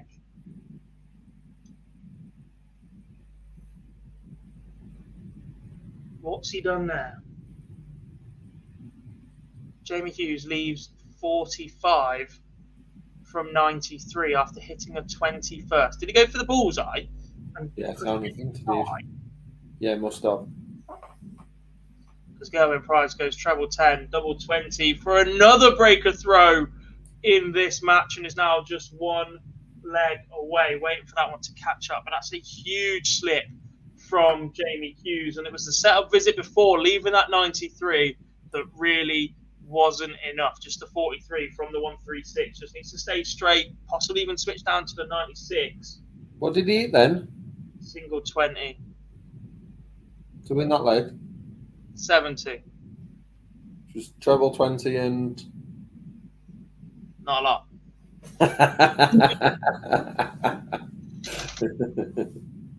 Potentially last leg incoming then, folks. 99 to open for Gerwyn Price, matched by 100 from Jamie Hughes, and 140 from Gezi, leaves him on 262.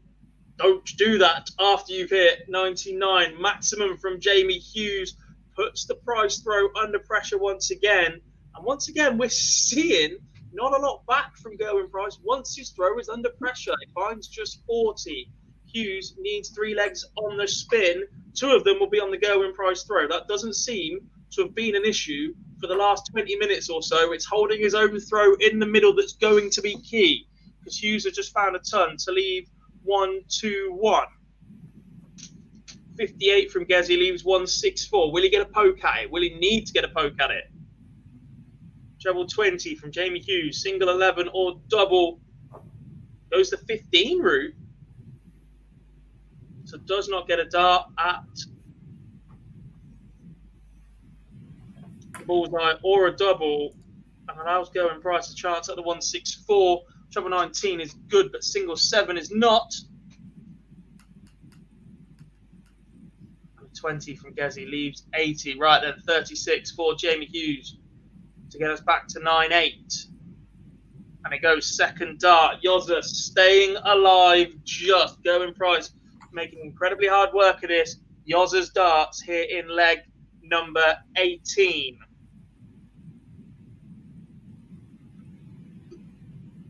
And finally, it looks like we're going to get the Jamie Hughes hold because he opens up with a maximum lead. So we are just 2 legs away, potentially, from a new world number 1. We are. Going Price is having none of it as he fires back 40. Stephen says he's got 40 to 1 on Hector and 100 on Dirk. What do you think? Look, the UK Open means that could be either very, very good or very, very bad in about 20 minutes' time, because that's just the way the draw in this event goes. Lee, we're going to see it. We're going to see a Jamie Hughes hold a throw. We're going to see a deciding leg because he's gone 180, 137. Gezi 140, 59. He's on 302. At least 6 darts from 184. Just stay straight, Jamie Hughes. Give yourself the opportunity. Only 44. You know full well we're about to see a 162 to leave 140, don't you?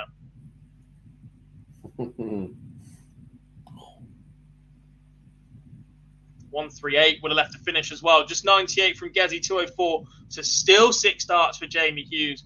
This is the one, at least a 60 needed, but hopefully a ton to leave tops for Yozza. There is the ton to leave tops. We'll be coming back for 40 to send us to a deciding leg. He's missed this a couple of times in the last few legs. How much pressure will he be under? 140 from Gezi leaves 64. The Iceman will go in for treble 8 tops or 8-16 tops. You know where he's going to try and leave. Yozza, what are you doing? He's gone outside. He's dropped it low. He needs double 10. And he pings it last start in hand. We are going to a deciding leg. It's Going Price. He will have the darts, but his throw has been broken 2, 3, maybe even 4 times in the last couple of attempts. And he's having none of it in the deciding leg, is he? This is the most Gezi thing you're going to see in the world. A 1-2-5 to open, treble 20, single 5. Impasse 1904 is in NYC. We've got a lot of American fans watching today. Good to see all of you guys in. Massive thank you for joining us here on UK Open Live. Yozza, not good enough. Just an 81 from Yozza, 99 from Gerwin Price. Yozza needs the lot right now, or at least the 140 to get back in touch in distance. It's the moment getting to Jamie Hughes. Finds a ton, 320. 43 points behind, plus whatever Gerwin Price puts on the board now. A 137 from the world number 1. It's looking like he's going to stay that for at least this round of fixtures. He's left 140 after 9. Yozza back on 260. Has only managed to find 2 trebles in 9 darts. And that's been does. Let's go in Price. He's going to complete this in spectacular fashion. He wants 140, treble 20, double 10. It's a 12 dart hold of throw when Gerwin Price needed it the most. Absolute heartbreak for Jamie Hughes. Heartbreak for Peter Wright, who's watching, who keeps Gerwin Price in the tournament and could still be world number 1 come the end of the weekend. Jamie Hughes, what a performance, what a battle from him. Had plenty of opportunities to hold his throw that would have seen this go a little bit close, well, even closer than a 10-9 could possibly be. But the chance passed up by Jamie Hughes in the end. And the world number 1, former world champion, survives in the end. A superb way to end it. Completely agree, Stephen. 12 dart, 1-4 check out. It's just what Gerwin Price does on that stage, isn't it? Do you remember Ian White a few years ago? Misses the one. They missed the 160. Missed something, didn't he? Price fires in the 160 himself. Madness. Superb then from Gezi Price to wrap up victory over Jamie Hughes. And that means we do know all 16 players in the hat for the 6th round draw. They are Gerwin Price, Peter Wright, James Wade, Michael Smith, Johnny Clayton, Dirk van Dijvenbode, Ryan Searle, Danny Noppert, Damon Hector, Mensur Sulovic, Callum Ridds, Willie O'Connor, Ricky Evans, Boris Kirchmar, Keane Barry, and Sebastian Bielecki, the young Polish star, the lowest ranked player in the tournament still, because he was unranked. He's here by virtue of his development tour performances last year. Lee, we feel perhaps that might have been the opportunity to catch Gerwin Price. We do say if you don't get these guys early, you might not get them at all, and that feels like the chance passed up by Jamie Hughes on behalf of the field. Yeah, that could be the one, especially with being broken so many times. It wasn't a day where it was 110-9. It was just hold the throw, sort of a Wade-esque game. It was one where there was plenty of breaks, and it was just Jamie Hughes being unable to get the bat-to-bat holder throws in there, and could have done him a little bit of a lead.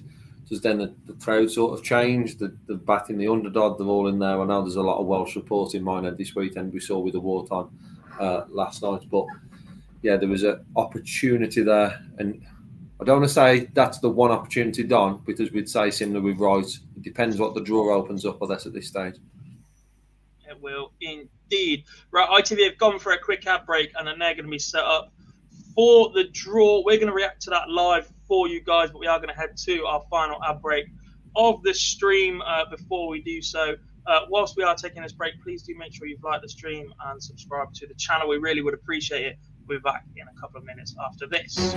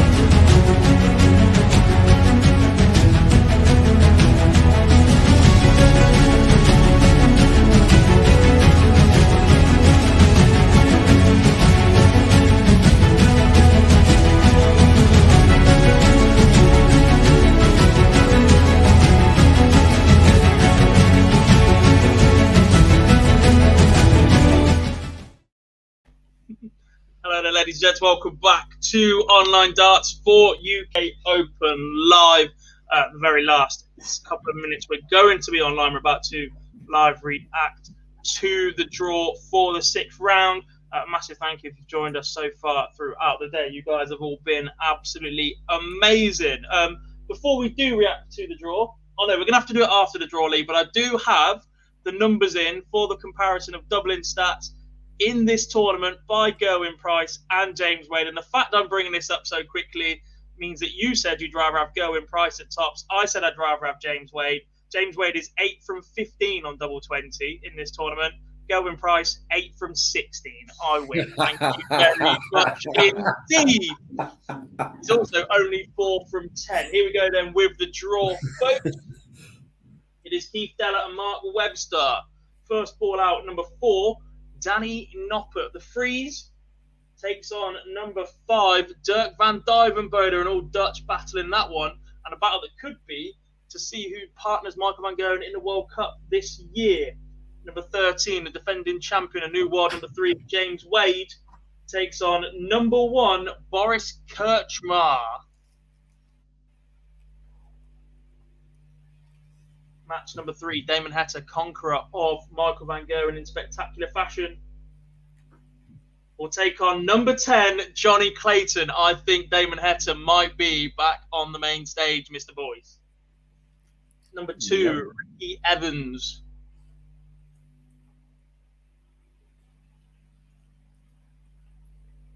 Will take on Keen Barry. Good luck to the marker in that one. We've got it! Yay!